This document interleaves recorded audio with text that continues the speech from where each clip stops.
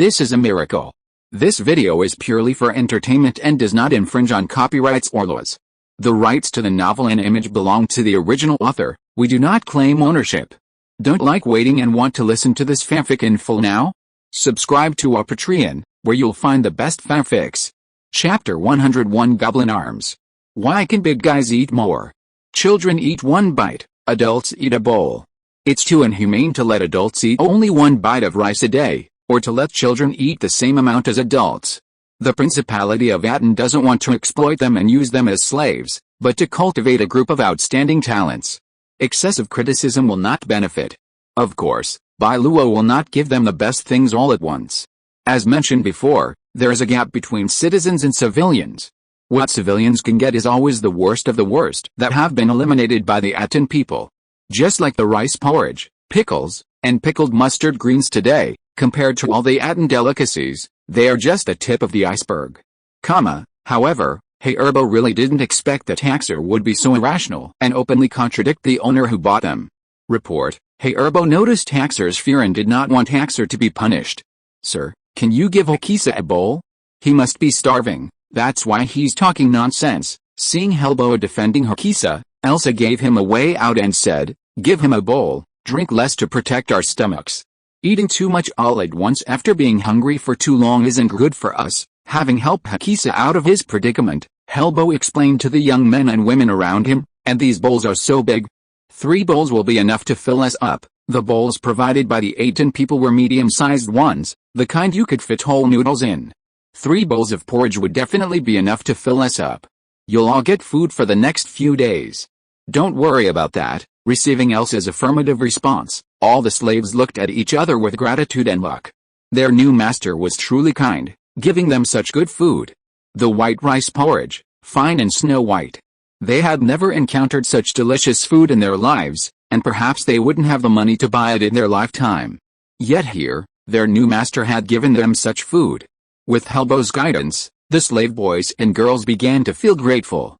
He made them realize the beauty of being slaves of the Atón, once again soothing their hearts. This guy, Haxer, watched all this unfold, his head lowered, eyes filled with jealousy. He hadn't noticed Herbo's previous warnings and help, only resentment and resentment. He was the boss of these slaves, and the position of leader was his. Damn Herbo. Sometimes, it's not so comforting to hear people's hearts, is it? Fyra's voice echoed in Elsa's mind, and she shook her head again. This guy is so difficult to discipline. Why is he like this? Is it really that hard to line up properly? Is it because I don't know how to manage people? I've done something wrong. Elsa wanted to train all her slaves well, and she gave them every opportunity, rather than punishing them with one blow. What did you do? Push the porridge in and hide the bowl to warn him. Such a small thing, in the eyes of the Atón people, was the lightest punishment. You see, when Fyra and Elsa were undergoing military training, their uncle had cruelly starved them for 2 days and 2 nights because they made fatal mistakes, leaving them with a lasting impression. Compared to that, was Elsa's mere request for Hokisa to eat later really that serious? Elsa was young, after all, only 12. Even with immense power, she still had no experience dealing with the various human emotions. Fortunately, there are still the smart ones. Fyra was referring to Herbo, the one the people of Atón trusted the most. Elsa praised Herbo, but didn't criticize him. Troublemakers needed to be suppressed. Geniuses, especially such sensible ones, only needed guidance. Whether or not 120 people were accepted into Atón wasn't something Elsa could decide. While Elsa might be the boss here, she was truly just a younger sister in the Principality of Atón. Bai Luo assigned Elsa and the others the task of recording the behavior of these slave boys and girls during the voyage and then compiling a preliminary summary. Only after these rigorous screenings would Bai Luo finally determine which new citizens Atón would accept. Bai Luo had previously shared his ideas with the 3 elders. They had carefully considered and helped Bai Luo refine many of the details. In truth, Elsa and the others had originally intended to stage an unfair distribution. Unexpectedly, the big guy had managed to pull it off for her. Yes, this was supposed to be a test. After you finish eating, take a break, then take a shower. Elsa instructed everyone to pack up, not using magic. She had no need, and no desire, to expose her power outside. Soon, the children bathed and changed into new clothes, specially prepared for them by the Atón people. They resembled a school uniform, part military uniform, with the boys fitted and fitted, while the girls wore ankle-length skirts. What beautiful clothes, so soft and comfortable. The children donned new clothes, something they only had during festivals back home. Some children might not even have a set of clothes of their own for years. Even if they did, they were old and patched up. But look at these clothes. So beautiful. Haxor looked at his clothes, never having imagined he'd be blessed with such a gift. He'd been a gang leader, but that didn't mean he lived a life of luxury, because he had connections above him. Through layers of exploitation, Haxor was no different from a small-time gang leader. More importantly, his hometown was known for its dirtiness. How could he find such clean, beautiful clothes?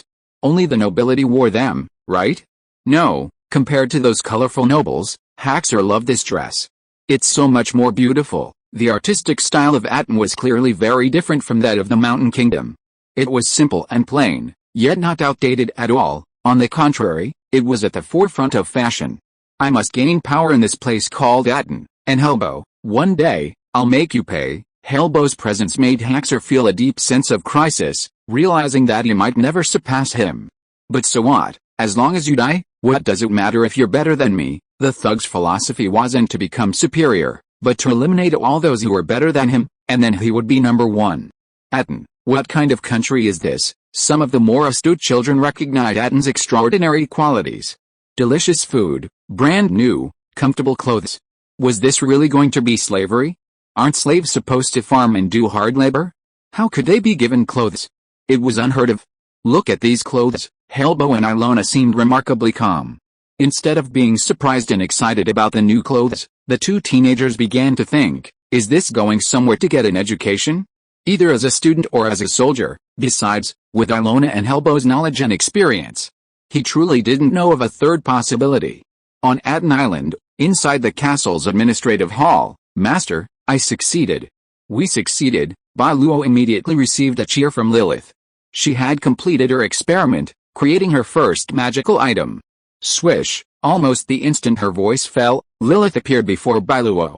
It had to be said that the deep blue mist awakened by Malingling and the others had indeed increased Lilith's mobility countless times. Master, look, this is the armor I just made. Lilith placed a beautiful gem necklace on the table in front of Bai Luo, who picked it up. I can indeed sense your miraculous power. Although the amount is not large, it has indeed escaped you. Yes, Master, it can absorb the power of the fairies floating around in the outside world. Even if it depletes its own energy, it can be replenished at any time. Isn't that similar to a miraculous resource? Miracles are interconnected. With the development and awakening of miracles, they will eventually gain all their abilities. It's just a matter of time. Not only that, Lilith said, the old man said that after spending so much time with these items, his physical fitness has improved slightly. The old man's judgment was astonishing. If he said that, it couldn't be wrong. This also meant that the old man had received Bai Luo's miraculous power, becoming one of Bai Luo's miracle subjects. Great, good news, truly great news. The Atón clan was Bai Luo's kin, and they had fallen far behind the tree elves. Now that he had found a power system that could boost their strength and make them his true confidants, how could Bai Luo not be delighted? Is there a limit to the production speed? Somewhat, but I hardly need to rest and can produce them in large quantities. Lilith told Bai Luo the production volume. I'm naming these magical items the Fairy Blessed Armor. Yes, Bai Luo agreed with the name, then commented, they're strategic resources, the more, the better. So, Lilith, please make more blessed armor in your free time, ideally enough for everyone to wear. Lilith's power shouldn't be adaptable to everyone. But because of the mysterious dragon, everyone on the island at the time inexplicably underwent a strange transformation. They were able to adapt to all of Bai Luo's miraculous powers without any side effects. Perhaps there were differences in talent, but everyone displayed a mutual affinity in terms of what they could and couldn't do. Bai Luo felt he had discovered another ability of the mysterious dragon. It could allow the Atón people blessed by it to align with all of Bai Luo's miraculous powers. This was a good thing, a truly great thing. Master, rest assured. Lilith will prepare suitable weapons for each Atón person and continuously improve them, Lilith said. After all, the current blessed weapons are still preliminary products, with many flaws. Once I gain more experience, perhaps I can devote more time to crafting more sophisticated equipment. However, Such equipment presented a significant problem. It required a certain level of skill. To put it in game terms, this two-handed greatsword requires a strength of 18. If your strength isn't up to par, then sorry, you can't lift it.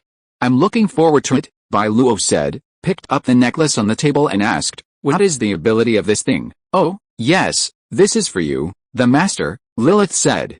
It can withstand a certain amount of damage. Even if it is a lethal attack, it can be offset as long as it does not exceed its miracle limit, but if it is a lethal attack, it will be damaged and become a disposable prop. It can no longer be repaired. That's a good thing. Bai Luo didn't expect Lilith to make such a life-saving amulet. Is it difficult to make? Actually, it is a high-intensity protective spell, the kind that I cast personally. Lilith, it's not very difficult, but this kind of protective spell will only take effect on the same target once within a period of time. Isn't this a culling time? Yes, it is a culling time. Lilith and Bai Luo are in tune with each other, so they naturally know these game terms. Indeed, such a powerful effect, if it could be used at will, that would be too abnormal. Bai Luo understood, but even so, this necklace was amazing. Is it limited to an object? Like a ring, a bracelet, or something like that? If I wear 3 rings, will it protect me once, or 3 times? There's no object limit. Even a sachet will do, but it can't be repeated. Even if you wear 100, only one will be effective at a time. Yes, Bai Luo understood the principle and said, let's create this kind of amulet first and prepare one for everyone on Atón Island. Atón was no longer threatened by external enemies, so the need for weapons and armor was secondary. A life-saving amulet like this could be worn for a long time as long as it wasn't activated. So the cost-effectiveness was really high. It'll take some time, Lilith. There are over 1,000 Atón on the entire island, and Life Guardian is a relatively high-level fairy magic. Even if it's cast continuously, not counting the time the children spend in class, it will take at least 3 or 4 days. Safety first, Bai Luo said. Get all the amulets ready first, then consider other things. Yes, Lilith sensed Bai Luo's love for the Atón. Before, there was no way, but now with insurance, he must give everyone a copy. Moreover, the blessing of fairy power is subtle. Whether it's weapons, armor, or amulets, as long as they are carried continuously, they will continuously improve the physical fitness of the Atón. Therefore, wearing an amulet is no different from wearing weapons and armor. This is the true gift that Bai Luo wants to bestow upon the Atón. There is one more thing. Bai Luo admired the necklace in his hand. If an outsider gets hold of it, will it be useful? Please rest assured, I have given them orders. No one is from me, Atón. Lilith said, this thing is no different from waste. It will be on the shelves at Atón on January 1st. I beg for your support. In addition, more than 20,000 words, 10 chapters, will be updated tomorrow, with no upper limit. Chapter 102, Remarks on the Release. The book is going to be released tomorrow.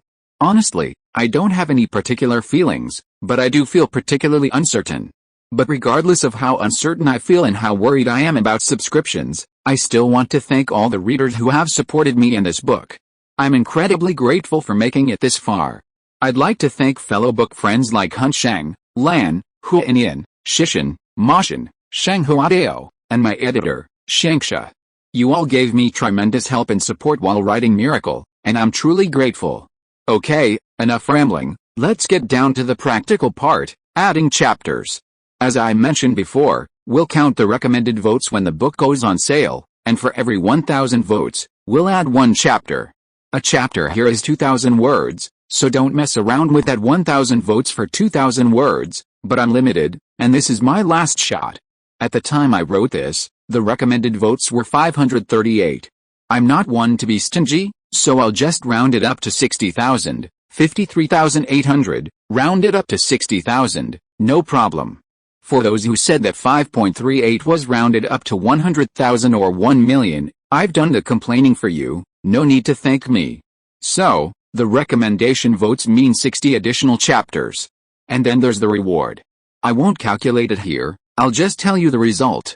65 chapters, so altogether, it's 125 chapters 125, rounded up. What the hell is rounding up? 125 additional chapters, 250,000 words, that's going to kill me, okay. Ahem, enough complaining, I'll continue. Many book friends may be worried about how I'm going to pay off this debt, and whether it will take a long time. You can rest assured about this. After the book is released, there will definitely be a guaranteed 6,000 words a day, and this does not include the additional chapters. The additional chapters mean in addition to the 6,000 words. The goal is to update more than 20,000 words every day within a month, which is equivalent to 7 additional chapters. Then, within 2 weeks, all 125 chapters will be paid off. After the release, recommended votes will still be rewarded with additional chapters, but it will be 2,000 chapters plus 1 additional chapter. Monthly votes and the like are counted separately. As for the rest, I won't go into detail about the plot, settings, and so on, to avoid spoilers. In short, Miracle's worldview is still in the process of slowly unfolding, and many settings have yet to be introduced. But in the next few days, after the nearly 100,000 word update, Miracle's main storyline will officially begin. So here, Zaya Ozzy begs for a wave of first-time and custom orders. Please support Miracle, please. Chapter 103 The Cook and the Maid. Is this a ring, and a bracelet, oh, a pendant? The next day, the Atón people arrived at the castle's gathering square. There were members of the Atón clan, as well as fairies and tree elves. It carries the power of Teacher Lilith. As a witch, Maya immediately sensed a familiar aura. She carefully sensed it, then her eyes widened. Such powerful fairy power. It's Life Guardian. Life Guardian is a high-level fairy magic, not accessible to regular witches or titled witches. At least they have to wait until they advance to become magicians before they can master such advanced fairy magic. What a tremendous amount of power. Greenhedge is a witch of the Tree Elf clan and a member of the Tree Elf priesthood. Her fairy magic is powerful, second only to Flora among the Tree Elf girls. Even if we become magicians, how many spells like this can we cast? But looking at the small boxes in front of them, when they opened them, they were all amulets. This is too amazing. Although they knew Lilith was incredibly powerful, a world apart from them, the side of it still left the girls in awe. There was no way around it. A miraculous creature with unlimited mana and undiminished energy could do whatever it pleased. Everyone, Bai Luo stepped forward. This is the amulet. Everyone, take it and keep it with you at all times. Even in the shower, it's best not to leave it. They knew how to treat a life-saving item without Bai Luo's instructions. It might not matter on Atón Island, but if they were to embark on a campaign or expedition, how could they possibly leave this amulet, a treasure so vital to their lives, without it? Of course, to make it more comfortable, Bai Luo had Lilith cast a spell to protect it. The children of the Tree Elves, since they are all staying within the ancient Tree of Life, protected by its miraculous power, will receive it later. This wasn't selfishness, but rather a matter of prioritizing. The Atón people also felt that Bai Luo's actions were correct. So, over the next 2 days, after everyone had received their amulets, Lilith began crafting protective items for the Tree Elf children. The ship had been sailing on the sea for 3 days. During these 3 days, the slave children were well cared for by Elsa and Gonia.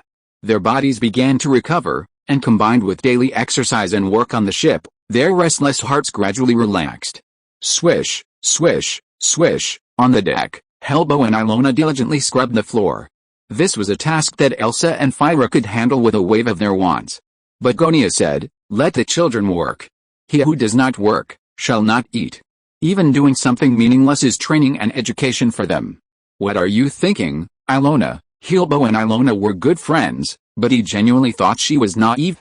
Why did you try to stop the maid selection? This is an opportunity, but you're overprotecting her, Helbo said.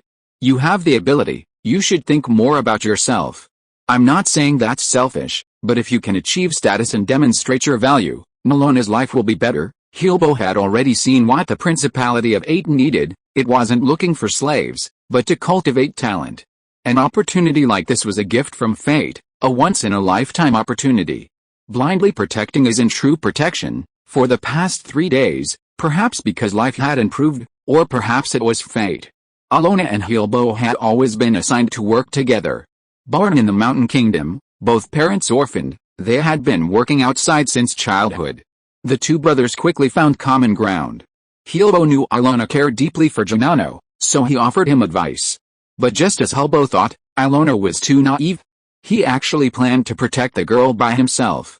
How could this be possible? Also, Helbo said, "You are thinking too much." Atón gave us food and clothes. This is 100 times better than the slave life we originally expected. Helbo was taught from childhood to repay a drop of water with a spring. In addition, he was looking for a wise king to dedicate his life and even his soul to. Although it was only a few days, Helbo felt that he had found it. Atón is a place worthy of our loyalty. Maybe the two of us will have a day to achieve great things. You know, I don't have such an idea. I just want to protect Janano. Helbo sighed. He felt that Ilona was really stupid. Report. At that moment, the large man suddenly raised his hand, pointing at Helbo and Ilona, saying, "They're not doing their job properly." Helbo, Ilona, the two of them. Damn it, the large man wasn't being particularly harsh. He was simply following Gonia's orders and supervising the boys and girls. Helbo, Ilona, here, no dinner? Yes, 3 days had passed, and their bodies had recovered. They'd certainly be hungry after a night without food, but that wasn't a big deal. On the contrary, going hungry together had actually deepened their friendship. Ho-ha, sharing hardships together, even starving, they could still laugh heartily. Damn it, inwardly, Haxor glared at the two men. He was clearly the strongest of the group, so why were they being treated preferentially? Yes, preferential treatment. Standing watch on the watchtower late at night might seem like punishment, but it was actually training. Gonia was clearly training the two, focusing on it. This made Haxus almost burst with jealousy. Unfortunately, even if you exploded, it wouldn't help. This was Atón, not the outside world. Daring to act like a scoundrel in front of the Atonians was courting death. Over the past 3 days, Haxus had been punished numerous times. He was a small-time thug, and he knew better than to suffer a loss. However, Fyra was proficient in psychic fairy magic, and the Atonians knew exactly what she was thinking. We'll probably reach the Atón Principality tomorrow morning. Gonia selected 3 girls, chosen by Elsa and Fyra as potential witches. But Gonia kept this secret from them, training them as maids. But maids, were they really possible? Who in Atón wouldn't want to be Bai Luo's personal maid? How could they get their turn? It was just an excuse. It's too salty. Yes, I'm sorry, Inya apologized profusely. She wore a mask to hide her unsightly face and gloves to hide her scars. These were all gifts from Gonia. Inya was deeply grateful to Gonia, and being chosen to train as one of the only 3 maids filled her with hope. Of course, she didn't think she could become her master's maid, so she asked Gonia to come to the kitchen and train as a cook. Gonia agreed, giving Inya hope once again. Today is New Year's Day, the first day of the new year, the day Miracle is released, and coincidentally, it's also my birthday. I just checked the calendar for everyone, and today is a good day for engagements. Crazy hint. Anyway, I wish everyone a happy New Year's Day, and to those reading this, happiness, health, and all the best in the new year. Chapter 104 Arrival at Yatin Island. On the deck, the sharp-eyed children spotted Atón Island in the distance. If it were just any island, they'd encountered many along the way, but Atón Island was far larger than the one they'd encountered while resupplying fresh water. Countless white seabirds, like seagulls, circled overhead. Anderson, accompanied by the tree elves, approached them. Up ahead is where you'll live from now on, the Principality of Atón. Principality. The children had no idea what a principality meant, nor did they know that in the land of miracles, only the lords of miracles could become princes. But the more astute ones, like Ilona and Helbo, immediately grasped the meaning of the term. Everyone, line up. Stand. After several days of training, Anderson had already taught them the basics of military posture and formation. Andrew was training these children as sailors and marines. Begin the count. With a single command, everyone, including the girls in maid training, immediately began to count. 3 large ships sailed side by side on the sea, each holding 40 children on its deck. They lined up neatly, their gazes gazing at the distant island of Atón with a mixture of anticipation and anxiety. That was the land where they would live from now on. Soon, they would learn what their future held. This is Atón. Gazing at the sun-soaked port town before them, as the ship slowly came to anchor, the children were captivated by the dreamlike scenery before them. Along the shoreline, 2-story wooden Viking-style houses nestled amidst lawns and gardens, and pastoral cottages with a Danish flair. And at the very center of them, in a square with a fountain, stood a majestic Gothic-style building, resembling a church, towering in the heart of the city. What is this? Standing on the deck, Ilona leaned on the railing, gazing at the distant port town. He had never seen anything like it before. It was infinitely more beautiful and tranquil than the mountain kingdom, or at least than his own impoverished, backward village.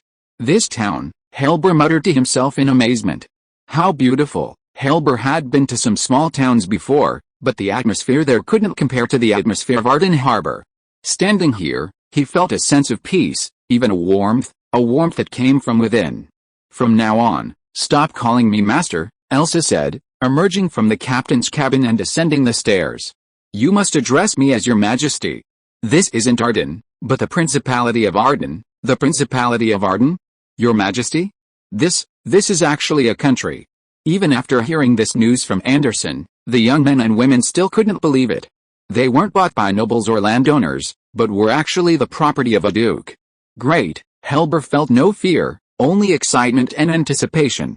Becoming a duke's servant was far better than being a serf for an ordinary landowner, cultivating the land for a lifetime. Helber yearned for battle. He wanted to be a warrior, not a farmer or a fisherman. From a young age, Helber's mother instilled in him the principle of equivalence. You fight and risk your life for others to obtain what you desire, and if they reward you, you must perform worthy of that reward. He who does not work shall not eat. Loyalty is paramount in life, and ingratitude is unacceptable. Report. Hearing someone raise a question, Elsa turned and saw it was Haxor. Speak. Elsa disliked the man. But if he had a problem, she couldn't just ignore him. What do you want us to do? Haxor summoned the courage to ask Elsa. If it's the country, then we shouldn't be in need of them, right? The truth was, Arden did need them. But Elsa couldn't say anything.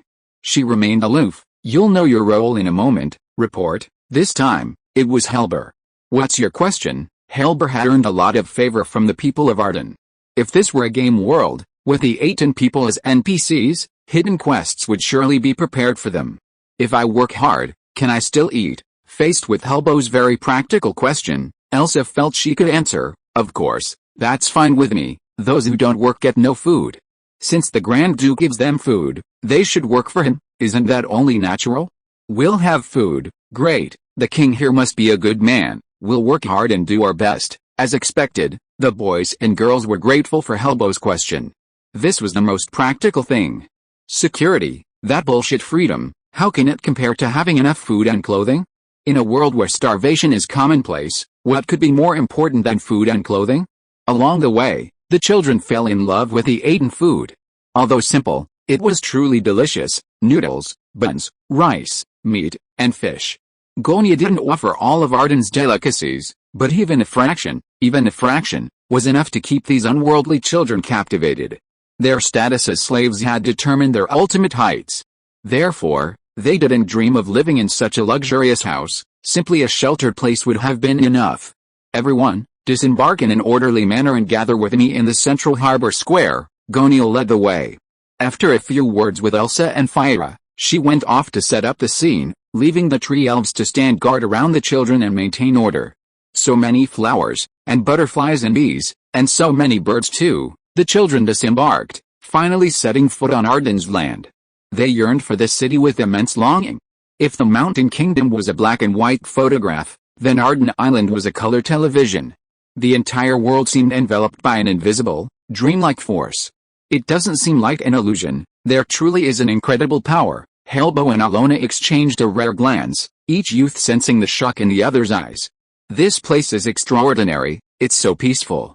Report. Everyone looked around, only to find no one living in the house. All the buildings were empty.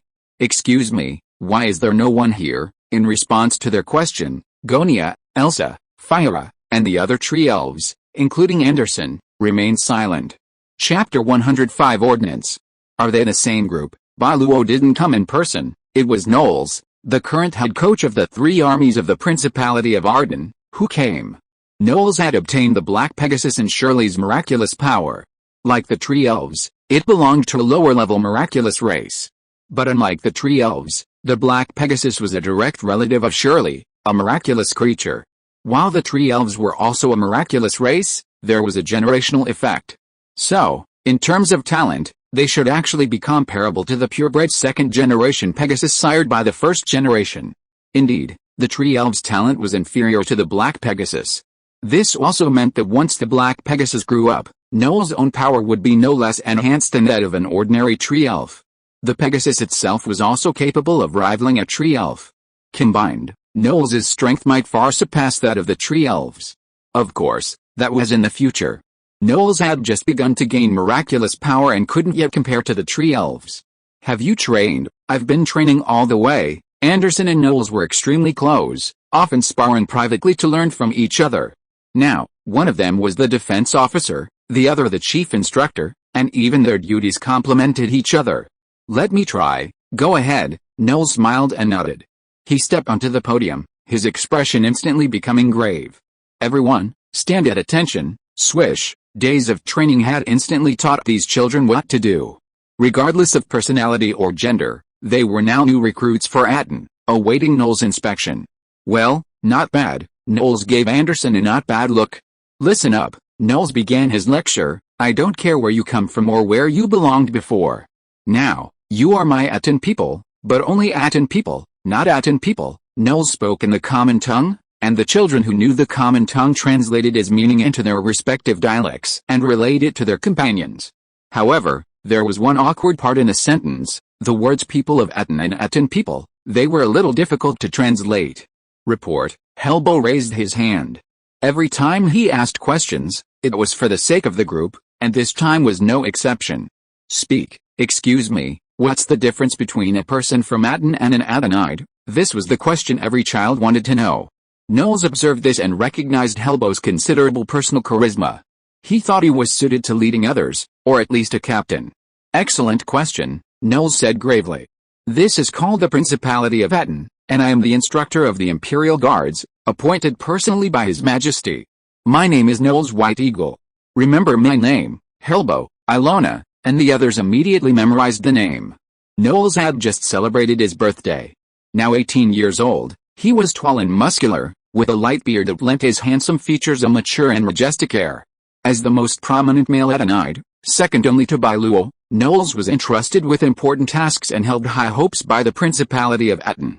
We in Atón are different from those outside, Noel's continued.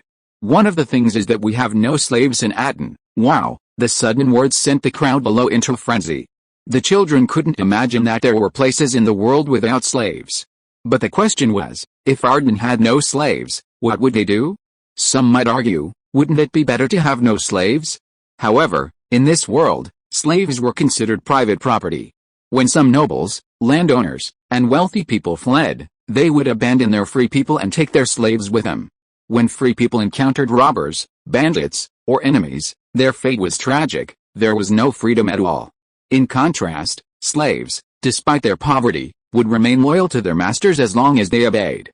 Atón has only Atón subjects, no slaves, Noel said, so from today on, you are commoners of my Atón, but don't think commoners are good, Noel said. Above commoners are citizens, and above citizens are subjects, and right now, you are merely commoners of Atón, not Atón people, because only Atón citizens are worthy of being called Atón people, Noel said, so from now on, I will train and educate you for a month. After a month, our Great Majesty will personally select from among you those who are worthy of becoming Atón citizens. For a moment, the crowd erupted in clamor, the 120 children discussing each other. After all, they weren't professional soldiers, they were lucky to be able to stand at attention. How could they maintain absolute silence? Noel didn't reprimand them, letting them discuss. Alright, training begins tomorrow. Noel didn't say anything about letting you think about it. They were slaves purchased by Bai Luo, and to put it bluntly, they were Bai Luo's property. Helbo and Ilona knew this well. What do you mean by no slaves? It's just a name change. If they had taken Noel's words seriously, they would have died without knowing how. Even so, the two of them could still sense the respect Atón held for them. Here, let me first announce a few of the most important laws you must abide by in Atón. First, no stealing. Noels, every blade of grass and every tree on this island of Atón belongs to our Lord. You may use them, but you may not destroy them wantonly, and you may not take anything without permission. Simply put, nothing on this island, not even a single stone, belongs to them.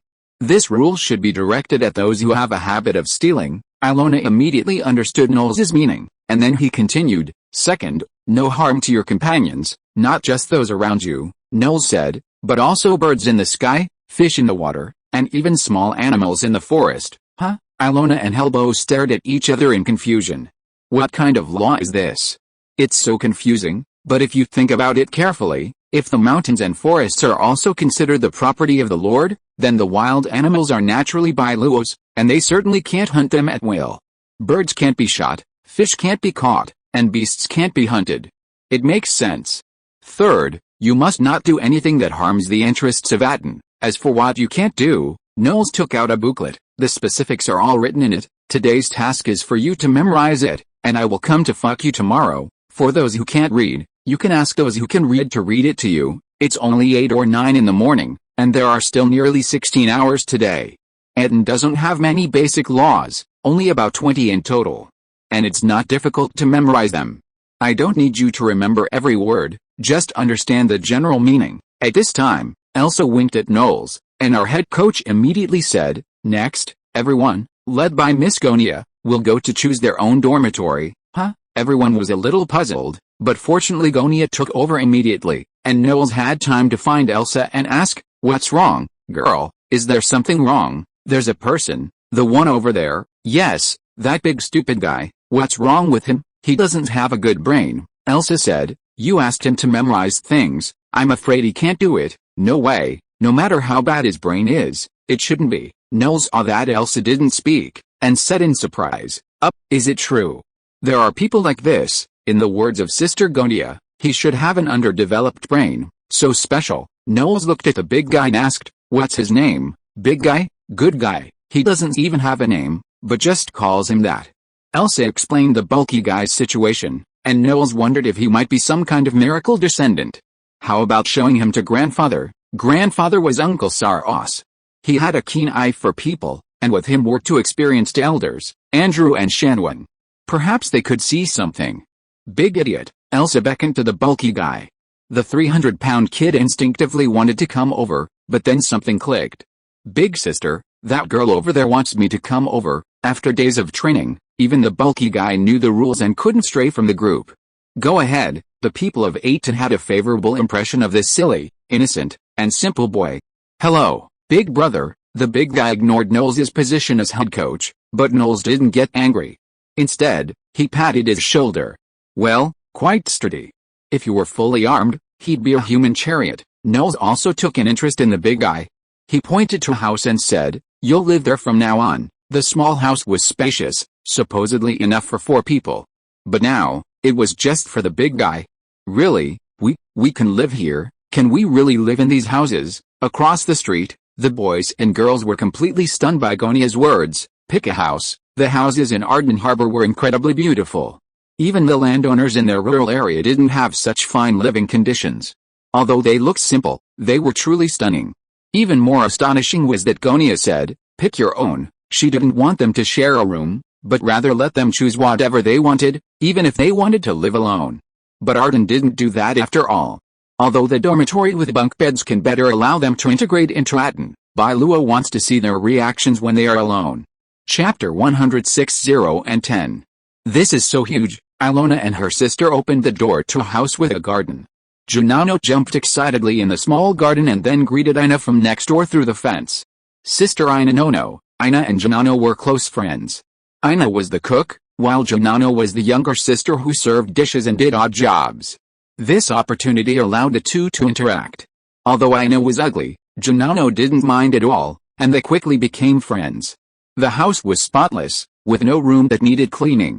It was also fully furnished, with everything from food to utensils.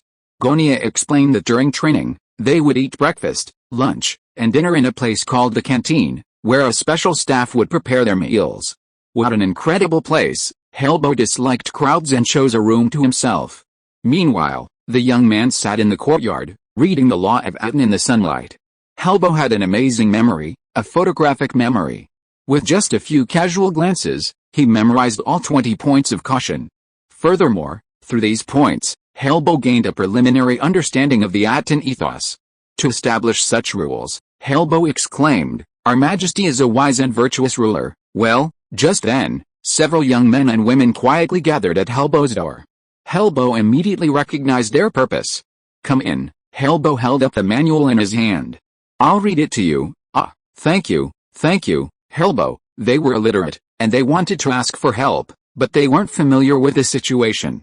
Helbo, however, had, intentionally or unintentionally, provided guidance, offered advice, and helped them resolve their doubts in previous incidents. Helbo was always generous to those who were kind. Furthermore, the Atón system clearly encouraged mutual support. If Helbo wanted to be a member of the Atón, he naturally had to accept this ethos. Besides, he didn't dislike this atmosphere. The law states that the forest is the boundary. We cannot cross it without the permission of the Atón people. Everyone listened intently. They had also observed the distribution of the forest and discovered that it was some distance from the port town, not affecting their daily movements. This was the principality of Atón, and they were slaves. Being able to move freely within the town was already a privilege. If you escape without permission, your status as an Atón commoner will be completely stripped. The food in Atón was delicious, the clothes comfortable, and the houses incredibly beautiful. With such treatment, it wasn't slavery, it was like being a noble. Only a fool would escape, right? Although they didn't know what stripping their status meant, they didn't want to try, and wouldn't do it. Meow. As Helbo explained, a cat's meow caught his attention. Cat, what a cute cat. This cat wasn't one of the cute little cats, but a completely black cat. Originally a wild cat from Atón Island, it was blessed by Lilith's fairy power and became a fairy. Now, the black cat's job was to supervise these new children. Wait, Helbo immediately stopped the girl who was about to pet the cat, his gaze stern. For some reason, Helbo felt a surge of danger. It was like encountering the most ferocious monster in the forest. This, Helbo thought, feeling a bit insane. It was just a cat. How could you be afraid of a cat? Brother Helbo, what's wrong with you? Don't touch it. Helbo didn't know how to explain it, but this instinct had saved him many times before. Well, isn't there a law here? You can't touch animals on this land. Fortunately, this provision of the Atón laws resolved Helbo's embarrassment. The girl, who had been about to touch the cat, immediately withdrew her hand. Yes, I'm sorry, it's okay. Helbo, a kind man, smiled at the girl and changed the subject. See, everyone? You need to change your habits. Even so, Helbo's hair stood on end. Thankfully, the cat moved away quickly, allowing Helbo to breathe a sigh of relief. What the hell is that? Are all the animals on this island like this? Brother, look at that. At that moment, at Ilona's house, Janano pointed at a squirrel-like creature in the tree outside and exclaimed happily, so cute, that little creature. Ilona's reaction was remarkably similar to Helbo's. What's going on? It was clearly a harmless little squirrel, but Ilona felt as if she would be ripped to pieces if she attacked it. No, come back. Almost instinctively, Ilona stood in front of Janano, staring intently at the squirrel, his breathing quickening. Brother, huh? Awakened by his sister's cries, Ilona looked up, only to find the squirrel was gone. Brother, what happened to you just now? Ilona was also a little stunned, because even he didn't know what had just happened. It felt like the time Ilona and his sister fled the mountains and encountered the Tin-Tooth Beast. The Tin-Tooth Beast, a monster that could easily kill dozens of people. Ilona almost risked his life to protect his sister back then. It's so similar, absolutely, Ilona thought to himself, it's like encountering a Tin-Tooth Beast. No, it was more than that. The threat posed by the squirrel to Ilona was even greater than that of the Tin-Tooth Beast. But, wasn't this too funny? The little squirrel and the Tin-Tooth Beast. The Tin-Tooth Beast might teach the little squirrel what slaying 1,000 men means. Oh, did you spot me? However, in a corner unknown to Ilona, the little squirrel rubbed its paws and squeaked a laugh. Sharp instincts, really impressive. That night, in a place unknown to these young men and women, a group of fairies and goblins were holding a meeting. That very smart boy is great. That's the one who helps everyone study law, right? I'm following him too. The other guy is not bad either. The one with the girl. Oh, the one with sister complex. I've been observing him all the way. The speaker was a hamster. It was originally a pet raised by a girl from Atón. Its name was Ham Pin Suburo, and everyone usually called it Pin Suburo. Oh, Pin Sanlang is truly worthy of you. You've actually started preparing so early, HMPH. That's nothing. Pin Sanlang sat on the grass, his arms folded across his chest.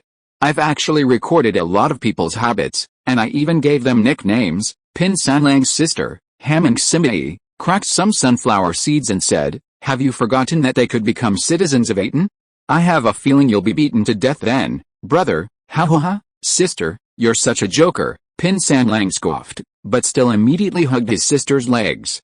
The message was clear, brother is asking for trouble, sister, you can't just stand by and watch them die. Alright, what a show, they were fairies from the Atón clan. After all this training, they weren't as powerful as the fairies armed Atonians, but a combined attack would be a real nuisance. The stronger ones, those who had awakened their fairy magic, were even approaching the power of tree elves. Everyone, tell us about tonight's assessment of the newcomers. 4, 5, I'm a 6, that one called Helbo, I'll give it a 9, Alona, 8, Ina, 10, if you got 7s and 8s, which wasn't unusual, but what the hell was 10? Everyone looked at the elf giving the assessments. It was none other than the adorable little white cat, Mao Yi. Unlike her animal form, however, Mao Yi, now dressed in denim, with a rapier at her waist, looked quite dashing. I'll give that girl called Ina a 10. Mao Yi was the captain of the Fluffy Clan Elves, originally assigned to guard Bai Luo, but Bai Luo had sent her for observation, treating it as a business trip. As for 10, given Mao Yi's current status within Atón, Bai Luo's exclusive pet, she had every right to give it. Wasn't giving 10 to an outsider a little too high? If Yi gives it a 10, then I give this person a 0, though humble before Bai Luo, White Eagle Silver was the most powerful of the goblins. That one called Haxer exudes a disgusting stench. The stench here wasn't a true smell, of course, but rather an aura. Like those treacherous merchants and traitorous politicians, White Eagle Silver said. It's disgusting enough to even allow such people to set foot in our homeland, if they were to become His Majesty's subjects. This was White Eagle Silver's bloodline magic, and like the 4 King Kong Wangs, it could discern between good and evil intentions. Ridiculous, we have no right to judge them, Brother Yin, Tisk, White Eagle Silver said to Cat Yi. Yi, take the things to His Majesty, 10 out of 10, and there's still 0. Meanwhile, Bai Luo looked at the list of scores given by the goblins. There were 120 lists in total, detailing the individual's information. The goblins were Bai Luo's spies, observing every part of Atón Island. Yi, swish, a dark blue mist surged, and Mao Yi suddenly emerged from it. Here, Your Majesty, tomorrow, guide me. I want to meet that girl named Ina. You are planning so soon? She is the most talented among everyone, and the first one to be sensed by Lilith, Bai Luo said. Your scoring criteria should also be based on that point, right? Why 0 points? Because after arriving at Atón Island, this Haxer did not show the qualities that Bai Luo wanted most, gratitude and loyalty. The boy named Hairbo has his own values. He is friendly, helps each other, values the collective interests, and hates bad elements who break the rules. This child desires honor, right? Yes. After Mao Yi finished speaking, Bai Luo said, then give him honor? Bai Luo liked this boy named Hairbo very much. You gave Ina a perfect score, which means she's completely devoted to the Principality of Atón and to us. Bai Luo, that's enough. Bring her to see me. The power of miracles recognized Ina, demonstrating her intense sense of belonging to Bai Luo and the Principality of Atón. Someone like that, let alone betrayal, would likely be killed by Bai Luo simply telling her, get out of Atón, the foundation is there. The next step is to guide her well. As for Helbo, Bai Luo was optimistic about both. Both their talents and mental state matched Atón's needs. Send an elf to contact him. If there's no problem, give him a minimal set of fairy armor. I want to see if the fairy power will choose him. If the fairy power merged with Helbo's body and began to transform him, even a tiny bit, it would signify Helbo's loyalty. Such a person, both physically and mentally, was in Atón. Bai Luo no longer needed to be wary of him. Instead, he could find an opportunity to lead him through the forest and show him the true Principality of Atón. Well, Haxer, he hasn't violated the laws of Atón yet. This wasn't the first time Bai Luo had heard someone speak ill of him, but Atón was just beginning to establish legal order, and Bai Luo couldn't just kill people at will. If Haxer truly threatened Atón's safety, Bai Luo would naturally disregard the laws. But he didn't have that much power. After the goblins read his memories, he was just an ordinary slave. Besides, Bai Luo wasn't a heartless person. He was resolute in dealing with his enemies. But Haxer wasn't an enemy, and he hadn't done anything to harm Atón. Let's wait and see. Keep a close eye on him. If he shows any signs of leaving Atón Island, Execute him on the spot. He felt that everyone had flaws, and if they made mistakes, it was good to admit them and correct them. One time, not a second time, but not a third time. I'll give him a month. This is my responsibility since I bought him. Go, Bai Luo said, but a grudge against Haxor had already formed in his heart. However, this population introduction plan was itself an experiment, a test of various situations and possible individuals. If you were to kill him now, wouldn't it be a waste of such a good opportunity? There would definitely be people like Haxor in the future of Yadin. This month was perfect for Bai Luo to decide how to handle the situation, to warn Yadin and himself. Chapter 107 Eagle, Speak. On their first day in Arden, the slave boys and girls slept soundly. Compared to the rocking cabin, having a room and a bed to sleep in was like living in a dream.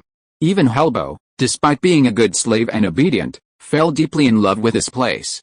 It was quiet and peaceful, a harmonious coexistence between man and nature. It was truly beautiful. Beep, at 5:30 a.m., just as dawn was breaking over the horizon, a sharp whistle suddenly rang out. What's that? Helbo and Ilona leaped from their beds almost reflexively. The latter rushed to her sister's door. The former scrambled out a window and crouched in the bushes. What's that sound, stupid? That's the whistle to wake you up. Why are you reacting so violently, huh? Helbo shuddered and looked around, searching for the source of the sound. Strangely, he saw nothing except a silver-white eagle perched on a treetop. Who's talking? It's daybreak. You're not blind. The first time was a surprise, but the second time, Helbo stared at Bai Luo intently, his mouth open, then with a trembling hand, pointed at her. You're talking, eagle. The eagle is talking. Why can an eagle talk? How could such a thing be possible? Helbo thought of the terrifying black cat from before, and he completely understood why it posed such a huge threat to him. If the animals here were all talking elves, then they were certainly not something a mere mortal could handle. Could this really be the legendary fairyland my mother once told me about? Helbo felt the panic of his worldview being overturned, but at the same time, he was filled with excitement. I've arrived in fairyland. Fairyland? Bai Luo couldn't recognize the word for fairyland in the language of the Mountain Kingdom, but she quickly found the word fairyland in the Atón vocabulary. You're quite good at talking, boy. White Eagle Sound had barely finished speaking when it vanished from Helbo's sight. No, it's gone. I'm here. The next moment, a white eagle, standing like a human, appeared behind Helbo like a warrior. What exactly are you? Why can you speak? Is this really a fairyland? Have I been chosen? Have I been chosen by the great heroic spirit? White Eagle Sound didn't know Helbo's mythology, so it didn't explain. It simply told him, you have indeed been chosen, but not by some mere heroic spirit, but by our great majesty, your majesty. Helbo asked, is that the Lord of Atón? Your title pleases me greatly. You are worthy of his majesty personally sending me to you. What do you need from me? Helbo was thrilled. He was a man of talent. And now, his majesty of Atón had chosen him. How could Helbo not be grateful? Don't worry, I'm willing to do anything. Helbo yearned for a chance to showcase his talents, and he would be fiercely loyal, even if it means sacrificing my life. It doesn't matter. His mother had once taught him that only by dying a hero could one achieve true glory. This was what Helbo longed for most in his life. He sought not a humble life, but a glorious death. You're still too weak, then why did you let me see you? Because you have talent, White Eagle voice said. My lord admires you. Otherwise, his majesty wouldn't have sent me here to reveal the secrets of this island. This wasn't an ordinary island at all, but a sacred place, a wonderland where greatness and glory converged. Helbo was absolutely certain of this. He had finally found his destiny. Only me. Helbo felt he shouldn't ask, but he was still young, and young people always wanted to be special. Besides you, there are two others, two more. Helbo thought of Ilona, but he didn't ask directly, as that would be rude. You're very sensible. Bai Luo had seen the fairy's descriptions of Helbo, so she spoke frankly. Besides you, there's also Inya and the 300-pound kid, big guy. He was chosen too? Great. Helbo treated the simple 300-pound kid like a younger brother, and upon hearing that he had stood out, Helbo was genuinely happy. Then, what about Ilona? With all due respect, he's also, you'll know when the time comes, Bai Luo said, holding out something resembling a pendant. Now, put this on. Helbo was puzzled, but he put it on anyway. Is this a reward? The pendant's craftsmanship was remarkable, and it was obvious at a glance that it was a masterpiece, designed by his uncle. Halebo had the ability to discern its value. It was expensive, very, very expensive. I'm wearing one too. Guess what it's for? Bai Luo, testing the waters, pulled out a similar pendant. Halebo took one look and immediately said, "Is this a status symbol? A citizen of Arden? You're still a long way from becoming a citizen, kid." The pendant given to Halebo was also a fairy item, but it only had defensive functions, not life-saving ones. Furthermore, it wasn't a weapon and lacked lethality, making it more of a protection for this potential talent. Also, don't tell anyone about this, Bai Luo said. You're smart, you should know what to do. I know. Very good. Bai Luo disappeared, leaving behind a message. Tonight, go to the forest. You'll learn the truth about this world. The children weren't allowed to cross the forest, but simply entering, not going deep, was fine. Besides, this was Bai Luo's order, not a casual one. Hurry, hurry, get to the meeting place. A whistle blasted from the church building in the center of the square. 120 young men and women quickly dressed and headed there. There, Knowles was waiting for them. You're half late. You're the worst class I've ever taught. He immediately gave their assembly a score of 0 and then began running around the square. This early morning, boys and girls alike were required to do a morning run. Afterward, the Atón people began breakfast and basic lessons, including Atón language, moral education, and military training. It was then that the children realized their true purpose on Atón Island, to serve as soldiers. Yes, they had been brought to the island to serve. There was no resentment, no resentment. As slaves, any treatment they received was justified. However, upon hearing this news, different children showed different attitudes. For example, Halebo, having previously met White Eagle Sound, was convinced that Atón Island was a sacred place beyond the mortal realm, and that being able to train there was a true blessing.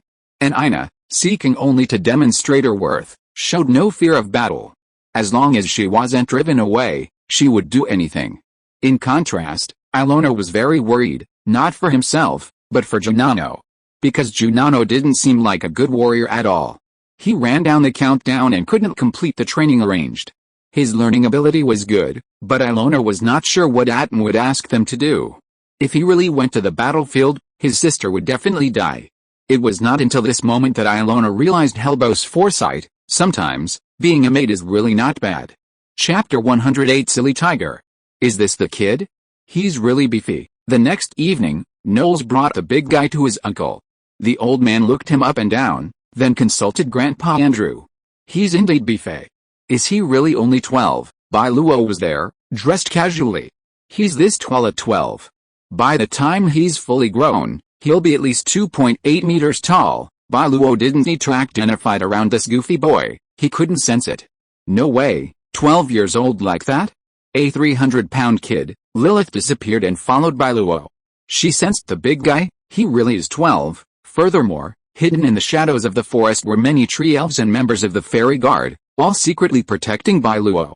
Gurgle, gurgle, gurgle, the big guy's stomach growled like thunder, and Bai Luo smiled. The first thing he said when he saw me wasn't "Your Majesty," but "Goo goo goo goo." Very interesting, this big fool reminded Bai Luo of Inya. He summoned the goblins. Bring some food here. It doesn't have to be delicious, just enough to fill you up. Soon, the goblins brought a large amount of flatbreads. Bai Luo didn't choose anything else, because for the big fool, being full was more important than delicious food. Here, Bai Luo picked up a stack of flatbreads and placed them in the big fool's hands. You must be hungry. Here you go. The big fool didn't dare to eat. He looked at Knowles standing behind him. Silly boy, Knowles scolded with a smile. This is our Majesty. He's your true master. Thank you, Pen. The big fool's pronunciation was unclear, but he still saluted Bai Luo. Knowles quickly said, not a salute, kneel down. Kneel on one knee. Oh, the big fool hurriedly obeyed, happily kneeling on both knees. Bai Luo immediately told him to stand up. Enough, enough, get up quickly. The pancake must be eaten while it's hot. The big fool had not yet obtained the power of miracles and was not qualified to perform miracle rituals. Thank you, Pen. This time he explained it clearly, and he devoured the hot pancake with big mouthfuls. Delicious, he smirked as he ate. Bai Luo was worried he would choke, so he asked the goblins to bring him some juice. The sweet and sour taste immediately attracted the big fool. As for the goblins that could run, jump, and talk, the big fool had no reaction at all. Perhaps in his mind, animals that could talk were no big deal. He looks a bit like a descendant of the giants that appeared in the mountain realm. Here, the two old men finally figured out the situation with the big fool. They all agreed that the big fool might be a mountain giant, a miraculous race that once existed in the mountain kingdom but was wiped out.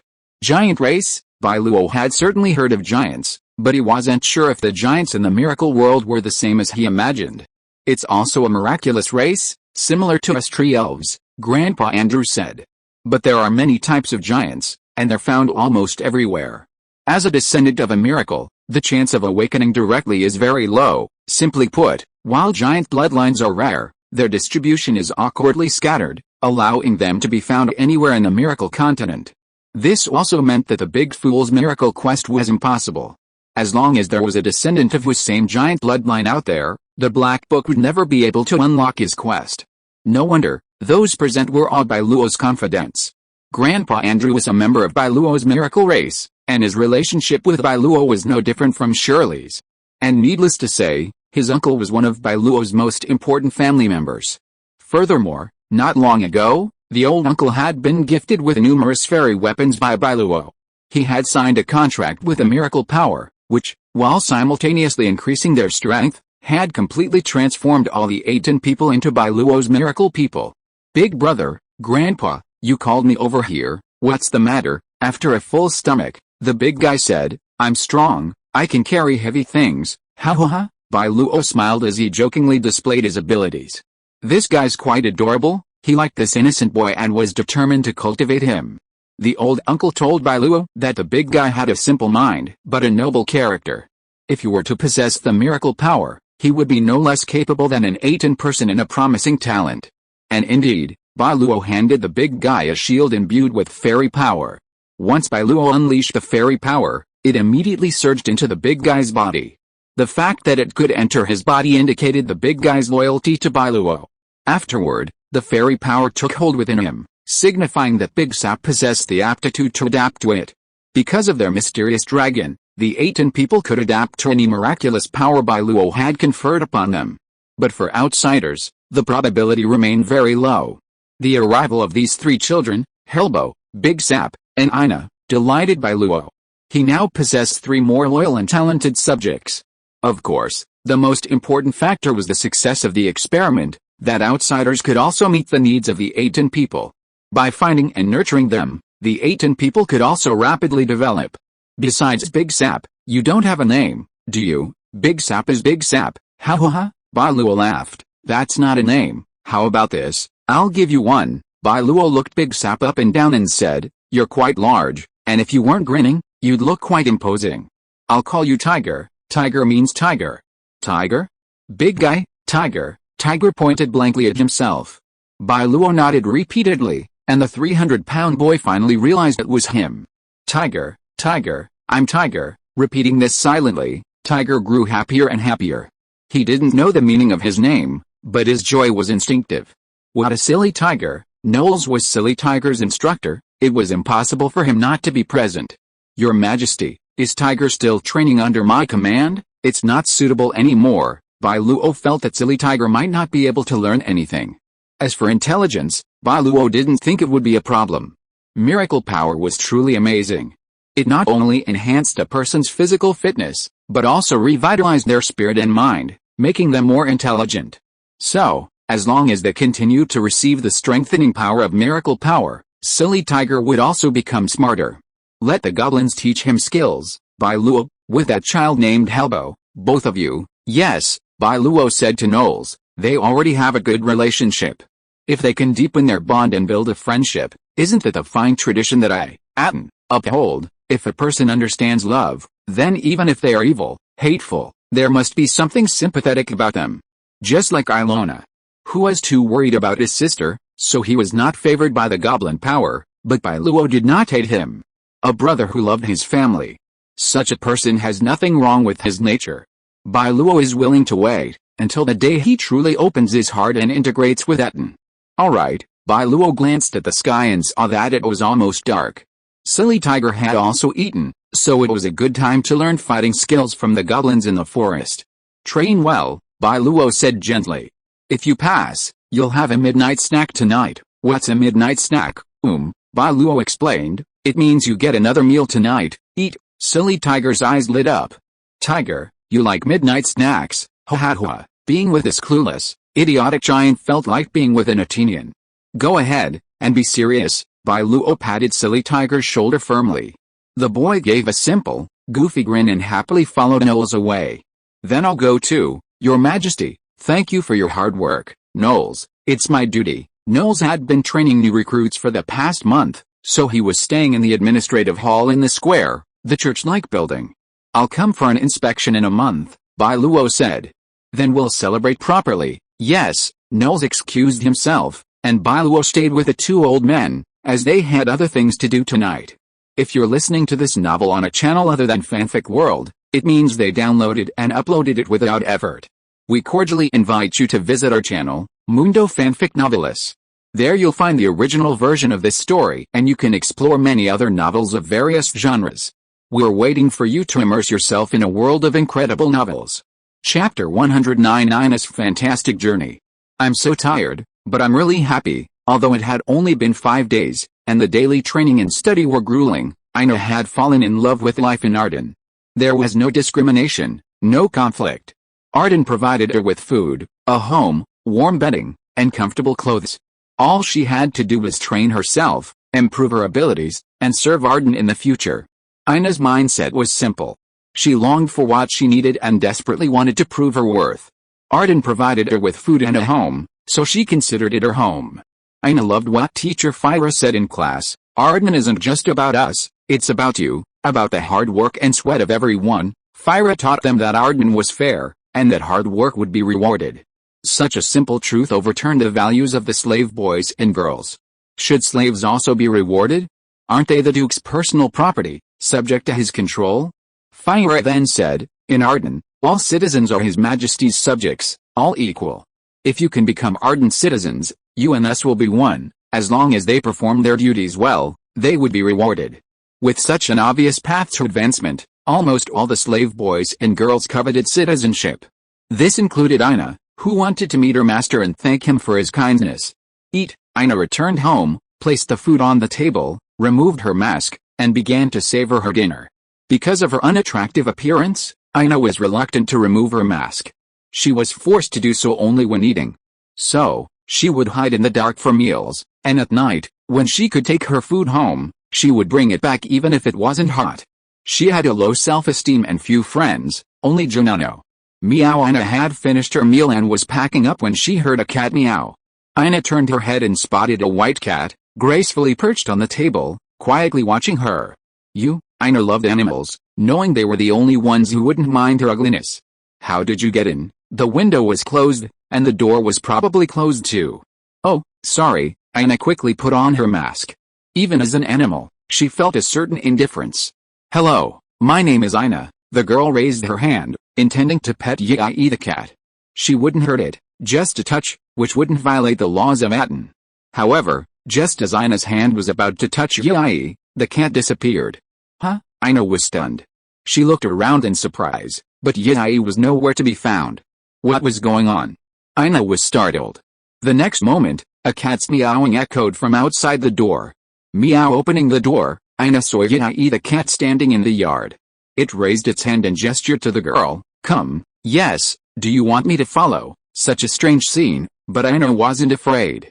She simply felt a strange familiarity about Cat Yi, drawing her closer. Should I go? Ina asked herself over and over again. Go. Finally, Ina made up her mind and followed Cat Yi. Ina followed Cat Yi all the way to the edge of the forest. Then, she hesitated. Ahead. I can't go past that. There's a rule. The rule is that we can't go into the forest. Ina had noticed that Cat Yi was definitely not an ordinary cat. What ordinary cat would inexplicably disappear and reappear?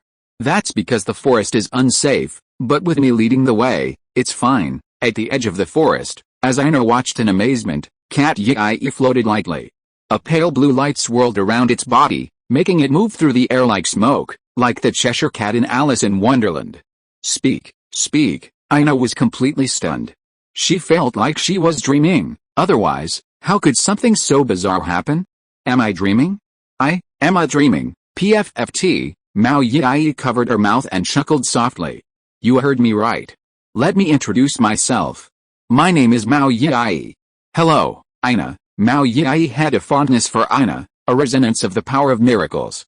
She was able to adapt to the power of fairies and was absolutely loyal to Bai Luo. To the people of miracles, they were like family. Furthermore, Mao Yi didn't mind Ina's ugliness. To be honest, Mao Yi still had trouble distinguishing between beauty and ugliness in humans. She just thought Ina looked a little strange, but not intimidating or disgusting. You really spoke. Cats can talk. Why? How do you do that? You can fly. Are you flying? Ina exclaimed repeatedly. She had never imagined such a thing could exist. Ina wasn't Helbo. She came from a humble background, barely able to read, let alone those fantastical stories only a handful of people had heard. But precisely because of this, Ina was able to accept and understand things more easily. Because she had no worldview, she could accept any world. Have you calmed down? Cat Yi floated over to Ina's side, circling her twice. If you've calmed down, then listen carefully to what I have to say. Yes, Ina nodded obediently. You go, don't be so polite. We're equals now, all members of Atón, Cat Yi said. Oh, by the way, congratulations. You'll soon become an Atón citizen. Ina hadn't expected happiness to come so suddenly. It had only been a few days, and she could become a citizen. Really? I can become a citizen, but why? Ina was uninformed, but not stupid. She was actually quite intelligent. Don't you understand? Since you're being made a citizen, there must be a set of criteria for evaluation and judgment. After hearing Mao Yi's words, Ina suddenly understood. You, the little animals in the village, could it be? You're quite clever, Mao Yi said, covering her mouth with a smile. Those idiots thought they could just be discreet and unnoticed by anyone, but in Atón, the birds outside the window, the mice in the corner, and the light-footed cats, they were all Atón spies. I've truly become an Atón citizen. I really am. Ina burst into tears of joy. She didn't know what becoming an Atón citizen meant, but she had stood out so quickly. How could she not be delighted? No matter what happened next, she had been chosen. That was enough. She was valuable. Atón recognized her, accepted her. So, no matter what Atón did to her, even if it meant killing her tonight, Ina wouldn't even frown. What can I do? I'm willing to do anything, Ina replied. Really? Mao Yi loved this attitude.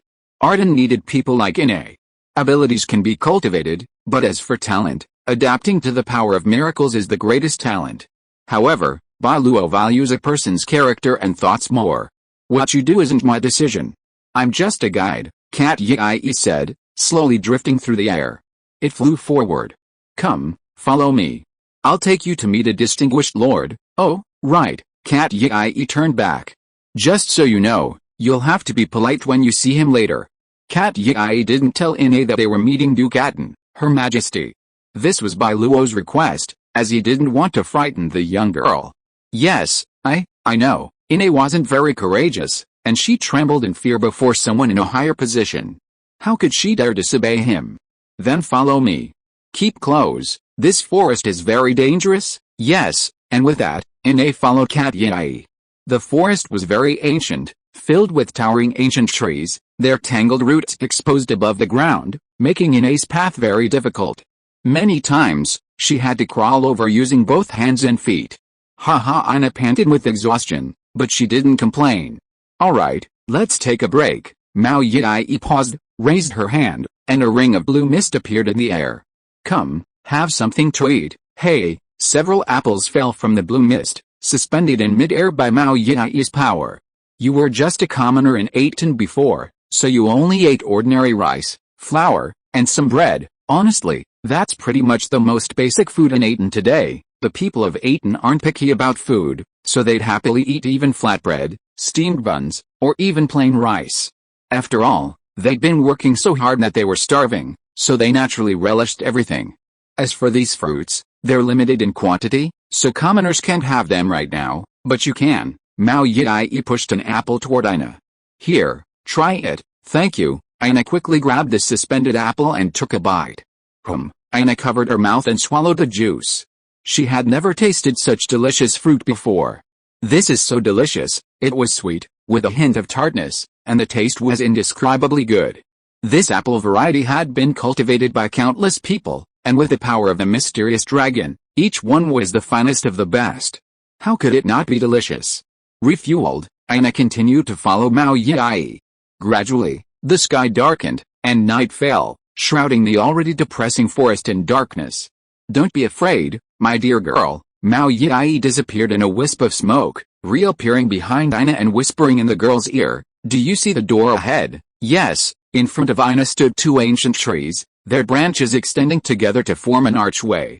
Behind the door was a tunnel leading to an unknown destination. Come on, don't be afraid. Mao Yi flew in front of Inya. Its fur was originally gray and white, but now, a pale blue light emerged from the veins, illuminating the dark world. Inya followed Mao Yi forward, stepping on the grass, her attention focused on her feet. Moonlight streamed down ahead, and before she knew it, she had already followed Mao Yi out. The girl looked up, seeing ancient trees standing tall before her. Around their roots, mushrooms, large and small, blossomed with a dreamy glow. Pink, pale yellow, golden, shimmering. The vibrant mushrooms illuminated the entire forest like a fairy tale. Fireflies fluttered among the flowers, and strange hummingbird-like creatures darted past Inya, disappearing in a flash. What a beautiful sight! Inya had never seen such a vibrant forest before. She looked at Mao Yi, who gave her a playful wink. This is just part of Atón. Come, follow me to see the prince. Yes, Inya hurriedly followed Mao Yi. Along the way, she saw many more wondrous things. Mushrooms sprouted arms and legs, swinging from branches and grass, while others played with each other in joyful play. Countless small animals, little fairies without the talent to become fairies, yet with a sense of intelligence, were curiously observing Inya. They all seemed eager to see what kind of being this first outsider recognized by Bai Luo was like. Walking through this carnival of nocturnal animals, Inya glanced around curiously, twirling her skirt and watching her step, fearing she might step on any of the creatures. "Hello, I'm Inya." She assumed they could all talk like Cat Yi, so she took the initiative to greet them. "Squeak, squeak," she said, earning laughter from the other fairies. "Did I say anything strange?" Inya glanced at Cat Yi, puzzled. Cat Yi quickly shook her head. "No, everyone, make way, make way." Cat Yi led Inya through the bustling fairy paradise. Suddenly, two ancient trees moved in front of them. Inya was startled to see trees that resembled humans, possessing arms, legs, and faces. Calm down, calm down. These are the treemen who protect the forest, magically created gatekeepers by Lady Lilith. These treemen were not tree spirits. They lacked intelligence, their actions possessing only the most basic quasi-artificial intelligence. Without Bai Luo's miraculous powers, they would naturally block Inya's path. This is the person His Majesty wishes to see. Clear the way, ancient trees, Gala, Mao Yi explained. Two ancient tree guards stood up to let them pass. Mao Lingling turned and called to Inya, "You can go now. Come quickly." "Oh," Inya shuddered and immediately ran to Mao Lingling's side, bowing to the ancient tree guards. Thank you, thank you." Further ahead, Inya came upon a breathtakingly beautiful lake. Crystal clear pale blue-red swayed in the wind, casting specks of white light. The heroic tree spirits stood on either side. Their handsome faces were revealed, a beauty unseen in this world that made the already ugly Inya feel even more ashamed. Yi, Bai Luo sensed movement, turned around, and waved to Cat Yi. "Master." Cat Yi transformed into smoke and, in a flash, slipped into Bai Luo's arms. Then, like a real cat, she reveled in her master's caress. For the fairies, receiving Bai Luo's favor was the greatest honor and the happiest thing. This was evident from the fairies vying for his favor. "Master, master." Seeing this, Inya could not have guessed that Bai Luo was the important figure he had come to meet. By then, the two elders had already left. They had other things to do, so Bai Luo was left alone, awaiting Inya's arrival. "You're finally here." Bai Luo stood up and casually patted him. Lilith said, "Master, I've enchanted your clothes, they won't get dirty." "I almost forgot about that." Bai Luo smiled as he approached Inya, with Lilith following closely behind. However, Lilith had cast a spell to conceal her form, so Inya hadn't noticed the presence of such a beautiful fairy. Master, upon seeing Bai Luo approach, Inya instinctively knelt on the ground, then prostrated herself, saying, "Greetings, Master. I am Inya, gracing the ground." Bai Luo finally understood why this girl had been favored by the power of miracles. This reverence, ingrained in her bones, was purer than loyalty. "There's no casual kneeling etiquette in Atón, and you don't have to call me Master." Bai Luo treated his own people very differently from those he treated outsiders. Since Inya had already earned the qualifications to become an Atonian, Bai Luo would treat them with the same kindness and compassion he would treat any Atonian. Of course, there was no such thing as fondness or pampering. After all, they were unfamiliar. Bai Luo had accepted her and brought her to Atón Island because he truly saw Inya's potential. However, relationships are the accumulation of memories and life experiences. With time together, Inya and Bai Luo's bond would naturally grow closer, eventually becoming like that of an Atonian. "Just call me Your Majesty, just like them." Bai Luo personally helped the girl to her feet. He noticed Inya was wearing a mask. While he knew the girl's burns made her look unsightly, Bai Luo never discriminated against anyone based on flaws. "Your Majesty," Inya cried out in shock. Her legs gave way, and she nearly fell to her knees again. Fortunately, Bai Luo supported her, preventing her from kneeling again. On the island of Atón, only one person could be called Your Majesty, the Duke of Atón, the ruler of the duchy. Inya had assumed she would be greeted by a minister or some other official. She had never imagined it would be the Duke himself. "Take off the mask, let me see you." Bai Luo's words touched Inya's deepest fears, and she pleaded, tears welling in her eyes, "Your Majesty, I am very ugly." To be summoned by the Duke was a great honor. But Inya was terrified, afraid that Bai Luo would drive her away because of her ugliness. "Don't be afraid, this is Atón," Bai Luo said in a friendly tone. He was well versed in the art of commanding subordinates and knew how to win their favor. At the same time, Bai Luo also wanted to encourage Inya, to help her overcome her psychological trauma. Atón isn't like the outside world. The people of Atón never discriminate against the weak, so, with Bai Luo's encouragement, and unwavering in her master's defiance, Inya finally chose to remove her mask. "I'm sorry, please, don't abandon me." Without the protection of her mask, revealing her unsightly features to her master, Inya was utterly horrified. The girl frantically covered her face with her hands, lowering her head and trembling. But the next moment, Bai Luo's hand was on the girl's head. "Don't be afraid, I won't abandon you either." Having experienced Bai Yinyo's example, Bai Luo understood the psychological state of these pitiful people.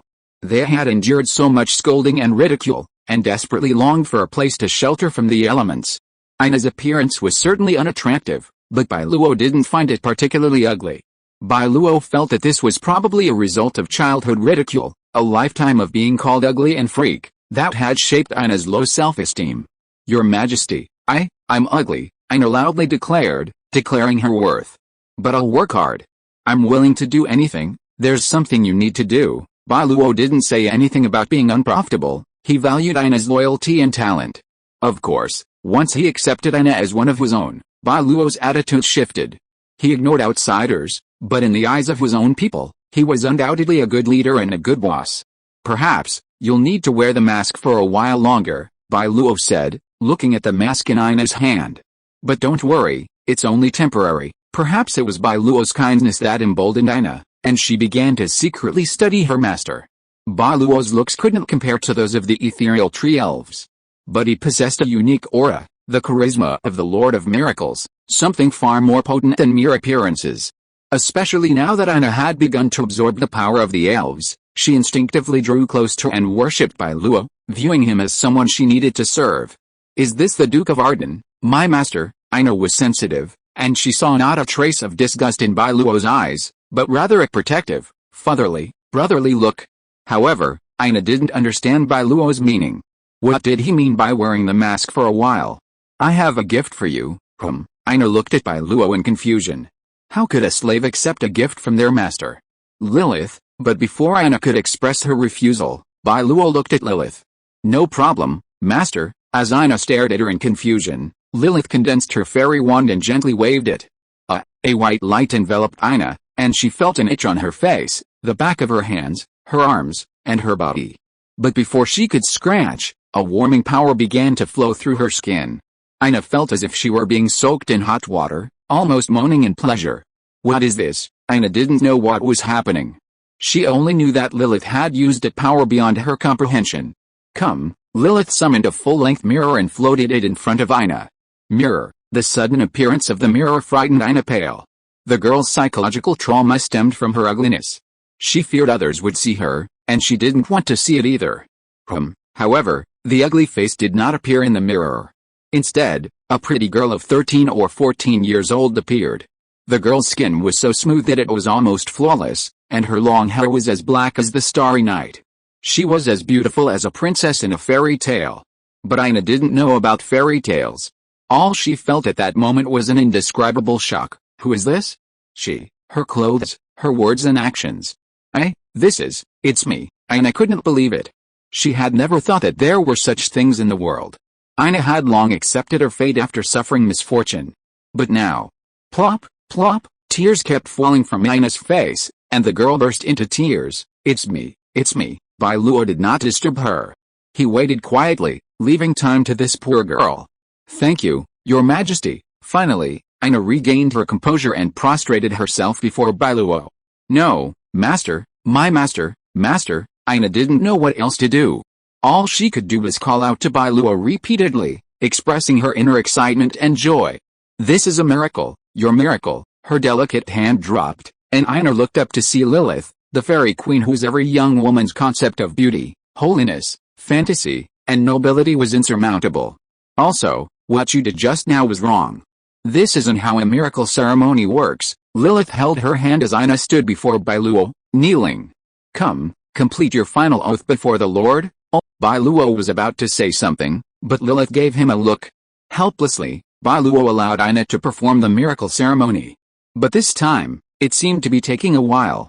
Will it take that long, Lilith? Bai Luo asked Lilith quietly in his heart, but she heard her voice. You now have 6 miracles, each lasting 3 minutes, for a total of 18 minutes. That's normal.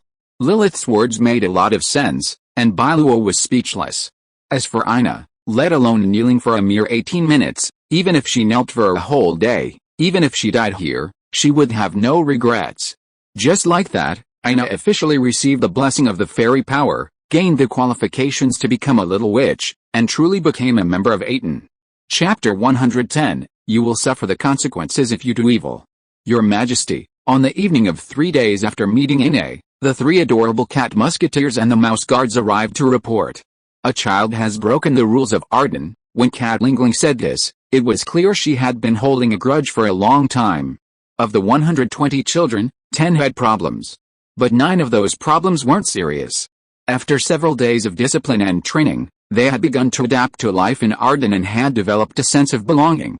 This was a good thing. Once people get used to something, they don't want to change. Who is it? That kid named Haxer. A cute hamster raised its hand and said indignantly, my brother's wife's cousin's niece told me. Bai Luo didn't know what else to say. He asked, what did he do? Go deep into the forbidden forest. Bai Luo frowned, but then relaxed. Did you induce or lure him? Absolutely not, Cat Lingling said respectfully. We will obey your will and will never use a sting operation. The goblins couldn't deceive Bai Luo, let alone disobey his previous orders. So Haxer had truly entered the forbidden forest of his own free will. Can he be re-educated? Bai Luo was no good man, that much was certain. The miracle world was incredibly chaotic, and kind-hearted people didn't live long. But Bai Luo still had a basic moral compass. He killed the merchants out of revenge, to eliminate the pirates, to prevent news of the Atón people from spreading, and to protect his family. Haxer was just a slave Bai Luo had bought. While Bai Luo could have casually executed him, there was nothing wrong with it, and no one would have said anything. However, this would not benefit the future rule of law in Atón. The laws of Atón are not meant to restrict the king, but to serve him. This clause was clearly written into Atón's constitution. Only one person could disregard any law, Bai Luo. However, as Atón's leader, Bai Luo would exercise self-restraint and set a good example. However, since he was his purchased child, Bai Luo still wanted to give him another chance. Your Majesty, we've already educated him, Mao Lingling said. The first time, we added several ideological education classes specifically for him, taught by Miss Aleya. However, Haxer paid no attention, completely ignoring the Atón people's good intentions. The second time, Lord Norse enlisted him in his own ranks, training him and correcting his thinking. Unfortunately, it was still in vain. This man's heart wasn't in it, and gentle tactics were futile. He made a mistake for the third time, Catlingling said. We imprisoned and punished him, and told him clearly not to do it again. At this point, the people of Atón had effectively given up on Haxor. This was also the Atón people's final line. What did you say? If he does it again, Catlingling said, he will be punished according to Atón law. Most of Atón's existing laws favored the Atón people. The Atón people consisted of the Tree Elves, the Atón clan, and the Goblins. These three clans had few restrictions on Atón Island, aside from respecting Bai Luo and refraining from harming their fellows or harming Atón's interests. Therefore, all those laws were designed to restrict outsiders. Behind the Forbidden Forest lies the secret of our Atón. Catlingling was familiar with Atón law. And spying on or leaking state secrets is punishable by immediate death. When it came to state secrets, once someone spied on them, it was a leak. Unlike Haxor, Inya, Silly Tiger, and Halebo, they were different.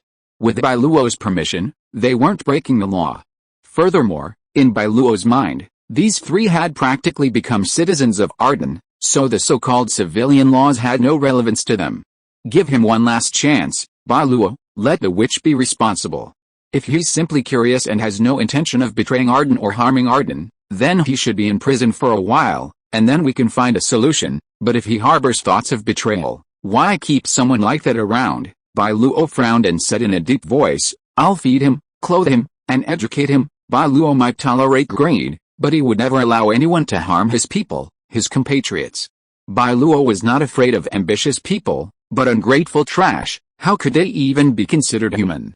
An ungrateful wolf who couldn't be tamed deserved death. As you command. Swish, Mao Yi vanished. She went to Harbor Village and informed the fairies there, conveying Bai Luo's stance. Damn it, elsewhere, Hokisa, unaware he'd violated the laws of Atón, followed the fool through the forest. He thought he was being discreet, staying far behind, hiding behind trees, and avoiding detection. That Halebo, that ugly bastard, even this idiot, of the 120 children, Bai Luo had only chosen 3. For 3 days, Halebo had studied Atón's martial arts with the fairies. Although he hadn't yet acquired other fairy weapons, he had used the protective pendant to lay the foundation for miraculous powers. His body was adapting to Bai Luo's gift, and when he gained other miraculous powers, Halebo would be able to travel faster and further than anyone else. As for Inya, she truly possessed a natural talent for a fairy magic. In just 3 days, she had already mastered several simple spells. Her talent rivaled that of Elsa before she received the mysterious dragon's blessing. Elsa and Fira repeatedly praised Inya, praising her excellence. Both her talent and her loyalty are more than enough for us to accept her as a true Atonian. Finally, Silly Tiger was in a unique situation. He possessed no scheming and a low IQ. So, like Helber, Bai Luo only gave him fairy weapons, refusing to give him weapons, fearing he might harm others or himself. Silly Tiger's learning ability was less than 1/10 of Helber's, relying almost entirely on instinct. His only advantage was his considerable adaptability, allowing him to become the talent Atón needed as his IQ increased. It was precisely because of this that the conflict between the three and Haxor erupted. It happened this morning, 4 days after the three began their Atonian training. Haxor, as usual, was stirring things up. He mocked Inya as a monster, which angered Helber, now a quasi-citizen of Atón. Because they had been chosen by Bai Luo, the three knew each other's identities. Helbo was a good kid. If he were the boss, he'd definitely establish a fantastic corporate culture. Helbo had taken care of Inya back when they were aboard the slave ship. So, to the young men and women, Helbo was like a big brother among the slaves, a brother who would seek benefits, answer their questions, and offer support. Silly Tiger and Inya both respected Helbo, making him the team leader. According to the goblins, Helbo was a highly qualified leader. I forbid you from scolding Sister Inya. However, before Helbo could taunt Haxor, Silly Tiger stood up. His terrifying aura, like that of a predatory beast, immediately terrified Haxor. Damn it! Damn it! After such a humiliation, Haxor couldn't help but seek revenge. For 2 consecutive days, Haxor noticed the three men's lives overlapping. At night, Haxor noticed them venturing out in the dark, entering the Forbidden Forest, which was forbidden to enter. Damn it, Haxor understood, finally understood. No wonder the normally timid, mouse-like fool had suddenly snapped at him. So there was this connection. Haxor didn't know what lay within the Forbidden Forest. But the fact that 3 of them had been able to enter proved that the laws of Atón were a lie. Military training taught that if something happened, the instructors should be informed immediately. But Haxor hadn't mentioned this to Knowles. Instead, he secretly told several of his former subordinates. However, these subordinates had already been captured by Atón. They'd previously listened to Haxor out of ignorance, but with Atón's education and training, they developed a certain level of self-discipline. Coupled with Haxor's repeated embarrassments, they'd completely grown disgusted with a thug like him. So, they decisively rejected him. They didn't trust him at all.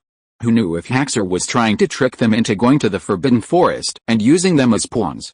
It was clear these kids were quite resourceful, because that was exactly what Haxor was planning. Regardless of the reasons and methods for the 3 men's entry into the Forbidden Forest, finding more people would allow them to serve as scapegoats even if they failed. If you were captured, with so many people, the law wouldn't hold them responsible, right? I must uncover your secrets, and this island. Haxor planned to escape Atón Island and share its secrets with the merchants. With so much delicious food and such excellent equipment, there must be something good here. And this was Haxor's first step in escaping slavery and becoming a superior person. What's going on in this forest? Suddenly, Haxor realized he had lost the silly tiger. How could this be possible? I'd lose a fool? You must be kidding, but it turned out that he had. Furthermore, Haxor discovered something strange. He seemed to have returned to the starting point. Here again, Haxor's breathing quickened. He glanced around, remembering the ghost stories he'd heard as a child. It's all fake. A forest of living creatures that eat people? There's no such thing. Unconvinced, Haxor continued wandering through the forest, unaware that countless eyes were now watching him. Hey, in the quiet forest, an eerie laugh drifted closer, seemingly echoing from beneath his feet and above his head. Who? Haxor was horrified. He was just an ordinary thug. He'd never encountered anything like this before. Who's playing tricks? Come out. Come out, Galila. The trees swayed, a chilling sound. The sounds grew more numerous and closer, and Haxor's world was enveloped in darkness. Around him, countless vines twisted like tentacles. Haxor's screams echoed through the forest, finally being swallowed by the pitch-black world. The goblins didn't torture Haxor. They had no interest in doing so. Everything was carried out according to the laws of Atón. Clearly, this awakened forest was the principality of Atón's finest executioner. Today, I have something to inform everyone. The next morning, during the morning training session, Knowles announced the matter. Someone has violated Atón's laws, trespassing into the Forbidden Forest and prying into Atón's state secrets. A murmur immediately erupted in the previously quiet crowd. However, the voices were few and the silence quickly subsided. This showed that Atón's military training was effective. They had adapted to the requirements. Haxa, unlike Helber, Ilona hadn't received any inside information, but Ilona immediately identified the someone Knowles was referring to. The number of people present was incorrect. One person was missing, and that missing person was Haxa. According to Atón's laws, trespassing into the Forbidden Forest is a serious crime. Knowles didn't mention Haxa's fate, but many children could only imagine how horrific his fate would be. He truly forgot his place. Slaves who disobeyed their masters were beaten to death, the least they could face. The Duchy of Arden, their buyers, provided them with food, shelter, and an education. If word of this were to spread, countless would risk their lives to flee to Arden, even if it meant military service or even battlefield service, seeking a living. They were fortunate, but Haxor ignored this opportunity, driven by greed. I repeat, here, Knowles, no one is allowed to enter the Forbidden Forest without permission. Do you hear me? I hear you. Louder, I hear you. Haxor was like the chicken being slaughtered to scare the monkeys, but Knowles didn't want to frighten the children, as those present had already changed and didn't need further intimidation. So, with much ado, the incident was quickly brushed aside. It must be said that Haxor's popularity was truly terrible, practically a public enemy. No one would sympathize with his death. Morning exercise begins now. Those who haven't completed 10 laps will have to double their afternoon training. Yes, louder. Haven't you eaten yet? Yes. Knowles saw that the situation was resolved and looked up at the floating cat. He saw a flash of blue mist, indicating that it had returned to report. This part of the storyline came to a close, and the climax began. Chapter 111. Can you represent Wayland? Bang! Ha ha ha! In the crowded tavern, the dim lights flickered, and bottles flew through the air, landing or crashing against the walls. The crackling sound mingled with the shouts and cries of the brawling crowd, rising and falling. Bards played accordions, others strummed guitars, flitting between the tables, seeking patrons eager to hear their stories. What about these singers? They look like they know a lot. Flora, draped in a black hooded trench coat, looked curiously at John, who sat before her. Unlike Flora's black, John wore a green robe, resembling a wandering outlaw. They'll be exposed, John said. They might know some clues about Sigrian, but it's not a good idea for us to proactively inquire. The most important thing is those stories, John said. I've already heard them. When? Last night on the boat, John said. I asked a few talkative locals about them. Flora felt a little embarrassed. At that time, she also seemed to be gathering intelligence, but her efficiency was far less than John's. It's okay. Everyone has their strengths. John knew that the tree elves were simple-minded and not suitable for spies. Sigrian, we're not here to find out what he's up to. John's goal was clear, to learn Sigrian's itinerary and how long it would take for him to learn of Saudi's death. The Lord of Miracles' armies are well hidden and won't be easily exposed, so it's difficult for us to find out about them, and, John warned Flora, Sigrian's strength is unknown. We can't approach rashly, lest he notice, although his uncle had said that the miracle powers of different Lords of Miracles were difficult to detect. But it's always better to be cautious. John was clever and cautious, which was why Bai Luo had sent him here to gather information. Bang! As the two were talking, a fat man in ragged clothes, with disheveled hair and a dirty face, was thrown from the second floor and landed directly on the side of the long table in front of John and Flora.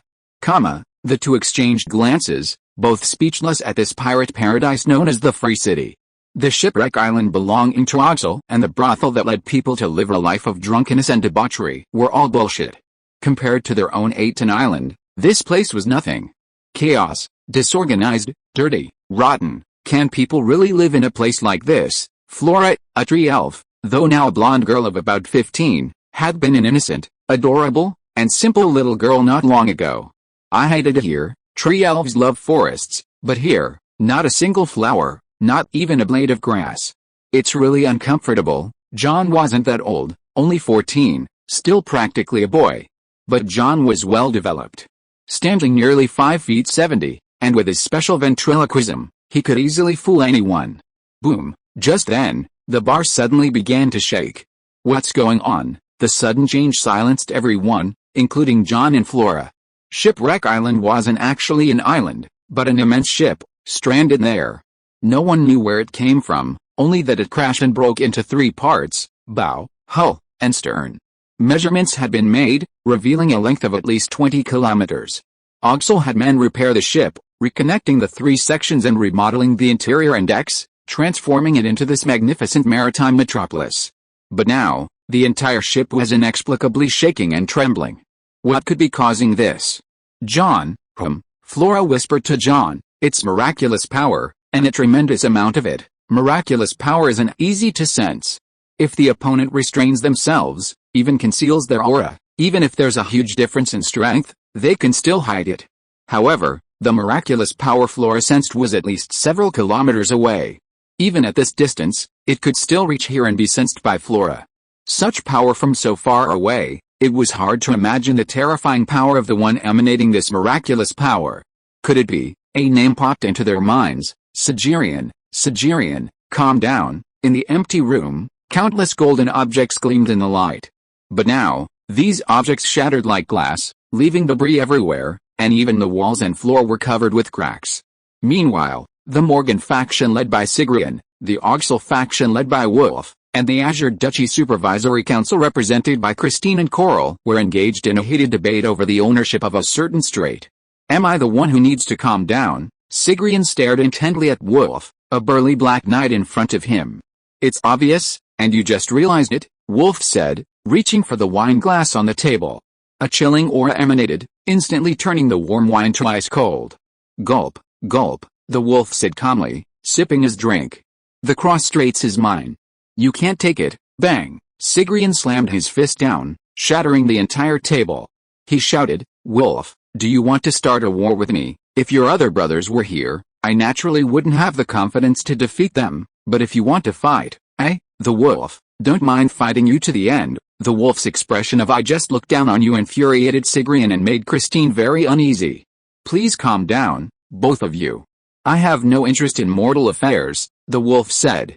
Even if we start a war, it won't affect them. Choose a place. With these words, Christine was silenced.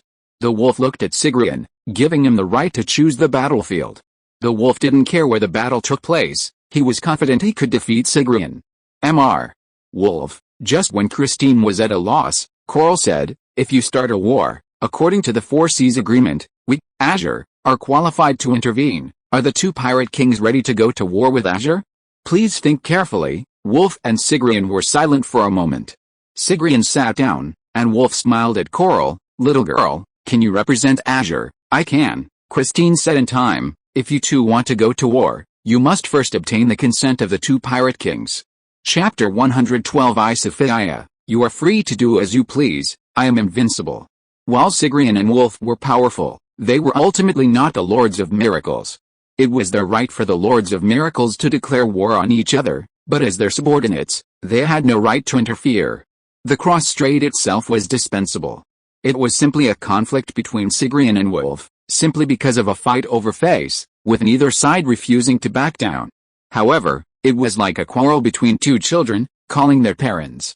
Neither Sigrian nor Wolf could afford to lose face. Ho ha, why take it so seriously? We don't have to fight, do we? We can avoid it, Wolf said casually, sipping his wine. There are many ways, not just war. While saying this, Wolf and Sigrian secretly gnashed their teeth in hatred. If they had known better, they shouldn't have waited for the Azure people and started the fight right away. The fight was already over, and neither parent would bother to argue over such a small matter. And the Azure Duchy was also unlikely to stand up for a mere Christine. But now, if you dare to quarrel, I'll have the teacher call your parents. Christine's words were unmistakable. This is fucking disgusting. How can we even have fun? In pure strength, even a handful of Christine wouldn't necessarily be a match for Wolf and Sigrian, but she had the three Azure Lords standing behind her. Across the sea, Oxel's influence surpassed Morgan's, and the three Azure Lords were significantly stronger than Oxel. Negotiations had no choice but to continue. Under Christine's watchful eye, the atmosphere calmed down and became less confrontational. However, Sigrian and Wolf grew increasingly disgusted with Christine. I really want to hang this idiotic woman up and beat her. At the same time, they secretly made a decision. If there was a next time, they would absolutely not give the Azure people a chance to intervene. They would kill first and ask for permission later. They would beat them first and talk later. Sigrian, in particular, was filled with rage, ready to vent. If anyone dared to challenge him now, Sigrian would strike directly, demonstrating his formidable power. A week had passed since the children arrived on the island, and Bai Luo had officially incorporated the first batch of weapons and armor blessed by the power of the fairies into the Atón people's equipment plan. First, weapons, then armor. The quantity wasn't large, just over 50 pieces in total, and 80% of them were weapons.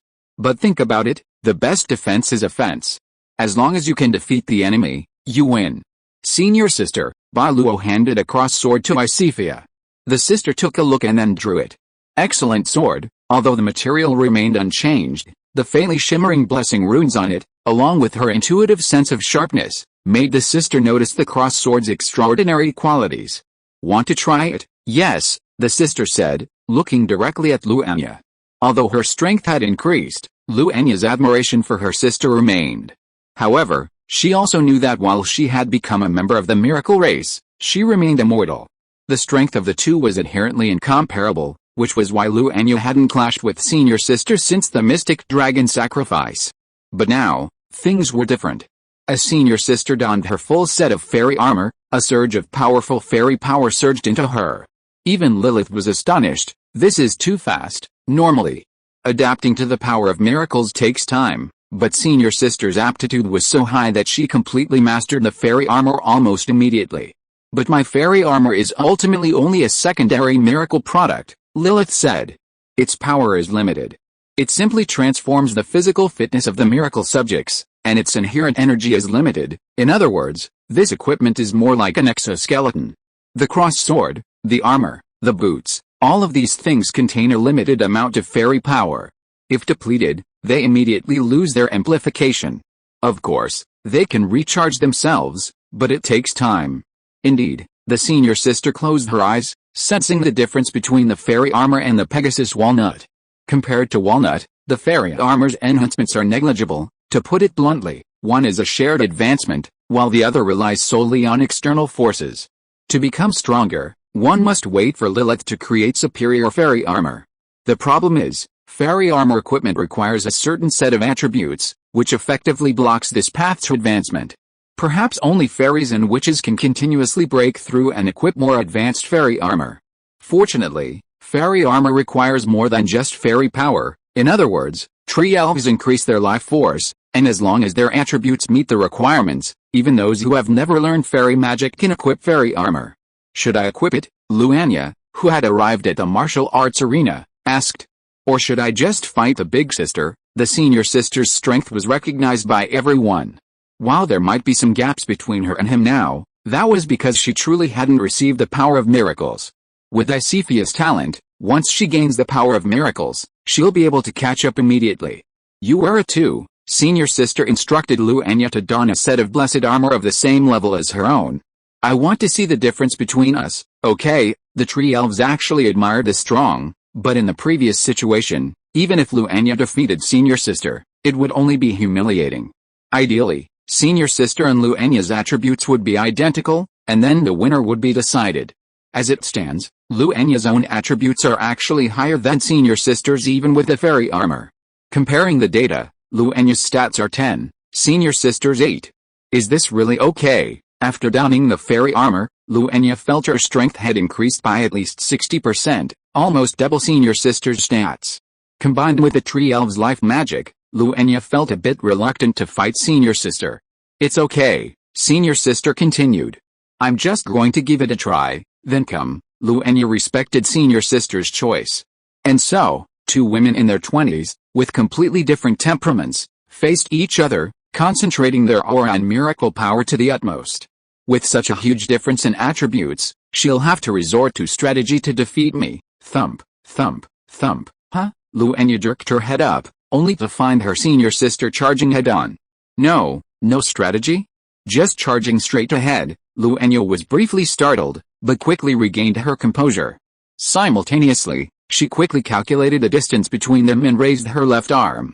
About sprouted from it, and a pale green light instantly condensed into an exquisite elven longbow. Then, life energy converged into several green stem arrows, firmly targeting her path of advance, retreat, and evasion. At least 3 rounds, the tree elf's archery skills were exceptional, and hitting the target every time was a common occurrence.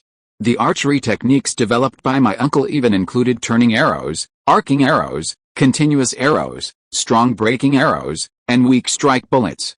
Swish, swish, swish. Inya chose the continuous arrows, aiming for maximum coverage and striking her. However, swish, what? As Inya stared in shock, senior sister slashed the first arrow hurtling towards her with a single blow. Indeed, there was a disparity in their stats. Senior sister's unleashed fairy power couldn't possibly stop Inya's attack. But senior sister's attack against attack, her close-range sword against her long-range arrows, gave her the advantage. Wrong choice, Inya frowned, filled with regret. If she had known senior sister would force her way through, she should have fired the power-breaking arrow. No, that's not right. Inya realized that if she had chosen the power-breaking arrow, senior sister would have most likely dodged, thus avoiding the arrow. The continuous arrow had a wide range, designed to deal with fast and numerous enemies. In contrast, the power-breaking arrow had immense power, but its concentration speed was slow, and it targeted large monsters with formidable defenses. Neither of these will work. Inya realized she had been too complacent. She should have used the bow and arrow. This was a common mistake. Seeing the distance between them, and remembering her ranged attacks, she instinctively wanted to fire a volley. In a split second, barely a second, the senior sister was less than 6 meters away. Logically, at this distance, Inya could have fired at least one more volley. But her earlier surprise and miscalculation cost her considerable time. Her erratic will forced Enya to disperse the arrows and unsheath her two fairy scimitars to confront the enemy head-on. Tree roots entangle. Enya, after securing her defense, immediately cast her life magic. Trample, however, the senior sister, as if anticipating her move, swung her sword left and right at the newly sprouted ground, severing them completely. Fast, too fast. The sharp sword strikes and the senior sister's swift approaching form placed immense pressure on Enya. I'll lose. At this moment, Enya recalled her previous battle with her senior sister. Just like that time, she had been easily defeated and crushed by her, just like that time. No way, Enya stared at her senior sister, who was so close to her. On the martial arts stage where she had stepped, young shoots danced wildly, instantly transforming into tree roots. They continued to spread, but her senior sister remained unmoved. Her goal was clear, to take Enya. Bang! Unable to retreat or dodge, the frenzied attack of the roots left Enya with no escape. Swish! Enya's scimitar froze in midair, and before her neck, a sharp crossed sword, its cold light piercing. Enya was defeated. In less than 3 seconds, she was defeated by her senior sister. Even with her absolute stat suppression, and the blessing of 3 miraculous powers, life magic, ranged attacks, and melee fairy weaponry, she still lost, and lost so easily. Enya conceded decisively. Although the tree spirit still possessed immense vitality, even with its neck severed, it wouldn't die. It could easily transform into tree spirit, repair itself, and fight again. But that wasn't the issue right now. Rather than winning, Enya was more concerned with how she'd lost. What happened this time? I want to see the difference between us. Thinking back to her senior sister's words, Enya only realized her meaning now. You have too many ideas, she said. Archery, magic, swordplay, and the forms of tree spirits and tree spirits, Enya knows so much, and excels in every one of them, but that's why you hesitated. From the moment her senior sister opted for a frontal attack, Enya had already fallen into a state of inefficiency. While they were clearly engaged in combat, Enya had to choose one of 3 options to respond to each situation. After being repeatedly predicted and suppressed by her senior sister, Enya panicked and completely led by her. My attributes are vastly different from yours, but your combat experience is inferior to mine. To prove her point, senior sister clashed with Enya once more. This time, senior sister didn't opt for a swift, decisive attack, but instead employed a strategy of anticipation against anticipation. She allowed Enya to fire, but no matter how hard she aimed, she always missed, as if her arrows were simply missing their mark. Even more embarrassing, Enya anticipated senior sister's move to dodge to the left, yet she simply charged forward. Once Enya had completely blocked senior sister's path, her scattered attacks lacked power, allowing senior sister to easily counter them. To senior sister, every move was a genuine one. But to an opponent like Enya, every move seemed empty. This even made Enya doubt herself, her mind broken by senior sister's despair. How did you do that? Enya was bewildered, truly bewildered, and she felt like she didn't want to fight anymore. 10 matches in a row, all losses. Enya found she couldn't keep up with her senior sister's pace no matter what she did, even with her hands-on instruction and guidance. She'd exhausted every trick, resorted to every possible means, but still failed. Follow your instincts. The senior sister didn't actually actively execute her feints or strikes, she simply made her choices based on instinct, yet that instinct was perfectly timed. Easily said, but incredibly difficult to do. Below the stage, Bai Luo and Lilith, along with Alaya, Inya, Bai Luo, and the others who had arrived unexpectedly, were marveling at the sparring match between the senior sister and Enya. So impressive? Bai Luo was puzzled, but the steamed bun in her hand smelled delicious. As expected of you, sister. Awesome. Inya was a devoted fan of the senior sister, and no matter how she won, she'd just shout 666 at her. Behind Inya, Alaya smiled. Of those present, perhaps only Bai Luo and Alaya knew how senior sister won. Inya, you're not experienced enough, but that's not a problem, senior sister said. Spar with me 100, 1,000 times, and you'll naturally learn the ropes, 1,000 times, not a lot. With a master like senior sister as her sparring partner, Enya couldn't have agreed faster. Besides, don't be discouraged.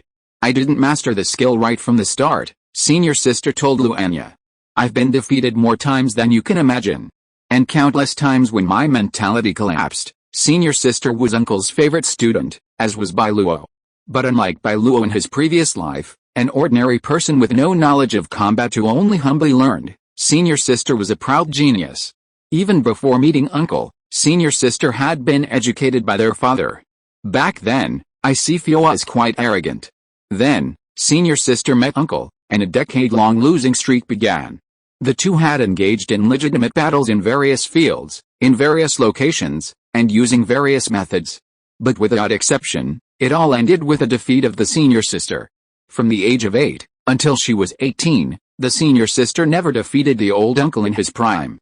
It is because of tens of thousands of defeats that I am who I am today. The senior sister was very calm, very, very calm. No matter what kind of opponent she met, she could not shake her mentality. But it is not difficult to be defeated again and again. The senior sister continued to get stronger under the training of the old uncle, but the old man was getting older and older, and eventually he went downhill. One-on-one, the old uncle could no longer defeat the senior sister. After realizing this, the old uncle came up with a more despicable tactic. He ran away. Yes, the old uncle ran away. Faced with a senior sister who had grown up and surpassed him in a head-on confrontation, the old uncle chose to run away for the first time. How could I let go of that? I immediately gave chase, but senior sister fell into uncle's trap and was defeated again. Afterwards, we fought again, and I chased again. Just like you, I didn't know if there was a trap ahead, or whether his escape was real or fake. Because of that defeat, the battle of strength ended, senior sister said. What followed was a spiritual training even more terrifying than physical strength. Bai Luo remembered these events clearly. He had accompanied them all the way, observing their fight from the sidelines. When you're false, you make it real. When you're real, you make it false. Falsehood and reality are like the two sides of a coin, and also the human heart. When your physical strength can't defeat your opponent, use psychological tactics to defeat them. This was the new knowledge that uncle taught senior sister and Bai Luo after the battle.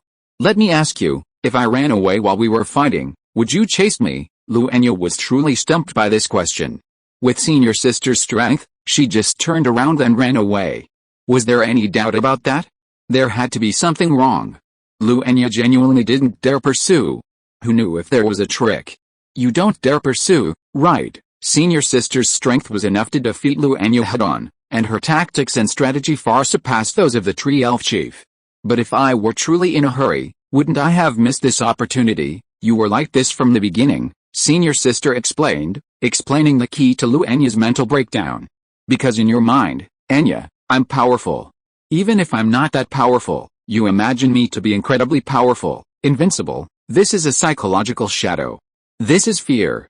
The first time we fought, I struck you at your weakest point with an unexpected strike, and I defeated you. After that, I was always able to quickly discover your weaknesses and defeat you. After over a month of practice, Inya had mastered the art of concealing her own weaknesses and detecting those of her opponent. This rapidly increased Inya's strength, and even senior sister, due to the vast difference in attributes, was unable to fight her again. And today, when I spar with you, there's still a huge gap in strength between us. Senior sister compared herself and Inya to two armies. It's like two armies at war. I have 50,000 troops, and you have 100,000. Your strength is twice as much as mine, but soldiers are just soldiers. They don't represent everything. A new recruit led by an excellent general can still defeat a veteran led by a rookie.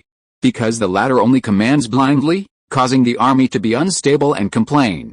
Similarly, when Inya thought that it was senior sister who was leading the troops on the other side, her expression became solemn and she dared not underestimate her. However, senior sister's fighting style repeatedly exceeded Inya's expectations. The other side had no intention of confronting her entire army. Instead, they sent 5,000 cavalry, took advantage of the night, and directly attacked her camp, capturing her alive. In this case, whether there are more or fewer soldiers is meaningless. For the next 9 battles, I know you've become wary and are taking strong precautions against me, so I've repeatedly used feints, interspersed them with real moves, used only real moves, interspersed them with feints. The various fighting styles made Inya question her life, and her mentality was completely broken. By the 11th battle, said the senior sister, the 100,000 strong army you led was already wary of everything. Even if I stood here alone, Even if I dropped my weapons, you wouldn't dare come up and tie me up, because Inya was worried about a trick. She was afraid to send her men forward, and the senior sister was just stalling for time. Her cavalry had already circled behind. Inya had never expected that a simple sparring match would contain so many principles and routines. Father once taught me that a one-man battle is merely a minor scramble, senior sister said. We should treat every battle as a confrontation between two armies. That's how one man becomes an army. Okay, back to the question. Senior sister began to instruct Inya again. If I choose to flee, will you chase me? Inya certainly wouldn't dare chase now, her mindset broken. But even if her mindset wasn't broken, senior sister would break it. Back then, I had cracked almost all of Father's tactics, and he had also revealed his final lesson, the most difficult. That lesson can be summed up in 2 words, senior sister said. Win, and lose, win, lose. Could winning or losing even be considered a lesson? That's the hardest part, senior sister said. In a battle between 2 armies, if you win and the enemy flees, should you pursue them? Have you truly won? Could the enemy be feigning defeat, but losing without you being able to tell? This is the difficulty of victory. The difficulty isn't how to win, but what to do after you win. On the other hand, if you lose and choose to flee, but the enemy pursues you relentlessly, what then? Wearing out the enemy is always one of the most devastating tactics used on the battlefield and in combat. Back then, my uncle used this very tactic, allowing my senior sister to pursue him. He traversed mountains and rivers, escaping her time and again, until she, initially jubilant with the victory, grew increasingly exhausted, even to the point where she no longer wanted to pursue. Clearly winning, yet choosing to stop, as if you had lost, was truly exhausting. The difficulty of losing isn't in how you lose, but in what happens after you lose. No one in this world can win all the time, my senior sister asked. One day, we'll all find ourselves in that situation. Inya, her pride completely gone, humbly sought advice. Not just her, but everyone on the battlefield, save Bai Luo, wanted to know how they should handle such a situation. Even though we've lost, as long as we don't give up, the enemy will suffer. If you can't deliver a fatal blow, then you'll become a thorn in the enemy's side, causing him immense pain. Exactly. This was the most famous tactic from Bai Luo's previous life's homeland. When the enemy advances, we retreat. When the enemy camps, we harass. When the enemy tires, we attack. When the enemy retreats, we pursue. Guerrilla warfare. We may be defeated, but not our hearts. This is the core of guerrilla warfare. Although we may not be able to defeat the enemy head-on, we will not surrender or admit defeat. Because no matter how many years pass, we will continue to fight. Inya, hearing her senior sister's words, realized the terrifying nature of the woman before her. I see fear wasn't just physically formidable. Her mind was like a fortress, impenetrable. Inya, you won't just be a soldier. Sooner or later, we'll have to fight on the battlefield, and everyone here, you too. Senior sister was exceptional. She was a talented general for Atón, but she couldn't be the only one. Inya was a promising talent, and she wanted to train an outstanding general for Atón. Similarly, all future Atonians would be taught the art of war. They were the future pioneers and leaders of the Principality of Atón, so Bai Luo and senior sister couldn't help but value them. Your Majesty, is that so? With outsiders present, senior sister addressed Bai Luo with a respectful title. Bai Luo nodded and said, Yes, Inya, I look forward to the day you become an outstanding general. General. Inya was filled with envy. Fortunately, Inya had a good idea. With her talent, becoming a general could easily become her lifelong dream. Yes, Inya saluted Bai Luo respectfully. This battle also tested the strength of the fairy armaments. Senior sister was originally only a standout among the Atón people, unable to match Inya. But after acquiring the fairy armaments, she instantly possessed the power to crush Inya. This wasn't universal, most Atón people couldn't match senior sister's formidable strength. But a significant improvement was certain. No matter what, the fairy armament gives us the possibility of defeating the strong with the weak, Bai Luo said, then asked, anyone else wanting to try the fairy armament? Before long, the crowd had grown larger and larger. Adults of the Atón tribe, tree elves, fairies, and numerous children. Clearly, they were all drawn to the scene by the news of the upcoming competition. I want to try it. Bai Luo had expected gnolls, Jilla, and the others to make the request, but he had never expected it to be Aaliyah. Aaliyah, Sister Aaliyah, that's not good. After all, Sister Aaliyah, everyone, I'm an Atón tribe member too. Aaliyah smiled gently, her eyes covered with a white bandage. But this didn't dim her beauty, instead. It added a touch of mystery to this angelic beauty. Miraculous power has nothing to do with previous physical fitness, Aaliyah said. Since arriving on the island, I've also been blessed with His Majesty's power. In terms of miracle power, I'm on par with you. Besides, I've been practicing for years. Aaliyah's tone was gentle, but those familiar with her knew she was serious. Well, then, give it a try. Bai Luo couldn't stop her, but he still urged the senior sister to be careful not to hurt Aaliyah. However, on the martial arts stage, the senior sister looked at Aaliyah, who, like her, was wielding a cross sword with one hand. Her posture and form, though perfectly ordinary, gave the senior sister a strange feeling. It wasn't just her. Bai Luo noticed it too. I've met Fia's most hated opponent, no more competition. The senior sister sheathed her sword and walked off the stage. Everyone was puzzled, but Bai Luo knew the reason. Aaliyah, you understand the unbeatable victory? What was the unbeatable victory? Simply put, as long as I can't take my city, I'll win. Aaliyah and Luania are polar opposites. Her strength isn't particularly impressive, but her mentality is incredibly steady. It's like a learning match in a game. She might not have the upper hand, but she manages to avoid making a single mistake, making it incredibly difficult to attack. If Aaliyah were a general, she'd be a real pain in the ass for many special and speed attack types. She can keep you there, preventing you from conquering the city for a long time. Even with 100,000 troops against 10,000, they simply can't get in, can't take it down. Fia, you're amazing.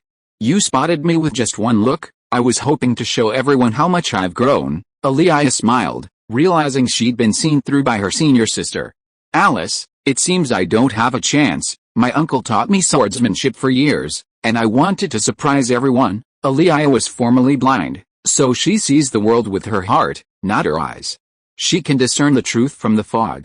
Senior sister's feints and turns proved ineffective against Aaliyah. Aaliyah's goal was crystal clear, and no matter what tactics senior sister employed, she wouldn't fall for them. She defended when she needed to, and attacked when she needed to. Even before fighting, senior sister knew the outcome. I can't defeat her within 20 rounds. Of all those present, senior sister was the only one who had clashed with Aaliyah and was familiar with her swordsmanship. But beyond 20 rounds, she'll run out of energy and fall easily to my hand. Their fairy armor made their attributes nearly identical. In this situation, the battle came down to skill, tactics, and mentality. Senior sister's abilities were naturally far superior to Aaliyah's. But Aaliyah also had an advantage senior sister couldn't match. She could see through senior sister's intentions and leave her defenseless. However, senior sister also understood the meaning of an unbeatable victory. Anyway, I won't fight you. As long as I haven't fought you, the world will never be able to prove that you're better than me. Is it really that powerful? I don't believe it. Let me try. Knowles was the first to take the stage, choosing to fight Aaliyah. And just as his senior sister had predicted, after 100 rounds, Knowles was unable to break through Aaliyah's defense. If his senior sister was an all-around player, then Aaliyah was a defensive prodigy. As long as Bai Luo sent her out, even if the power gap between the two sides was huge, Aaliyah could hold off the opponent for a while. Fortunately, Knowles had trained his mind, otherwise he would have been furious. Sister Aaliyah, what's wrong with you? How did you do that? Knowles clearly displayed a variety of spear and sword techniques, but Aaliyah kept blocking them. He must have been injured. So, if he continued fighting, Knowles would definitely win. The difference was only 300 rounds or 500. But this kind of victory was more like a result of sheer force. Aaliyah was far behind the others, and if he relied on such tactics to win, Knowles would not be able to face the shame. I lost, so, Knowles decisively surrendered. He knew that if the two armies clashed, facing an opponent like Aaliyah, he would be unable to capture the city the other side was defending. Is Sister Aaliyah so powerful? Maya hadn't expected Aaliyah to be so powerful. She was delighted, even happier than when she became a regular witch. As expected of Sister Aaliyah, Ziester thought this was normal. Aaliyah's talent was not low. If she hadn't been born with a disability, with proper training, Even if she couldn't match her senior sister, she could still be on par with her. Okay, everyone, come and get your fairy weapons, because the quantity is limited. Get your weapons first. Bai Luo distributed the fairy weapons to everyone and opened the arena for them to fight and compete. While everyone was fighting, there would be witches acting as referees and using fairy magic at all times to prevent casualties. Chapter 113. Is this the big deal you mentioned? Over 2 weeks had passed since the civilians of Arden arrived on the island. During this time, the young men and women underwent rigorous military training, a discipline that emphasized order and obedience, rather than combat. A soldier's duty is to obey orders, Bai Luo told Knowles. Increasing combat effectiveness with just this little time won't mean much to Arden. So, for a month, I demand absolute obedience from them. Yes, for 2 weeks, Knowles began identifying suitable candidates for Arden. The selection process wasn't based on talent, but rather on loyalty, gratitude, and the qualifications to be recruited and nurtured by Arden, worthy of Bai Luo's miraculous power. Your Majesty, are you free? That morning, Grandpa Shanweng and his uncle entered Arden Castle. We have something we'd like to discuss with you. Grandpa Shanweng walked in, a smile on his face. Bai Luo was currently looking through the children's performance reports from the past 2 weeks. Seeing the two elders enter, he hurriedly asked, "What's the matter?" "It's something important." Hearing Grandpa Shanweng mention something important, Bai Luo immediately sat up straight. Is Sigrian attacking? Or is Morgan leading the troops himself? As soon as he finished speaking, Bai Luo felt something was wrong. If war was imminent, there was no reason Grandpa Shanweng could still be so cheerful. Neither of those things, the old man said, feeling a little hesitant to speak. Grandpa Shanweng quickly pulled him back, wanting him to continue, but the old man had his back turned. Why aren't you omnipotent at such a critical moment? Grandpa Shanweng felt his uncle was being disloyal, but now that everyone was present, he still spoke with a brave face. Your Majesty, do you feel that you're not young anymore? Bai Luo was stunned for a moment. Old man, what do you mean? Let me sort it out. Aren't we going to fight? Aton's military strength had already begun to show its strength, and Bai Luo could easily muster 500 miracle troops. He would definitely not be able to face Morgan, who had accumulated 200 years of experience. But with the power of the evolved Lilith and Shirley, a Sigrian, Bai Luo felt that he could fight. This was nonsense. 2 miracles against a miracle child and a group of miracle tokens? If they could still lose, Bai Luo would have to go get some tofu. Right now, the fighting hasn't started yet, the old uncle said. Little John and Flora are back, and they've brought back very important news. They're back. Bai Luo was overjoyed to hear that the two had returned safely. Little John and Flora traveled to the pirate freelands and learned about the activities of Sigrian and Pirate King Morgan. Sigrian had been clashing with a wolf, a great pirate under Ogsel. The motive appeared to be a dispute over sovereignty over a region called the Cross Straits.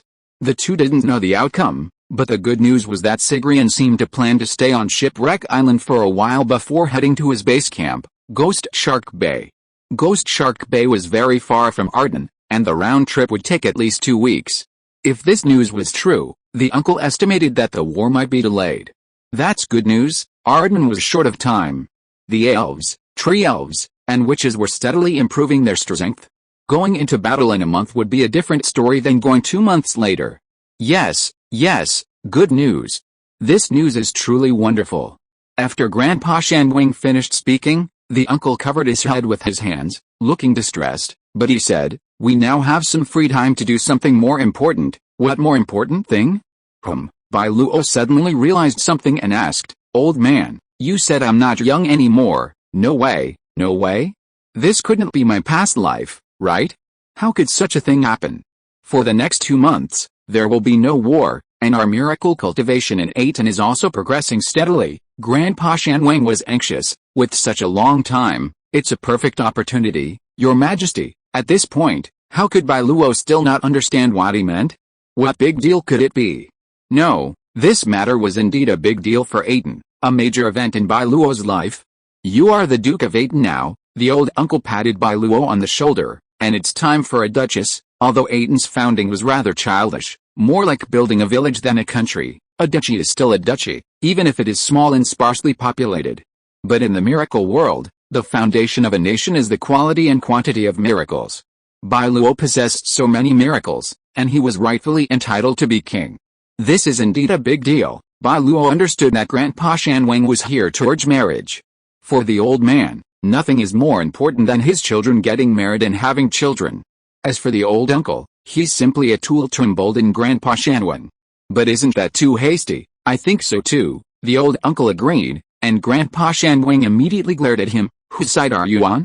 Aren't you on my side? You traitor, fence-sitter, shameless pile driver, ahem, that's up to Xiao Luo to decide. Grandpa Shanwang was particularly enthusiastic about this, but the old uncle was a very open-minded elder, and he sided with Bai Luo. Of course, the decision still lay with Bai Luo. The two elders could only give one push, not too much, and they both understood the principle that too much is as bad as too little. Before, we had just left Atón village, and the island was in ruins, with a lot of things to do, but now, everything that needed to be done has been done, the old uncle said. Brother Shan, you came to me to talk about this. Xiao Luo, you're already 20 years old, and according to our Atón tradition, you can get married and have children at 18, the old uncle said. It's just so good that little John and Flora are back, and everyone is here.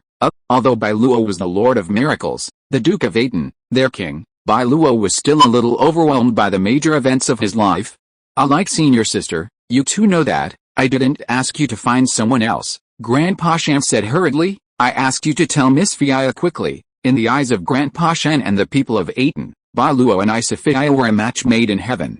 Moreover, Bai Luo had been pursuing senior sister for 10 years, and now, it was just a matter of Bai Luo's words. Bai Luo closed his eyes and thought for a moment. He wasn't one to be shy. He'd just do what he thought, and whether it would succeed was a matter for the future. Besides, Bai Luo had faith in both himself and his senior sister. I'll go find her, she's at the training grounds. His senior sister's favorite thing to do every day was to practice martial arts and improve her skills. If it weren't for the limitations of her miraculous powers, her talent alone would have nearly reached the pinnacle of human endurance. She was truly exceptional. Got it, Bai Luo summoned Lilith, asking her to change into suitable clothes. Then, summoning Shirley, they rode Pegasus towards the training grounds in the forest. Ha! Finally, they're getting married. My little Luo and our little girl are finally going to have a family. Grandpa Shanwang was overwhelmed with excitement. He treated Bai Luo with great kindness, treating him like his own grandson and child. As an old man, his greatest desire was to see his children and grandchildren happy, and Grandpa Shanwang was no exception. Brother Say, smile too. Aren't you happy? It's only natural. Without us, Xiao Luo would have taken action sooner or later. The uncle is a steady old man, and a steady old man will not show his joy over such a small matter. Uncle, I can't laugh. I have to hold it in. I can't laugh. But we agreed, the uncle said, I will take care of the wedding. Steady as he is, Bai Luo's wedding must be planned by the uncle himself. This is our Yatin's business, why are you the only one taking care of it? Grandpa Shanwang disagreed. The uncle was stunned. Brother Shan, that's not what you said before. You said I would take full charge. That's why I came with you. Did I say that? Did I say that? I'm old, and no matter how bad my memory is, I still remember to invite you. Shan Shuren, what does it have to do with me? Shan Shuren, if you arrested Lu soon? Grandpa Shanwang insisted. Anyway, I never said that, old uncle. Okay, if you want to play it that way, fine, old uncle. Then when the time comes, we'll each come up with a plan and see which one Xiao Luo chooses. Grandpa Shanwang still had some idea of who was better, the old uncle's planning ability or his own. Hey, you play it like that, Grandpa Shanwang, young man, you have no martial ethics. In the back, Bai Luo heard the two old men arguing and looked back. How old are you? Bai Luo shook his head, not knowing whether to laugh or cry.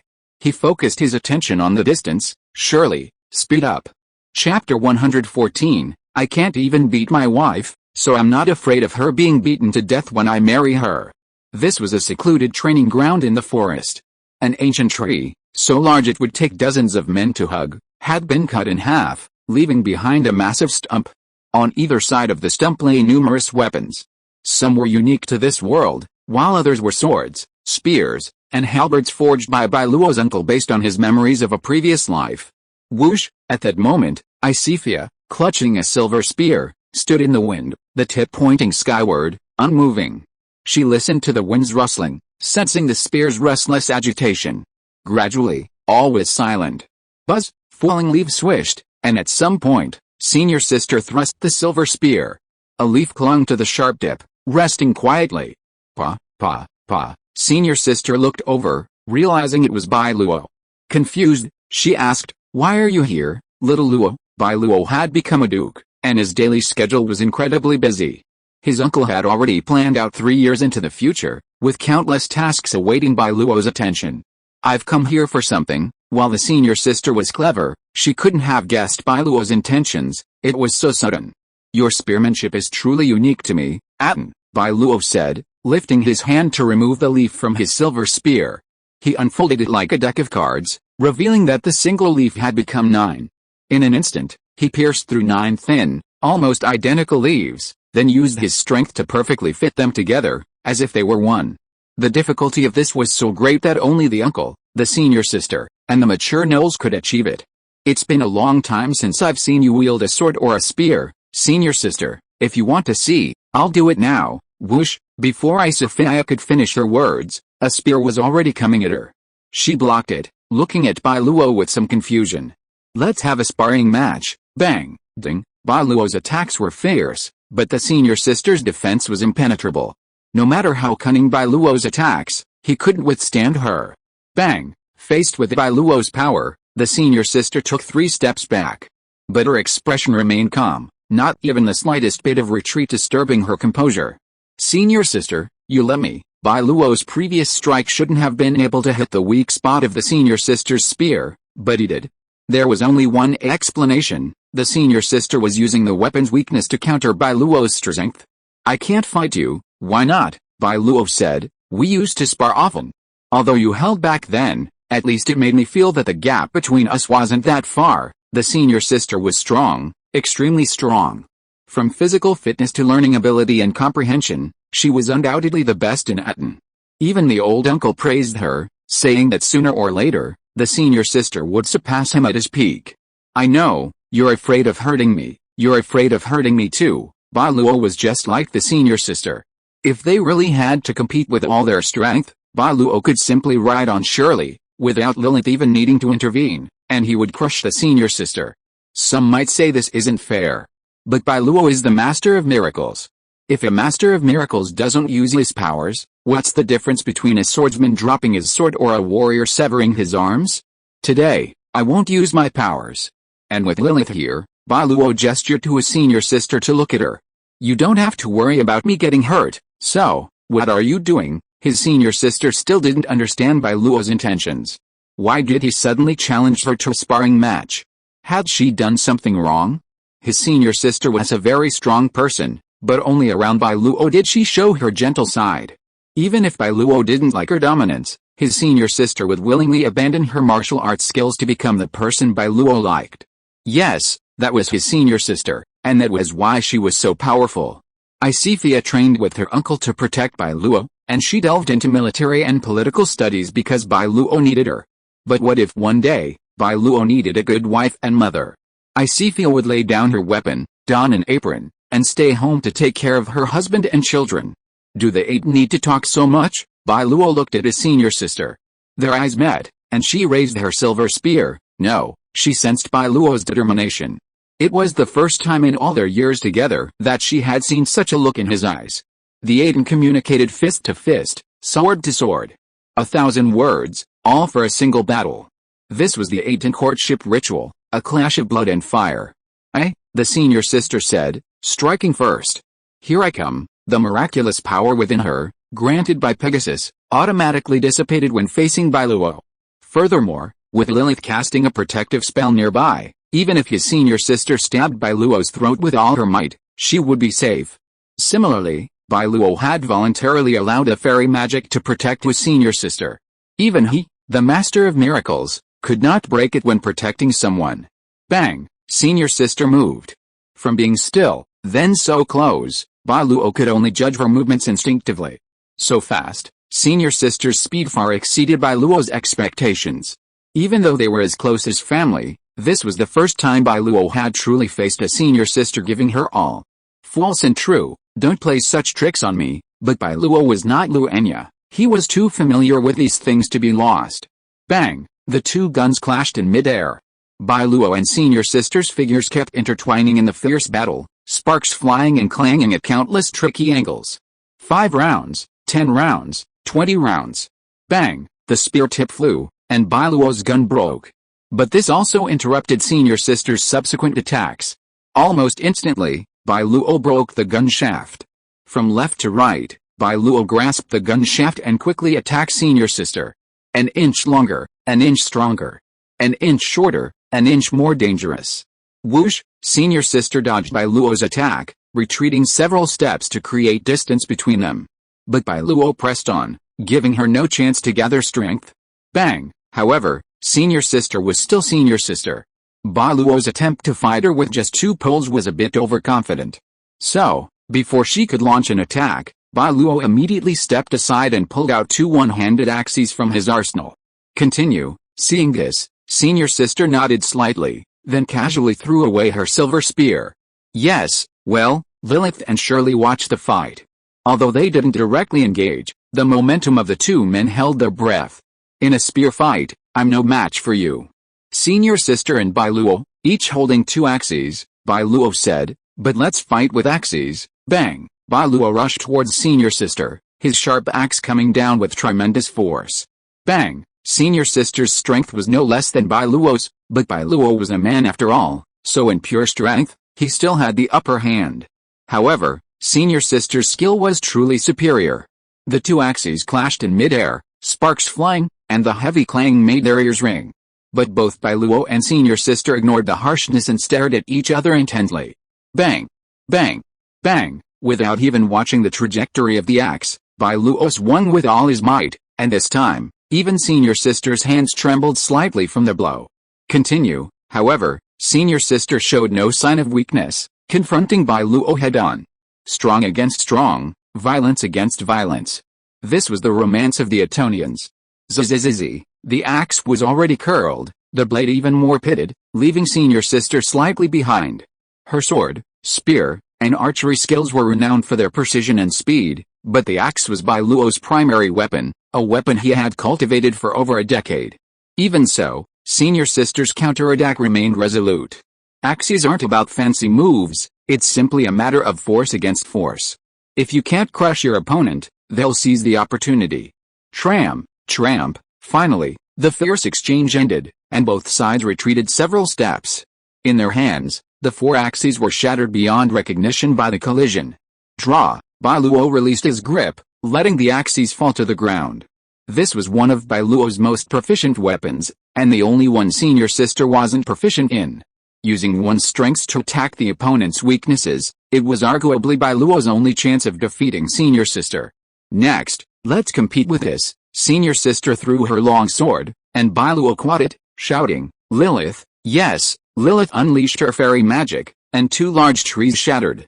From within, leaped 2 lifelike wooden horses. They were brown, transformed into flesh and blood by the power of magic. Hurry! Senior sister made a quick decision, leaped onto a horse, and galloped out with her sword on her back. Hurry! Bai Luo followed closely behind, shouting, whatever weapon you want, imagine it in your mind, and Lilith will conjure it for you. Huh? Shirley stared at the horse, stunned for a moment. She felt like she'd been cheated on. Don't just stand there, hurry up and follow. But before Shirley could get frustrated, Lilith had already caught up. She cast a series of spells, offering blessings and protection while also guaranteeing the wishes of both of them. Thump, thump, thump, 2 figures galloped through the forest. Both Bai Luo and senior sister's riding skills were maxed out. The former couldn't catch up, and the latter couldn't shake off. Bai Luo fixed his longsword on the horse's saddle, raised his hand, and a longbow appeared in his hand. This was the magic Lilith had cast on them. Any weapon, at your will. Chew! Senior sister heard the sound behind her. Without turning back, she leaned forward, thrusting her right hand forward and forcibly snatching Bai Luo's arrow. Crack! She turned, drew her arrow, and unleashed her bow, her movements seamless. But at that moment, Bai Luo released his second arrow. Pa! The 2 sharp arrows collided in midair, shattering with a bang. Doo-doo-doo-doo, pa-pa-pa-pa, 3 more arrows flew, each canceling out the other. Some were aimed by senior sister, others by Bai Luo. In archery, neither could match the other.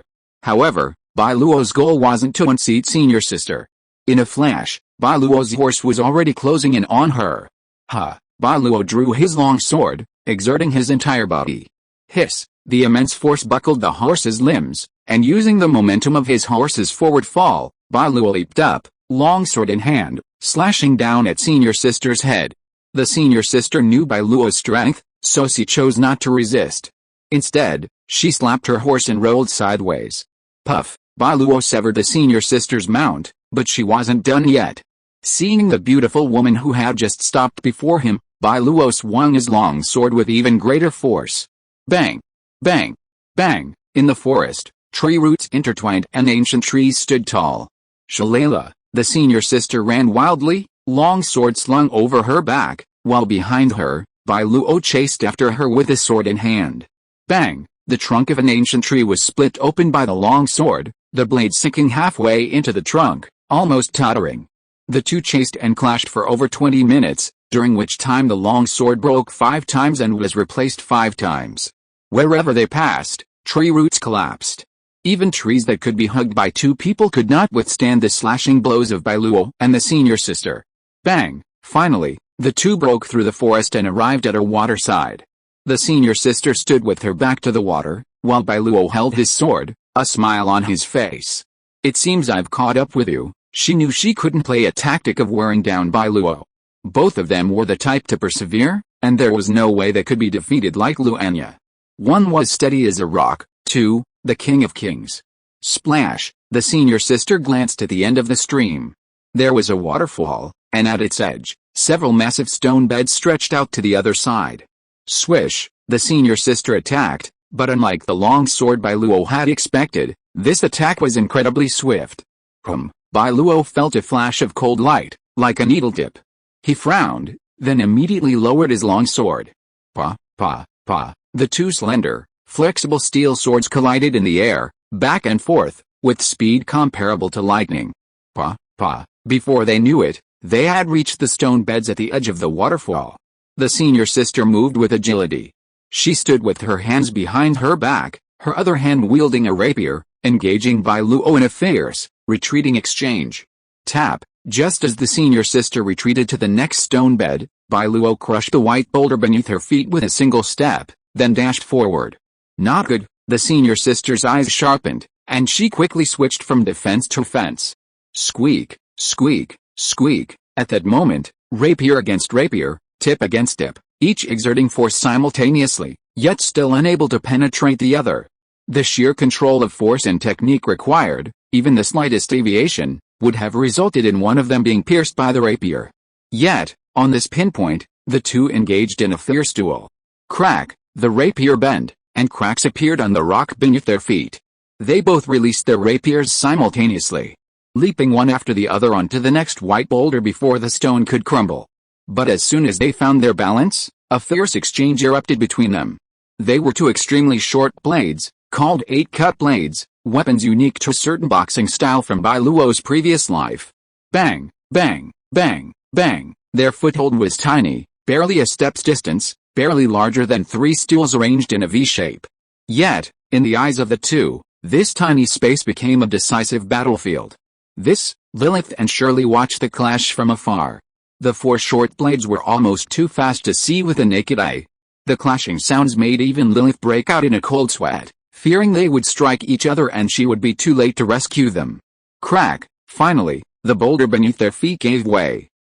Bai Luo exerted force, and his senior sister, using his force, leaped backward, landing on the opposite bank before the stone could crumble. Bang! But just as they found their footing, a huge lance appeared in her hands. The massive round lance, with unimaginable force, was blocked by Bai Luo's other lance. Aren't you going to take a break? Bai Luo felt a faint hit in his palms as he felt the strength of his senior sister. You could have called a halt. The senior sister didn't give Bai Luo a moment to breathe, the immense lance nearly severing his body in half. Whoosh! Bang! Bai Luo had been exerting himself continuously, unable to recover, and the senior sister seized this hard-earned opportunity, launching a barrage of attacks. Lance, twin axes, bow and arrow, long sword, rapier, 8-cutting sword, lance. 5 weapons in succession. The senior sister didn't hold back, and Bai Luo also used all his might, but their strength was so similar that neither could defeat the other. Unbeknownst to him, the sun had begun to set. Bai Luo had found his senior sister after lunch, which meant they had been fighting for nearly 4 hours. Halberd, broadsword, two-handed sword, one-handed hammer, two-handed hammer, greataxe, lance, meteor hammer. For 4 hours, the two barely paused. When one weapon broke, they immediately switched to another. When one weapon proved inconclusive, they switched to another. The intense, ferocious fighting left Bai Luo and his senior sister breathing rapidly, yet neither of them grew tired. Instead, their blood boiled with passion. For the first time in over a decade, they had engaged in a reckless exchange. With all their might, full force. Before they knew it, they had crossed half of Atón Island and reached the eastern plains. The sun set, and endless reeds swayed in the wind. "I know all your moves," Bai Luo said. "We were taught by the same master. If you can't break mine, I can't break yours either." Both of them had learned martial arts from their uncle. Old and unable to fight, he had focused all his energy on creativity, incorporating the memories and principles of his past life provided by Bai Luo, creating a vast array of Atón fighting techniques. While his senior sister was a versatile warrior, Bai Luo possessed unique strengths. But Bai Luo's physical prowess surpassed that of his senior sister, resulting in a 50-50 clash between the two. "Stop," the senior sister's words were simple, but the hint of provocation in them made Bai Luo's lips twitch slightly. "Don't let me win on purpose, I want to see your full strength." Bai Luo took a deep breath, then raised his hand, allowing Lilith to materialize a katana. Meanwhile, at Bai Luo's waist, he also had a katana hanging from his waistband, and a katana stabbed diagonally. 3 swords, the senior sister understood his meaning. After fighting for so long, it would be a joke to say they weren't tired. Nearly 5 hours of evenly matched combat had drained their energy. Using the long weapons of the battlefield would be a stretch. So, Bai Luo decided not to continue the duel of strength with his senior sister. He wanted to compete in speed and skill. "If you're tired, just say so. Why bother with a weapon like this?" The senior sister also materialized a katana, with every feature identical to Bai Luo's. She was seen holding the scabbard in her left hand and slightly raising her right hand. At the same time, she stepped back, bent down, lowered her body, and assumed the posture of I/. "Aren't you tired too?" Like her senior sister, Bai Luo also made the same move. At this moment, the two were like the swordsman Sakurajima who put life and death on the line of a sword. In each other's eyes, there was only each other. The postures of Bai Luo and her senior sister were not standard, and could even be said to be very casual. Because at their level, the so-called moves had long lost their meaning. They had their own slashing techniques and incorporated their own insights. The breathing of the two became smaller and smaller, but the sword power of both sides was condensed to the extreme. To Lilith and Shirley, they perceived the two as statues, the wind blowing through them as silently as the reds around them. Rustle, about 2 meters apart, their right feet pressed against the ground, faintly inching forward, making a soft sound. Gradually, Bai Luo lost sight of his senior sister. She, in turn, ignored Bai Luo. "Not yet, okay." Shirley and Lilith observed the two, realizing they had remained in this position for nearly 10 minutes. Yet, neither Bai Luo nor his senior sister showed any intention of striking first. Not moving. Move first? Strike first? Strike later. His senior sister waited for Bai Luo, and Bai Luo waited for his senior sister. They were left with different options, neither certain of victory, preferring to wait rather than draw their swords first. A massive silver disc hung in the night sky, reeds swaying in the moonlight. And within this boundless reed thicket, only Bai Luo and his senior sister stood alone, two supreme swordsmen, transcendent and saintly, standing between life and death. Whoosh, another gust of wind blew, and Shirley snorted subconsciously, "Why are you still?" Tap, but before she could finish, two swords collided in midair. Shirley, holy crap! Clang, countless reeds, centered around the two of them, were severed in half, sending two broken blades flying with them. Swish, as if Bai Luo had already anticipated the outcome of a draw in the Iai battle, before even shedding his blades, his left hand unsheathed the katana from his waist. Bang, the katana clashed, and the two simultaneously released the broken blades, unsheathing their slashing katana. Bang, bang, bang, bang, 4 swords, from Iai to dual sword style. In a fraction of a second, the two had already shattered 6 weapons. No. not 6. Master's sword. Lilith's eyes widened as she realized Bai Luo's sword hadn't completely shattered. He had one. Swish. Bai Luo seized this hard-earned opportunity and slashed at the senior sister, while Lilith was ready to defend herself. Pa! Unfortunately, as Lilith and Shirley stared in shock, the senior sister clasped her hands together and forcibly blocked Bai Luo's katana attack. Chapter 115. A New Miracle. Swordless take, ha! Bai Luo laughed, but amidst that smile, a 2-meter-long katana hurled itself towards the senior sister. Try this one too. Whoosh! The senior sister bent her body, deftly dodging Bai Luo's sweep. The next moment, the two katana clashed fiercely. Bang! As they battled arm strength with their katana, they each drew out a small katana. One extremely long, the other extremely short, 4 blades clashing once again. Whoosh! The blades fell to the ground, and the two figures collided. They abandoned their weapons and engaged in hand-to-hand combat with fists and feet. Still fighting, Shirley was completely stunned. She felt that her miracle was fake, and they were the real deal. Bang! Fists clashed, and Bai Luo shook his aching arms and immediately launched his attack. The weapons competition was over, and next came the competition of fists and feet. But this was not the end. After their fist fight, they would continue fighting until both were exhausted and one of them collapsed. He Bai Luo panted, sprawled among the flowers. A faint blue glow slowly rose, illuminating the sea of blossoms. Ho ha ho ha! Bai Luo glanced over and saw his senior sister, similarly lying on her side, though hers was noticeably more graceful than Bai Luo's. However, Bai Luo had won, having effectively exhausted her. For the first time in my life, I've beaten you. Despite this, Bai Luo knew full well that during their exchange, his senior sister hadn't actually used any killing moves. She was more focused on fending off his attacks. His senior sister sensed Bai Luo's feelings. This was the romance of the Atón people, their own way of pursuing women. In the ancient traditions of Atón, if a man set his sights on a woman, he would seek her out and challenge her to a duel. Only after defeating her could he marry her. Of course, if true love exists, the woman will often let him down, deliberately losing to her beloved. The result is often that after starting a family, the Atón man will spend his entire life on the washboard, beaten by his wife. Clearly, senior sister's defeat responded to Bai Luo's pursuit. Ha ha ha ha! Yet Bai Luo felt no pain or resentment. He felt only pride and arrogance. My senior sister is invincible. If his uncle was all-knowing in Bai Luo's mind, then senior sister was the epitome of omnipotence. Yes, senior sister was invincible. From a young age, whatever Bai Luo needed, Isifia would find it for him and successfully bring it back. Therefore, in Bai Luo's eyes, senior sister was supposed to be this outstanding, this invincible. In this life, Bai Luo was an Atonian. Atonians are pure and direct in what they want. They first met over a decade ago. At that time, Bai Luo was only 8, and senior sister was only 12. At that time, Atón village was invaded by bandits, and many people died. At only 8 years old, Bai Luo escaped into the mountains and nearly perished at the hands of the tin-toothed beast.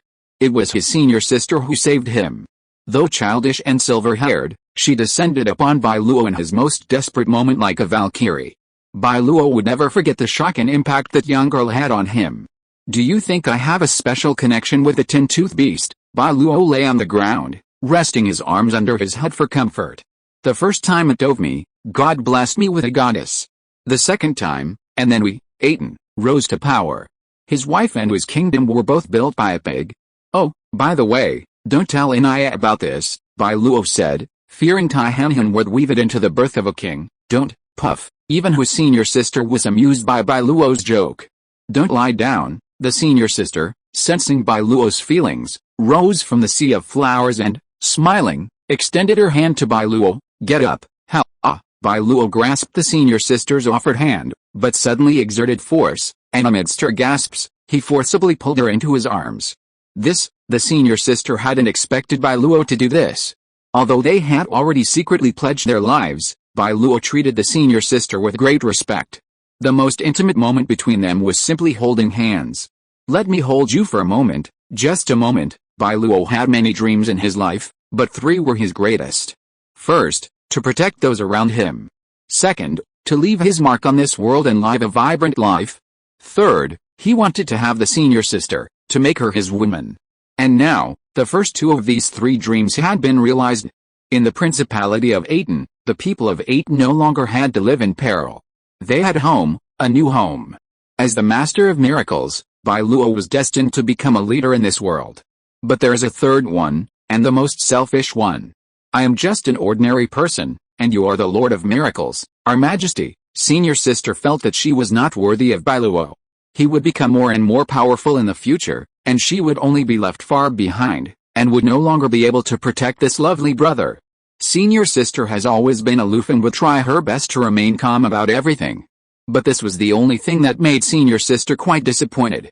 So, I am not repaying kindness with enmity, but repaying a favor. Senior sister saved Bai Luo, but Bai Luo wanted to get her. Isn't this repaying kindness with enmity? But now, senior sister said that Bai Luo was so great and noble, and she was not worthy of him. That's perfect. Bai Luo married senior sister and made her the Duchess of Atón, the future queen, and even the future empress of the empire. You saved my life, and I will leave the best for you. Who else said you'd be left behind? I'll get even more miracles in the future. For the first time, Bai Luo declared his power to find miracles in front of others. If one miracle isn't enough, then 2, 3. Senior sister, you're so amazing, you'll definitely be able to develop these miracles to their full potential, no matter what the future holds. In my heart, you'll always be that invincible senior sister. Senior sister was invincible. Anyone who disagreed would have their head blasted. So, Bai Luo thought for a moment, unable to find another word. Action spoke louder than words. Get up. Bai Luo wasn't good with sweet talk, their relationship didn't need them. Yes, senior sister had anticipated Bai Luo's intentions. She stood up from Bai Luo's arms and pulled him up with her. The environment here, Bai Luo looked around.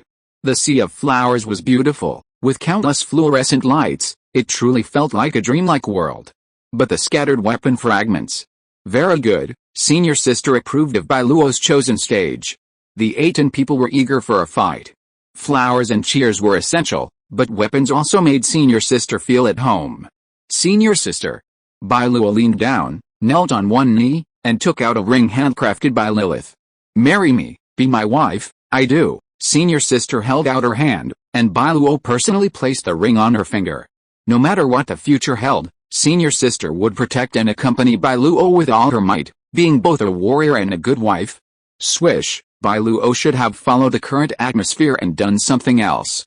But a sudden voice interrupted this crucial moment. A new miracle? At this time, the sound of the black book flipping echoed in Bai Luo's ears. Bai Luo, accustomed to it, naturally knew what it meant. A new miracle. The 7th miracle. It had arrived. Bai Luo, who possessed 6 miracles, was no longer as excited as he had been at first. Miracles, perhaps, were truly powerful. But it's not omnipotent. Just like Bai Luo and the mystic dragon, although Bai Luo obtained them, he couldn't use them right away like Shirley and Lilith could. The mystic dragon was too far-reaching, and Bai Luo didn't feel a sense of reality. Bai Luo stayed by Bai Luo's side, but her abilities would take a long time to develop, becoming Atón's patron saint. Therefore, the more miracles you obtain, the more powerful you become. Time and development are both essential. No matter what, let's find it first. Of course, if a miracle appears, it must be obtained. This is Bai Luo's foundation. Possessing 100 miracles at once doesn't necessarily make him powerful, but if he could hold on to them for hundreds or even thousands of years, he would be able to defeat everything. The sage trapped in the tree hollow opened his eyes. Amidst the lake, a heroic knight gradually journeyed into the distance. The 5-colored beautiful palm defeated the dragon. The loyal instructor found the lost relic. The unrepentant petitioner watched the sacred body sink into the water, tears welling in his eyes, as if he once again saw Prince Charming emerging from the blazing midday sun. Direction, due east. Countdown. 6 days, 23 hours, 59 minutes, 57 seconds. Up. This miracle riddle was a bit difficult. Bai Luo, as always, couldn't make sense of it. Sage, knight, hero who defeated the dragon, seeker of the relic, petitioner, and Prince Charming. What the hell is going on? Bai Luo felt a headache, but fortunately, this wasn't the first time he'd encountered an unsolvable puzzle. Bai Luo looked at his senior sister, feeling guilty. After all, he had just proposed and then had to leave due to work. Bai Luo, senior sister interrupted Bai Luo. She was now Bai Luo's fiancée, and soon to be the Duchess, Queen, of Atón. In terms of status, senior sister and Bai Luo were supposedly equal, but senior sister couldn't surpass him. And in a world of miracles, even a husband and wife couldn't compare to the Lord of Miracles. Of course, if it were just a few words of advice, senior sister felt qualified. Your previous reaction must have been caused by that again, right? Yes, so, miracles are important, senior sister was understanding. Bai Luo apologized profusely, saying he had other things to do at such a crucial moment. It was like an overtime call on his wedding night, and Bai Luo almost cursed. Sorry, Bai Luo squeezed senior sister's hand firmly, then called Shirley and Lilith and headed in the direction indicated by the black book. While the chapters are short, the word count is definitely sufficient, so rest assured. Nearly 18 chapters have been added in the past 2 days, and a new miracle will be released tomorrow. Please subscribe. If you're listening to this novel on a channel other than Fanfic World, it means they downloaded and uploaded it without effort. We cordially invite you to visit our channel, Mundo Fanfic Novelis. There you'll find the original version of this story and you can explore many other novels of various genres. We're waiting for you to immerse yourself in a world of incredible novels. Chapter 116 The Miracle Man. What is Atón's greatest strength? The number of miracles? No, not really. No matter how many miracles a nation possesses, if it can't unify them, it's better to have just one. At least with one miracle, one master, they won't fight over political differences and become obstacles. All of Atón's miracles belong to one person, Bai Luo. This is Atón's greatest strength. A completely centralized state with strict discipline. So, some might ask, doesn't that mean Atonians can never obtain miracles? What if an Atonian obtains a miracle? Abandon them, or kill them? This question, in fact, was asked by Bai Luo's uncle as early as when he and his companions unearthed the goblin weapon, about 2 weeks ago. He remembered that at that time, Bai Luo had been troubled for a long time by his misconceptions. Are you worried about anything? At that time, his uncle noticed Bai Luo's question. Yes, I am worried about something. Bai Luo's concern was actually simple. What would he do if another Atonian found a miracle in the future? We can't just kill him for the sake of so-called Atón unity, right? What if the person who received the miracle was Inya, little Maya, or little Schuster? Would they also kill them? Trust. Yes, Bai Luo trusted them deeply. But with the passage of time, people always change. Even if they didn't change, how could the conflict between the powers of miracles be resolved? One country, two powers of miracles are incompatible. Just like if the tree elves and Lilith belonged to two different masters of miracles, then the tree elves and the elves would definitely have all sorts of problems living together. Over time, it might even sow the seeds of division. Who should be obeyed? Miracle descendants, miracle subjects, only obey one king, the miracle master. Even if it was Bai Luo and Inya obeyed Bai Luo as king for a long time, it would be fine, but would the miracle subjects under her command really not have any concerns? Therefore, the best solution for one country, two masters of miracles, is to divide them. But division means division. I thought it was just a small matter, that's all. However, the old uncle remained remarkably calm after hearing this, leaving Bai Luo somewhat incredulous. Aren't you worried about this? Why worry about it? How many years do you think miracles have existed? If there are such serious drawbacks, how can we establish a nation? Imagine if a miracle master nurtured a powerful miracle child, and the child then turned around and picked up a miracle and declared himself king. What a mess. So, there are two situations when a miracle is picked up, the old uncle told Bai Luo. The first is when the person who picks it up is free.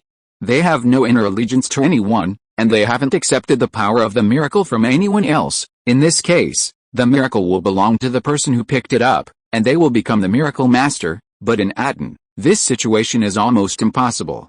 Besides those new children, who isn't Bai Luo's miracle child? From the moment they submit to Bai Luo, they can no longer become miracle masters. What if senior sister and you obtain a miracle? Of course it's yours, the old uncle said bluntly. We've accepted your miracle power and become your miracle people. The miracles we obtain naturally belong to you, is that so, Bai Luo? But isn't that too unfair? Unfair? How is it unfair? The old uncle shook his head and said. We simply wish to serve you as king. For us, voluntarily offering miracles is an honor. We have absolutely no greed or selfish motives, therefore, Bai Luo didn't have to worry about a possible split.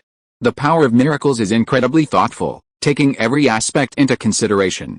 And in the world of miracles, if someone possesses 2 or more miracles, they must have obtained them through one of their miracle people. The more people there are, the greater the probability of obtaining a miracle. If an outsider obtains a miracle, the old uncle said, there are many possibilities. Since I've never encountered such a situation, I don't know how to explain it. We'll discuss it later. Yes, Bai Luo's doubts were dispelled by the old uncle, and his thoughts immediately became clear, and he felt much more at ease. But then came another problem. According to his uncle, any miracle a miracle people accidentally found belonged to Bai Luo. Would that mean the talents of senior sister and the others were wasted? In that case, senior sister's talent is still wasted, no matter how much miracle power one possessed. How could it compare to true miracle? If senior sister could possess a miracle, she would have to be incredibly powerful. Then you'll have to work hard and make us your miracle people. Before this, Bai Luo had never heard of miracle people. His uncle couldn't be absolutely certain that Bai Luo possessed the ability to find miracles. Therefore, miracle people didn't mean much to Bai Luo. But at that time, Bai Luo possessed 3 miracles, Pocket, Shirley, and Lilith, and had also found a tree elf. His uncle knew it was time to talk to Bai Luo about miracle people. True miracles, that is, not counting derivatives, miracle people, miracle creations, and miracle species, said the uncle. They mainly come in the following categories: miracle creatures, miracle worlds, miracle people, miracle objects, miracle buildings, miracle resources, and miracle races. Although the uncle had traveled extensively, his knowledge of miracles was ultimately incomplete. Fortunately, after meeting Grandpa Andrew, the uncle and he carefully studied the ancient texts left by the tree elves, discovering a wealth of useful information within. Isn't a miracle person someone who performs some difficult, incredible deed and then becomes a miracle? Of course not, the uncle said. A miracle person is the only miracle that isn't sought after. How should I put it? The uncle told Bai Luo. Sometimes, when a miracle master obtains a miracle, they may not be able to use it. Does that happen? It's like finding a miracle, like winning a lottery ticket, only to find out it can't be redeemed and used. Yes, that's the case with the Emperor and Empress of the Far North Empire, the old uncle said. So, in order for miracles to awaken, the Lord of Miracles will seek out the most qualified and completely loyal individuals, transforming them into miracle persons. A miracle person doesn't become the master of a miracle, nor does it possess the right to use it. Rather, they become one with a miracle, merging into one. Yes, humans become miracles. Miracle persons are very similar to miracle creatures. Miracle creatures are creatures that awaken, while miracle persons are granted by the king and become new miracle creatures. However, while these miracle creatures are still essentially miracle creatures, they are generally not called miracle creatures, but miracle persons. Miracle persons possess the same characteristics as miracle creatures: absolute obedience to their masters. They are immortal and can be resurrected endlessly if their masters perish. Conversely, if their masters fall, miracle persons will follow. Furthermore, the Lord of Miracles can control miracle creatures at will. Take Bai Luo, Shirley, and Lilith as examples. If Bai Luo wanted Lilith to become more docile, she would gradually change in that direction. The same applies to miracle persons. If senior sister becomes Bai Luo's miracle person, Bai Luo can easily subjugate her and transform her into his own form. In short, miracle persons shouldn't be treated as vassals or subjects. Instead, they should be treated as brand new miracles after integration. The crucial point is that miracle power is unified. Just like if Bai Luo had 10 miracle persons, the miracle derivatives they created wouldn't have any conflict. Tracing back to their source, their miracle power all emanated from Bai Luo alone, and they were bound to obey him absolutely. It can work like that. Bai Luo was stunned, delighted. This way, if he ever found miracles he couldn't use, he could use them to transform senior sister and the others into his miracle persons. And most importantly, the old man said, with an expression that every man understands, miracle persons don't have the same drawbacks as miracle creatures. Bai Luo felt like his uncle was driving the issue, but he had no proof. Before, Xiao Luo, you had few miracles, and most of them were miracle creatures, so talking about this was meaningless. But now, the time has come. Miracles depend on the aptitude of their owner, but Bai Luo is alone, and his energy is limited. Miracle creatures are the most exceptional miracles, possessing their own minds. Even without a master, they continue to grow stronger. Therefore, the miracles of a miracle person cannot be living beings. Living beings cannot fuse. In fact, any miracle with self-awareness cannot fuse. Since the time has come, the old uncle said, I'll also go a step further.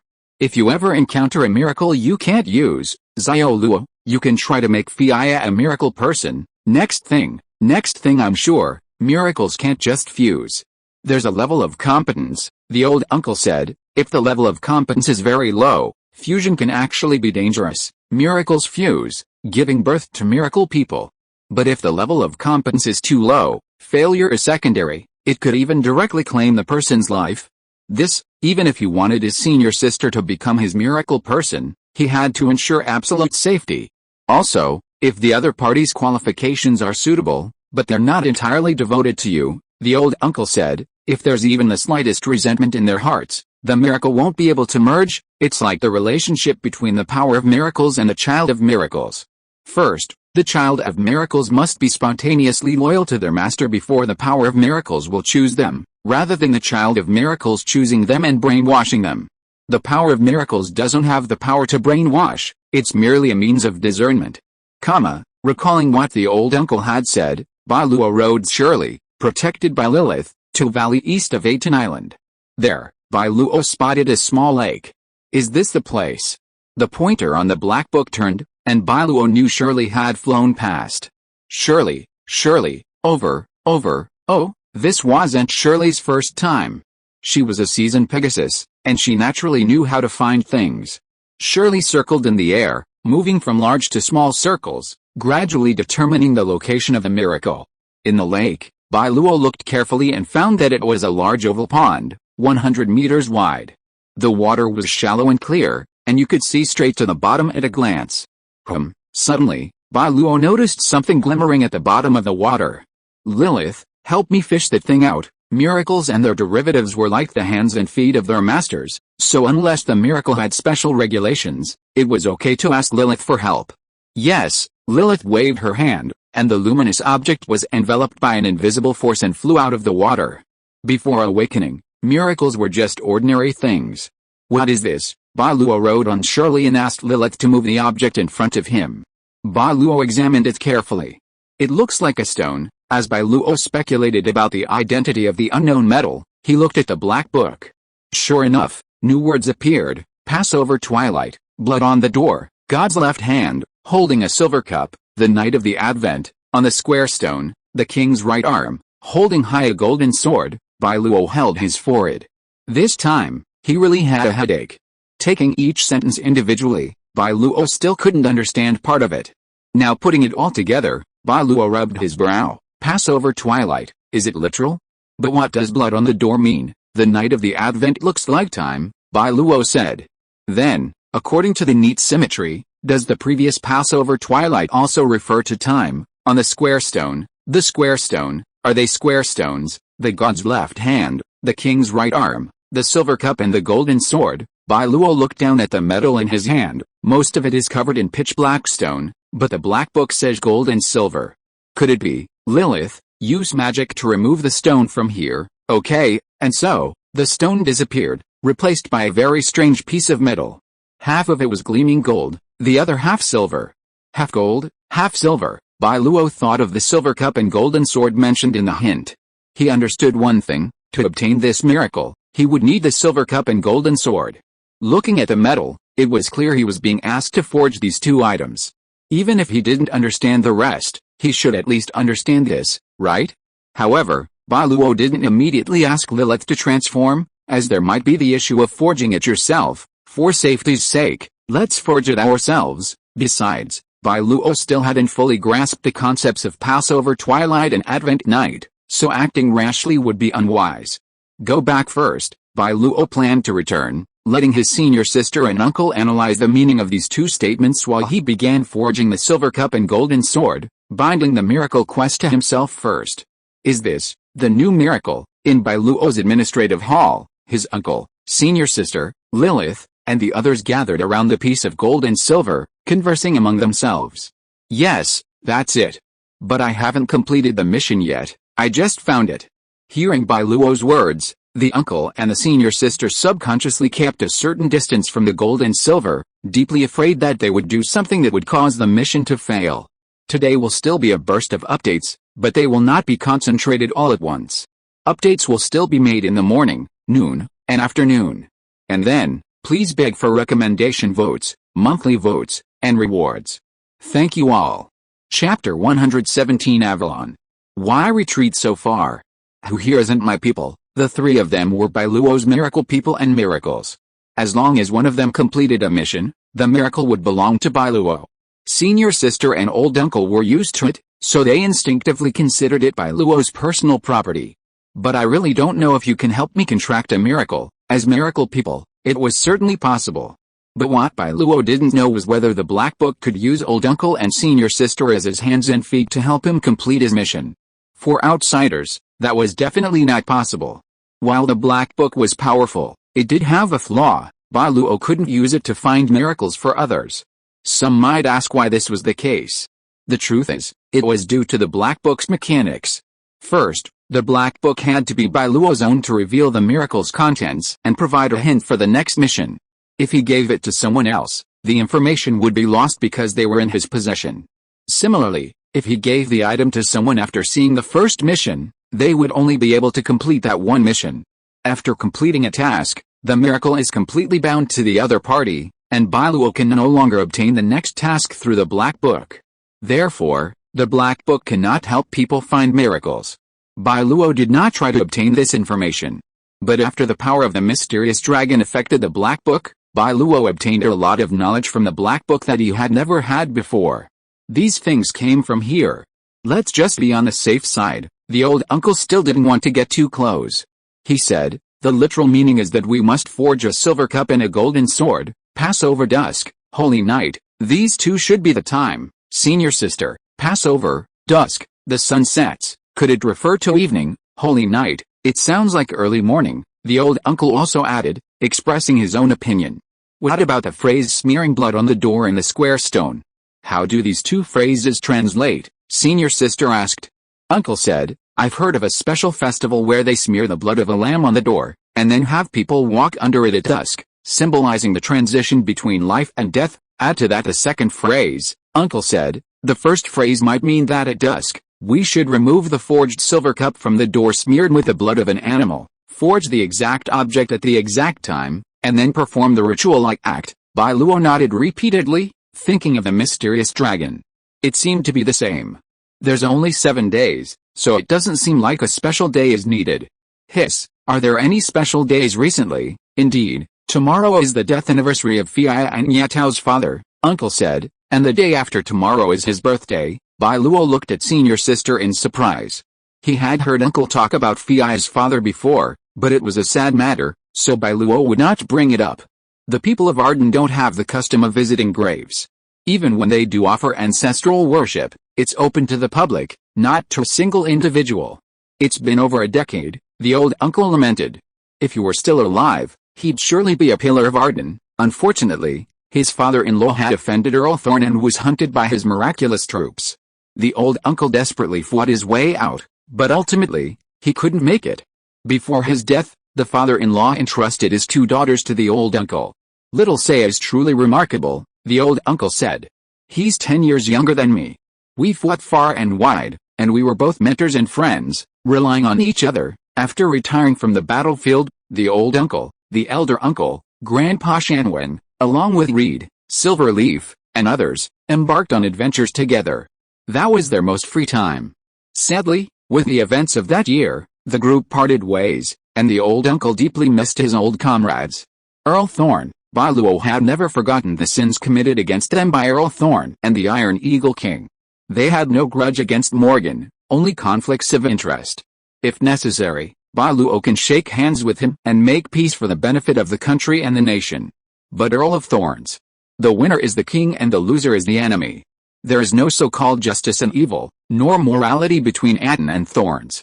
This is just what they have to do, nothing more. We will go back. Bai Luo gently hugged Isafia. He held her hand but did not say much.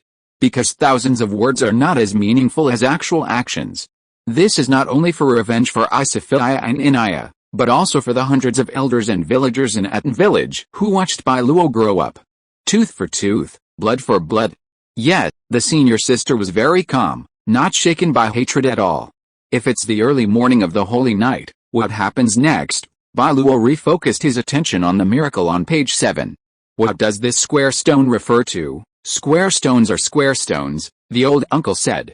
This is a custom I encountered somewhere during my travels. It's literally square stones, Bai Luo had guessed, but the square here could also refer to the geographical directions.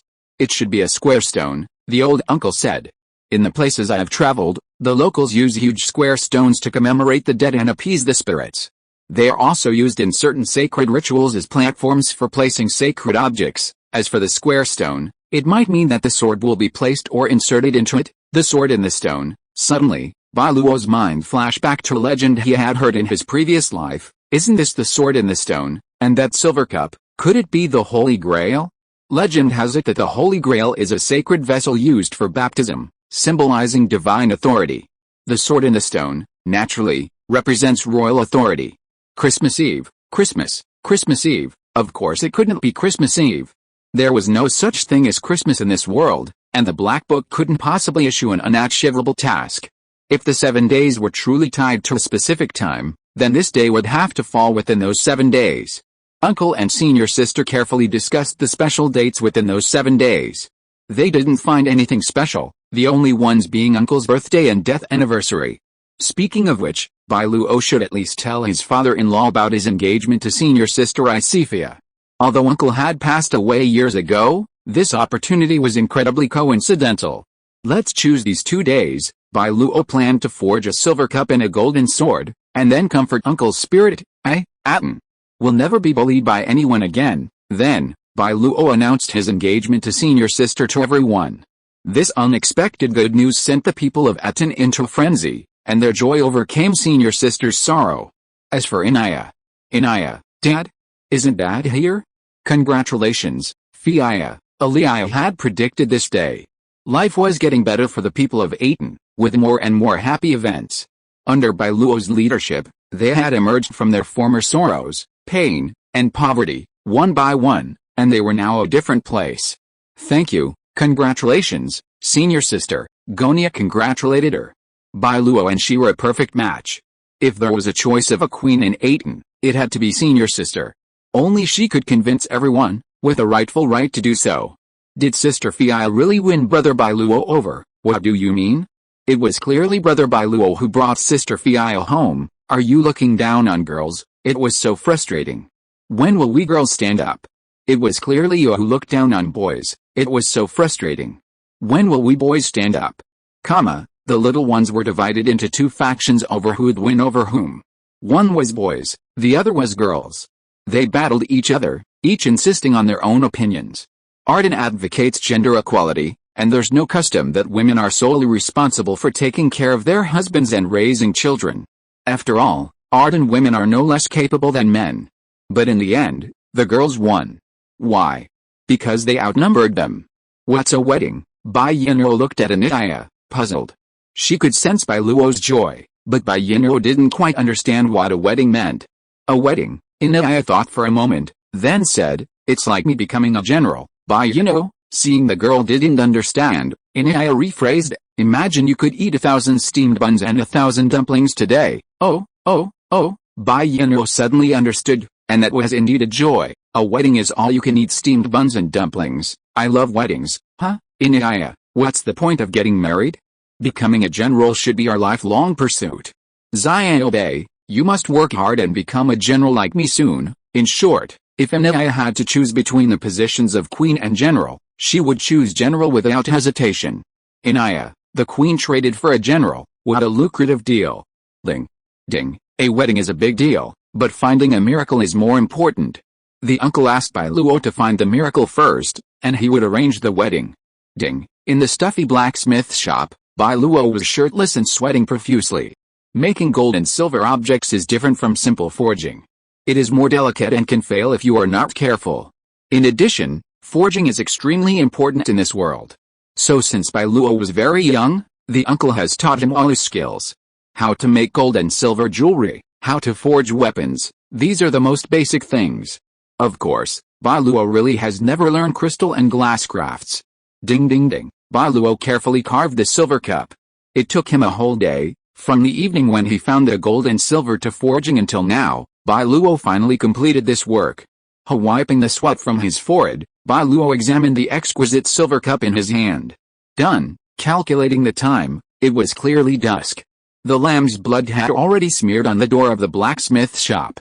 Bai Luo had surely timed it perfectly, and as the sun set, he stepped through the door, holding the silver cup high in his left hand, and walked out. You found it, you completed part of it.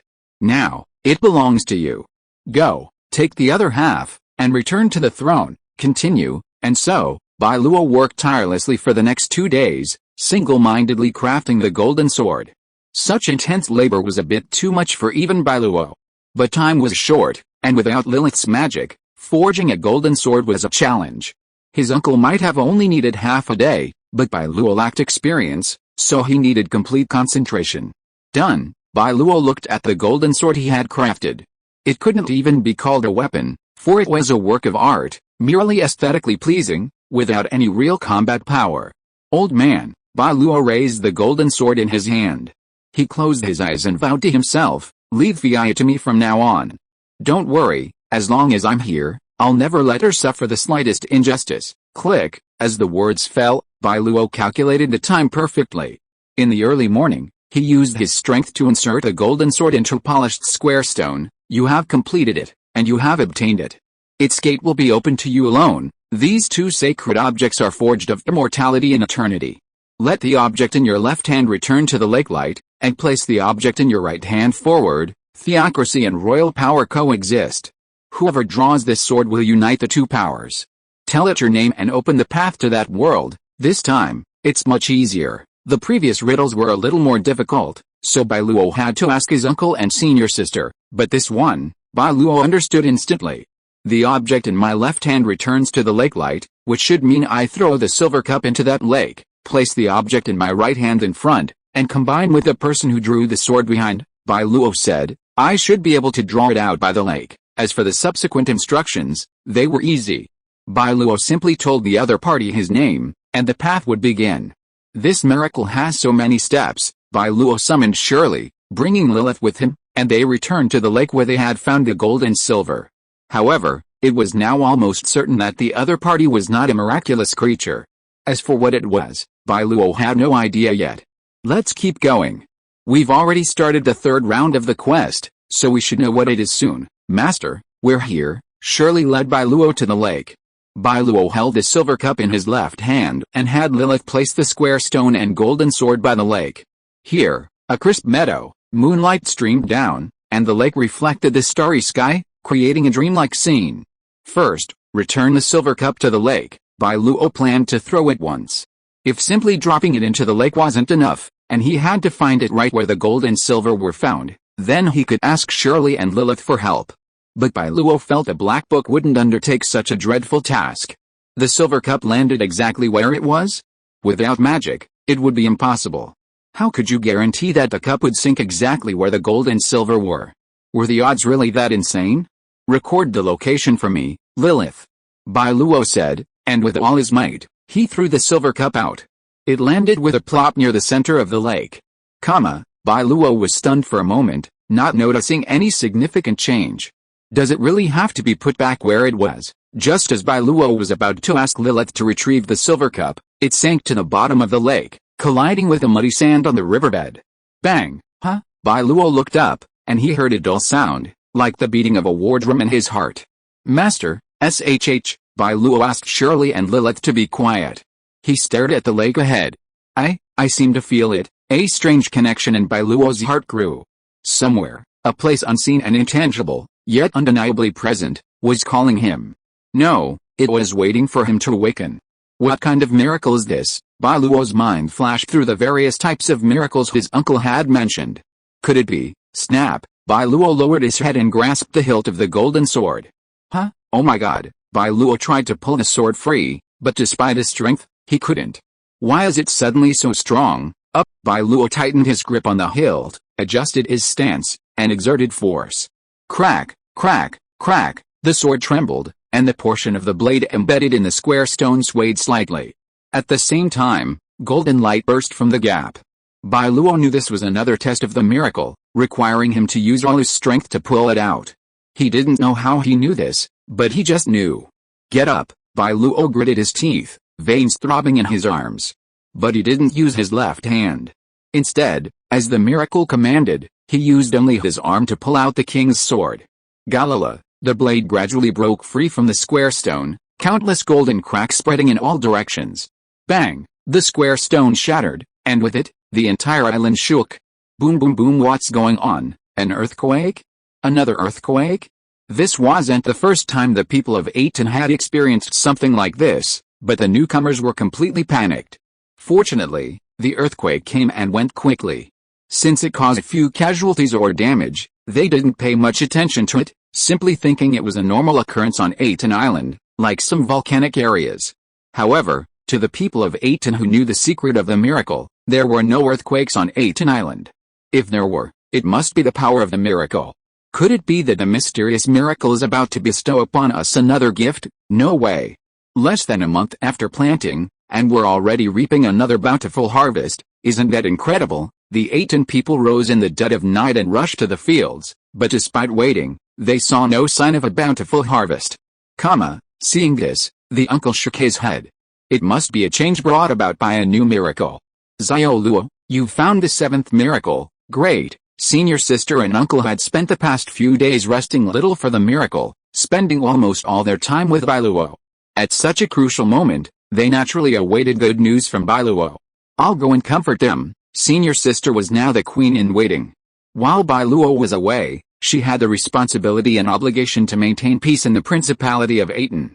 Xiao Bei, Inya and Bai Luo lived together, and the two were close friends every day. In the courtyard, Bai Luo raised his head, gazing at the location where the miracle power had emerged, then calmly took out a steamed bun. Bai Luo, watching the fireworks and eating buns, happy. Earthquake. Young boys and girls in Harbor Village jumped up in surprise, their faces trembling. Some of them had never experienced an earthquake before, and for a moment they screamed and yelled in panic, not knowing what to do. Everyone calm down, everyone calm down. Fortunately, Inya, who originally lived in the church in Harbor Village, arrived just in time. She brought the tree elf warriors with her and immediately comforted the children. Don't be afraid, everyone, this is a very normal phenomenon. Look, are the houses okay? Inya gestured for everyone to look at the houses. Sure enough, not a single house had been knocked down by the earthquake. We in Atón have been prepared for this. Everyone, gather in the auditorium first. Mr. Forest Fairy, please count the number of people. Yes, the Forest Fairy said. Also, my name is Billy. Thank you. Okay, Mr. Forest Fairy, Inya said. Thank you, Mr. Forest Fairy. Billy, so who exactly is Mr. Forest Fairy? Bang! The square stone shattered completely, and endless golden light poured out from the magnificent crossword in his hand. Like a blade, it split the surface of the lake in front of him.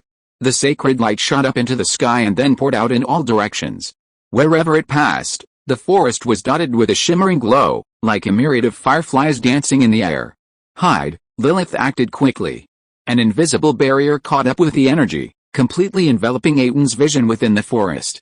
Bai Luo had no energy to pay attention to the dreamlike beauty.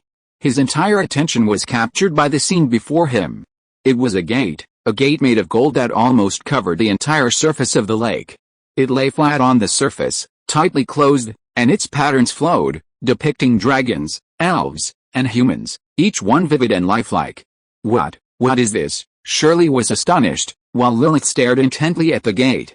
It possesses a miraculous power very similar to mine. Tell it my name, and it will open the way to that world. Bai Luo recited the words from the black book. He grasped the golden sword, then held it before him.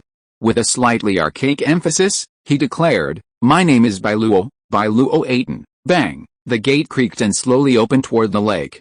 However, to the astonishment of Bai Luo, Lilith, and Shirley, beneath the gate was not lake water, but a place filled with birdsong and flowers, a beauty beyond words. It was as if space had overlapped, transforming the lake into a gateway to that other world. Have I completed my mission? Bai Luo quickly glanced at the black book. Sure enough, everything he had done was right. He had obtained this miracle. Avalon, contract, Bai Luo Atón, status, upper class, type, miracle world, Faction, ideal coast, ability, to be awakened. Snap, Bai Luo clapped his hands vigorously. He felt like laughing now.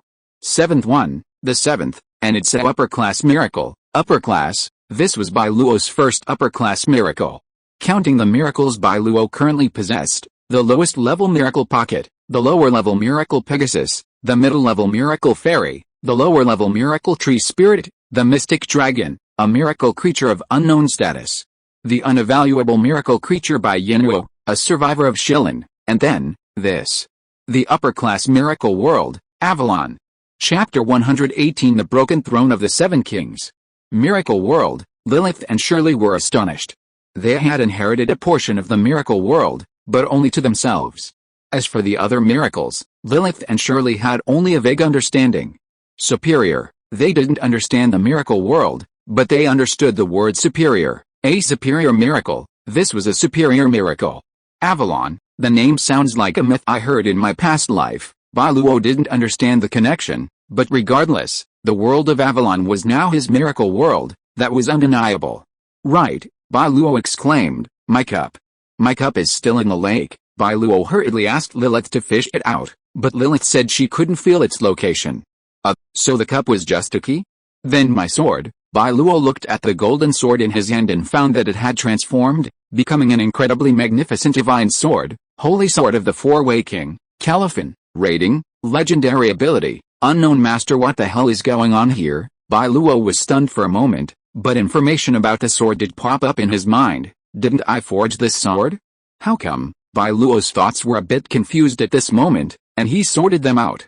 First, he used the silver cup to open the gate of Avalon and became the master of the seventh wonder. However, because he had not yet awakened, Bai Luo did not know the specific capabilities of this miracle world. Then, the golden sword that Bai Luo had originally forged with his own hands changed its appearance. It became more gorgeous, more sacred and majestic. In short, this sword became handsome, very handsome. The sword has a name, Bai Luo asked Lilith and Shirley. Can you see it? Yes, Lilith nodded. This sword must have been blessed by the power of the miracle world, transforming it into a miracle derivative, a resource, a treasure. I see. Bai Luo had heard from his uncle that the Iron Eagle King's magic ore would produce special derivatives, and the fairy weapon that Lilith had blessed was actually a derivative as well.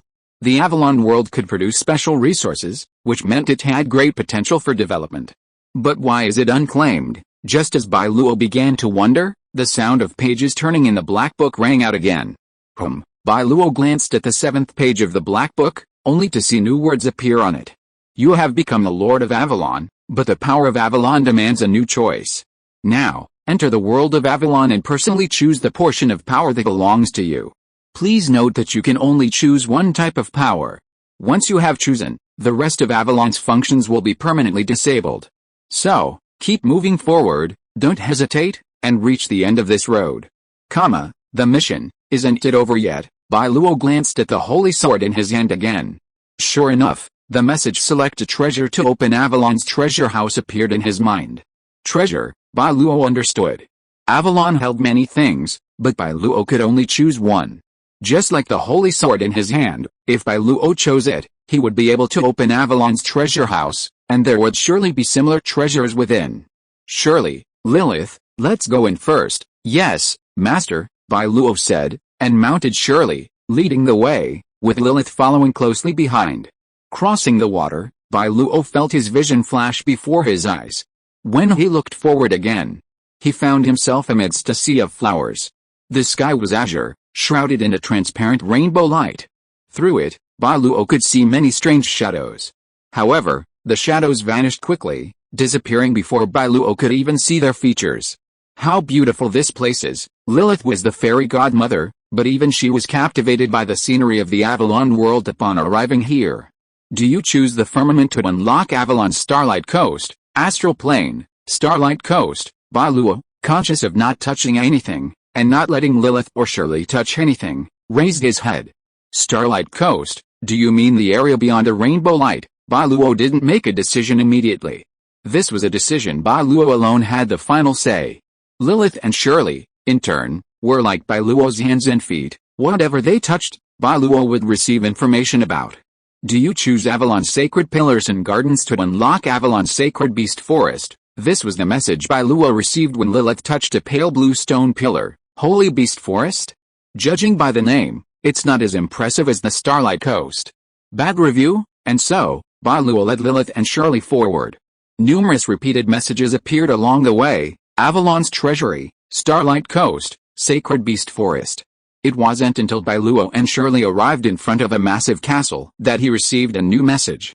Do you choose Avalon stairs, sculptures, or murals to unlock Avalon's castle? Walking up the stairs, the prompt was this: touch the sculpture, or this, admire the mural, or again, this, don't linger, go to the end of this path. Bai Luo recalled the last words of the Black Book, and without stopping, he entered this sacred and majestic fairy tale-like city.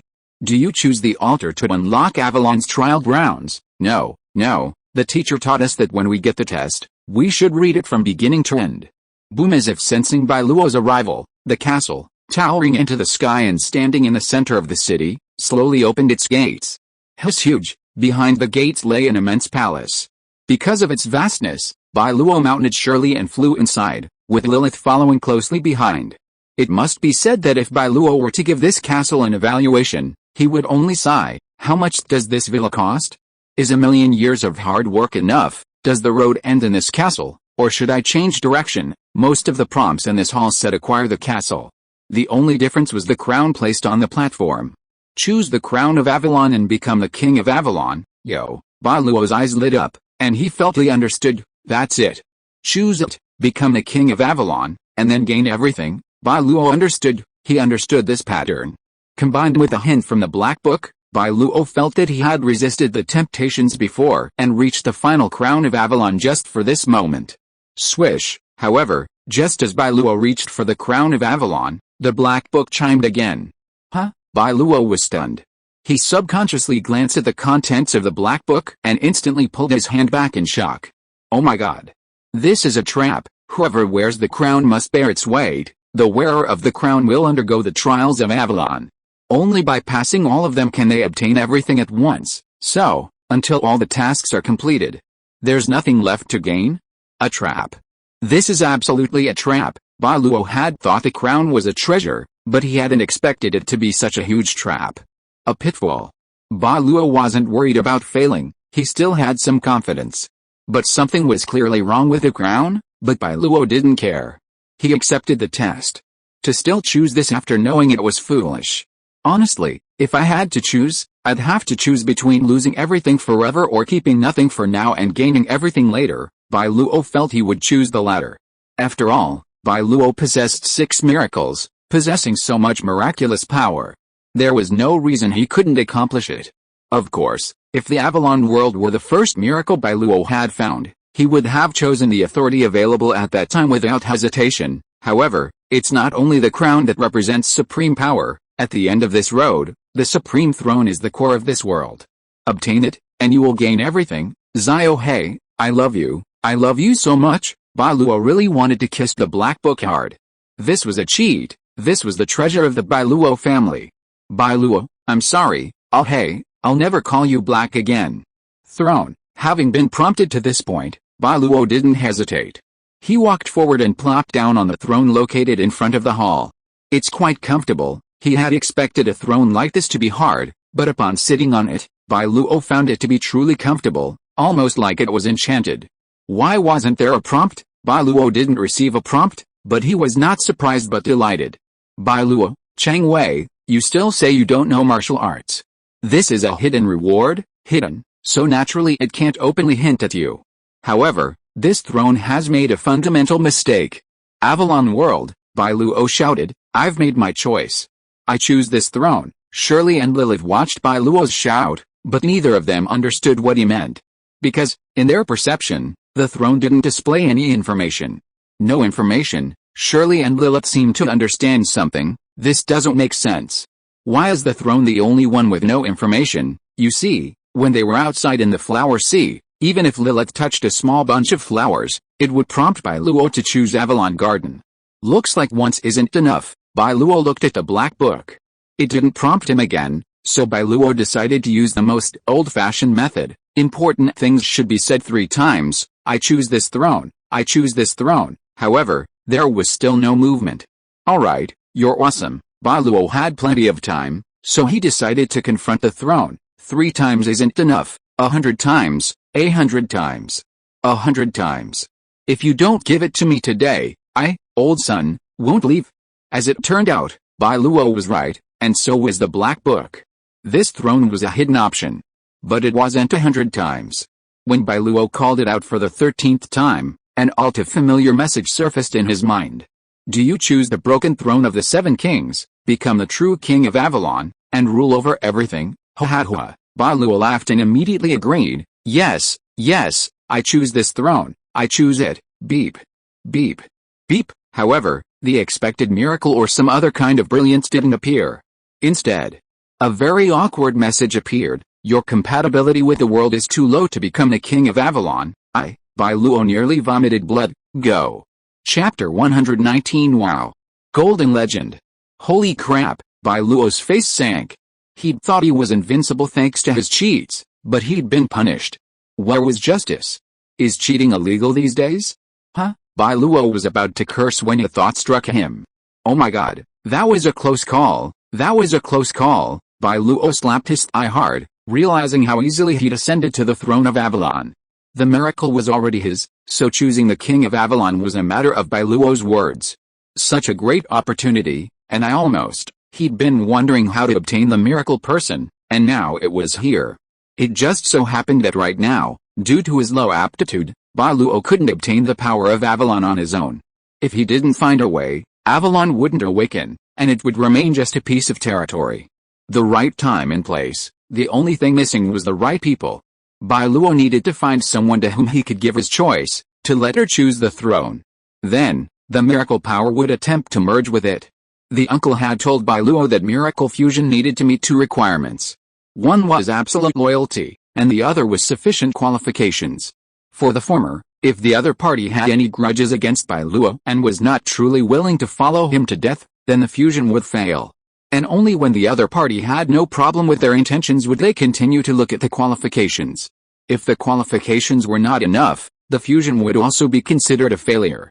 But once successful, he would become Bai Luo's miracle man, and would be united with Bai Luo from then on. Absolute loyalty, following him through life and death, never leaving him. Of the 2 points, Bai Luo was not worried about loyalty at all. Which of the Atón people was not devoted to him? As long as Bai Luo said a word, they would die for him. As for qualifications, if peerless geniuses like the uncle and the senior sister couldn't do it, then who could? Rustle, the sound of flipping pages came to his ears. Bai Luo looked at the black book and found that some information appeared on the 7th page. Miracle creature, Pegasus Shirley, competency. 5% comment, fusion carries significant risk.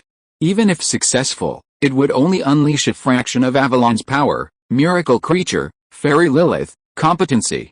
65% comment, high success rate, no risk, and capable of unleashing 80% of Avalon's power. Huh? Bai Luo looked at Lilith and Shirley in surprise.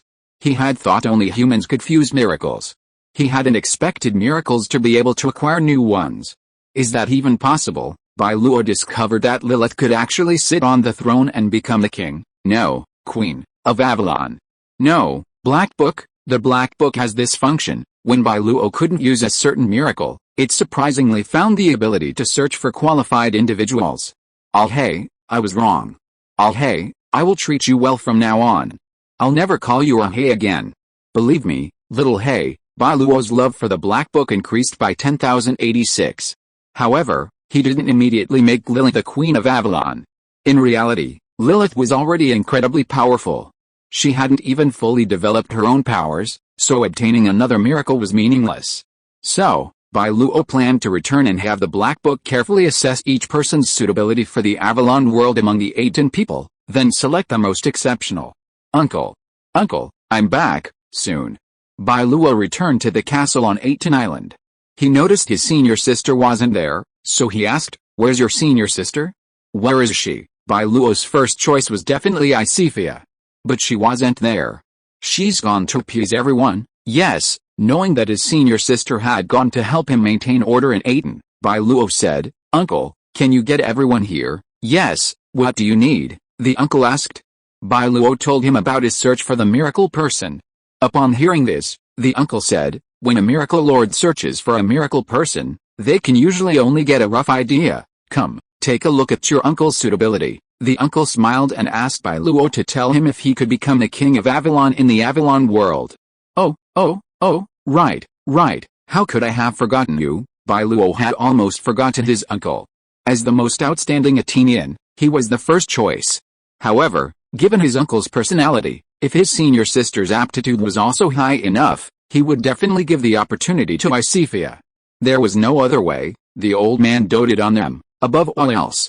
Your aptitude, that's definitely. His uncle was so outstanding, giving him the gift would surely live up to his trust. Besides, Bai Luo would receive miracles in the future, so everyone would sooner or later, so he still had to choose a good miracle bearer for the world of Avalon. Miracle citizen, Saros Atón, aptitude, -1000% rating, certain death. Bai Luo wondered if the black book was broken. How could his uncle, so outstanding, have such a strange aptitude? What's wrong? I'm not suitable. Bai Luo remained silent. Honestly, it was too hurtful. But his face was filled with astonishment, and he even began to wonder if the black book had made a mistake. Uncle, what a genius. He can't adapt. It might be that the miracle attributes don't match, but what's with this -1000%? This reaction, the uncle saw that his compatibility with this miracle might be incredibly low. No need to explain, I understand. No, you don't understand. It's not that I can't, but that I can't to an unbelievable degree. I know, I'm just not suited to this kind of miracle. More than obtaining a miracle, he wanted Bai Luo to know how to be king. Xiao Luo, you must remember that our inability to become a miracle person is our own fault. It's our lack of talent, not your favoritism. Remember this moment. The uncle patted Bai Luo's shoulder. This is the king of miracles, Bai Luo, is that the problem? I was wondering why you were so low. I'll go gather them, soon. At the uncle's call, everyone rushed to Atón Castle, to the square outside the hall. Among them were the Atón clan, the tree elves, and even the children. However, the fairies didn't come. Bai Luo had previously found that fairies were creatures of miracles, and therefore ineligible for miracles. This meant that practically the entire island of Atón was occupied, save for the newly arrived slave boys and girls. As for the slaves, Bai Luo chose to simply ignore them. He must have been crazy to leave his senior sister and Hanhun alone, only to give them to outsiders. Is everyone here? Phi has gone to pick up the tree elf children, the old uncle said to Bai Luo. She'll probably be back soon. Shall we start? Let's start. Bai Luo had high hopes for his senior sister and desperately wanted her to become Avalon's miracle person. But the greater the expectations, the greater the disappointment. Bai Luo was also a little worried, fearing that his senior sister, like his uncle, would end up in a situation where things would backfire. I'm really overthinking it, Bai Luo thought to himself. Even if this miracle isn't possible, with senior sister's talents, there's always a suitable miracle. If this one doesn't work, then the next one. One day, Bai Luo would make his senior sister his own miracle person. Not for anything else, but simply so that she could be with him forever. While the miracle people were fiercely loyal, just like the miracle people could not die. As long as Bai Luo was there, senior sister would be there. This was why Bai Luo longed for the miracle people so much. He wanted to protect those he cherished. What if one day, Bai Luo reached the pinnacle of the world, but they were no longer around? Who would then share Bai Luo's joy? However, the number of miracles was ultimately limited. If there was a priority, he would definitely protect those he cherished most. Ahem, everyone, keep quiet. Bai Luo did not explain his purpose. The affairs of the miracle people were the king's prerogative. Receiving them was a gift. If not, then one had to demonstrate one's talent and loyalty and patiently wait for that day to come. This was what the old uncle had wanted to tell Bai Luo earlier. They had to create this kind of atmosphere for the Atón people. The children haven't arrived yet. Let's begin, Bai Luo said, and began to use the Black Book's new ability to search. The miracle people's search was extremely fast, almost a glance. And because the information was instantly captured, there was no room for error or omission, absolutely no chance of error. Miracle resident, Elsa, qualification. 60% evaluation, NA, miracle resident, Abaddon, qualification. 80% evaluation, definitely successful, and can unleash the full potential of the world of Avalon. Miracle resident, Soust, qualification. 40% evaluation, there's a high failure rate. Even if successful, it can only unleash 50% of the world of Avalon's power. Bai Luo has examined most of the Atonians and found that their qualifications generally range from 20 to 60. Abaddon has the highest, at 80%. The Black Book's evaluation is that if Abaddon becomes king of Avalon, he will fully unleash the world of Avalon's power. This is excellent, extremely excellent. Miracle creature, Bai Luo, qualification, minus 800% evaluation, absolutely impossible to fuse, absolutely. Bai Luo felt that this wasn't Bai Luo's lack of talent, but rather her incompatibility with the world of Avalon, just like his uncle. Even the power of miracles can be difficult to adapt to, let alone the miracles themselves. Miracle citizen, Inya, qualification. 150% rating, unprecedentedly high qualification, guaranteed success, and capable of shattering the potential of the world of Avalon. Highly praised, this isn't a gift from Miracle, but rather that Miracle should be proud of her. What? Bai Luo's eyes widened, staring at Inya in disbelief, a stunned expression on his face. What's wrong? Inya had no idea why her brother had called them over. And now, Inya noticed something was wrong with Bai Luo. Brother, why are you crying? Brother, are you okay? Brother, why are you holding me? Bai Luo was overcome with emotion, tears streaming down his face. He finally understood what it felt like for a father to see his child succeed. Bai Luo, girl, you've finally made it.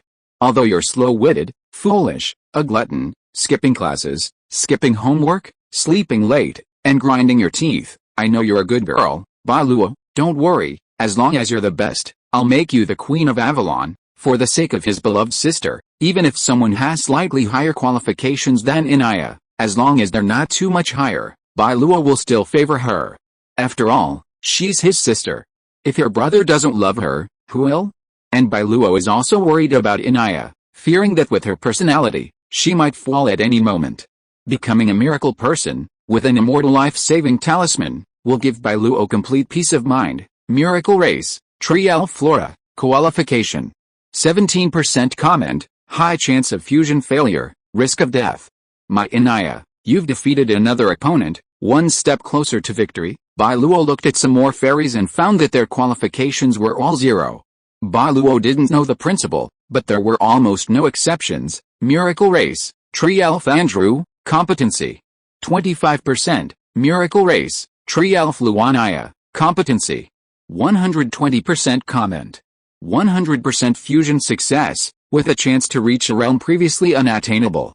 Oh, that was close, that was close. Bai Luo felt like he was in a competition. His score was already in, but other scores were still to come. The Tree Elf children have arrived. At this moment, Senior Sister arrived with the Tree Elf children, and with her appearance, the Black Book suddenly burst into an unprecedented golden light. Boom! Only Bai Luo could see the light, but in his ears, the mysterious sound of the golden legend echoed faintly. Miracle citizen, Isifia, competency. 1000%, full points, comment, definite success. Highly commented, Miracle will be proud of her. Extremely highly commented, unprecedented, unparalleled. Final verdict, the mere world of Avalon wasn't enough to fully unleash her talents. Avalon expressed immense pressure. Bai Luo looked at Inya, speechless. Your sister is still your sister, the gap was enormous. Incredibly enormous. So enormous that even Bai Luo couldn't possibly offer Inya a backdoor. According to the Black Book's feedback, 800% was probably the pinnacle of a miracle. While Inya's aptitude was impressive, she was only one of the better ones to have achieved Avalon throughout history. She was still far from unparalleled. Furthermore, this person was Bai Luo's senior sister, Bai Luo's fiancée, the woman he must protect with all his heart. It was simply unsolvable. Bai Luo didn't give up on the Tree Elf children. After the senior sister, he carefully examined them all. But the result, as expected, was that the senior sister came out on top. There's no need to publicize what happened today. Bai Luo glanced at his uncle, who immediately understood. Everyone, kneel and salute. The ceremony begins. With just a few words, every Atonide, save for the newly born Tree Elf children, understood his meaning. Miracle ceremony. Have we discovered a new miracle? Bai Luo's discovery of a new miracle was of vital importance to the Adonite. Because they were all Bai Luo's miracles, those with the right talent could also obtain the miraculous power of the world of Avalon. As miracles multiplied in the future, the exceptionally gifted among the Adonite would likely become truly formidable. Can we kneel a little longer? Some of the tree elf children, having learned of the previous events, expressed their regret that they had been born a few months too late and had missed the crucial miracle ceremony. 3 minutes wasn't enough to express their respect and admiration for Bai Luo, and they demanded to make up for the time they had missed. The uncle should have agreed to such a request, it was a good thing. But Bai Luo was busy, so he said, next time, I'll let you make it up." Even the Atón people, accustomed to Bai Luo's arrogance, were still a little dumbfounded by Bai Luo's words. "Why do you make looking for miracles sound like buying groceries? I didn't bring any money this time. Remember, I'll give it to you tomorrow when I come." Atón people, is this our king? What an unfathomable man. Chapter 120 Isifia, Cricket Avalon. The ceremony and the search for the miracle worker were over. Senior sister, this way." Bai Luo called the senior sister to his side, and then asked the uncle to maintain order and arrange for the Atón people to go home and rest. However, Bai Luo felt that they were very excited and might not be able to sleep today. "Go." The uncle left time to Bai Luo and the senior sister. "We are going to." The senior sister followed Bai Luo, and Lilith cast a levitation spell on her. So, Bai Luo rode on surely, holding the senior sister's hand, flew over the forest, and came to the lake where the gate of Avalon was located. The senior sister had never seen such a scene before. She looked at the golden gate in front of her in surprise, and the world behind the gate that looked like a fairyland in a holy land. Is this the new miracle? What is it? A miracle world? Yes, it's a miracle world, Bai Luo said, but I can't use it. Remember the miracle person that uncle introduced us to before? Xiao Luo, are you planning to? Don't worry, I'm not abusing my power for personal gain. Bai Luo knew his senior sister wouldn't appreciate such things. If Bai Luo hadn't chosen the slave boys and girls, Isifia would have approved wholeheartedly, because they simply weren't worthy. But if there were more qualified people among the Atonians, and Bai Luo had given up the better for her, his senior sister would have felt guilty. Don't you understand your qualifications? Bai Luo said, 1000%, full point, no one in all of Atón, or even the world, is more suited to this miracle than you. At best, they'd never surpass his. In fact, the Black Book described his senior sister as someone unworthy of her. So outstanding that even miracles would be ashamed of themselves.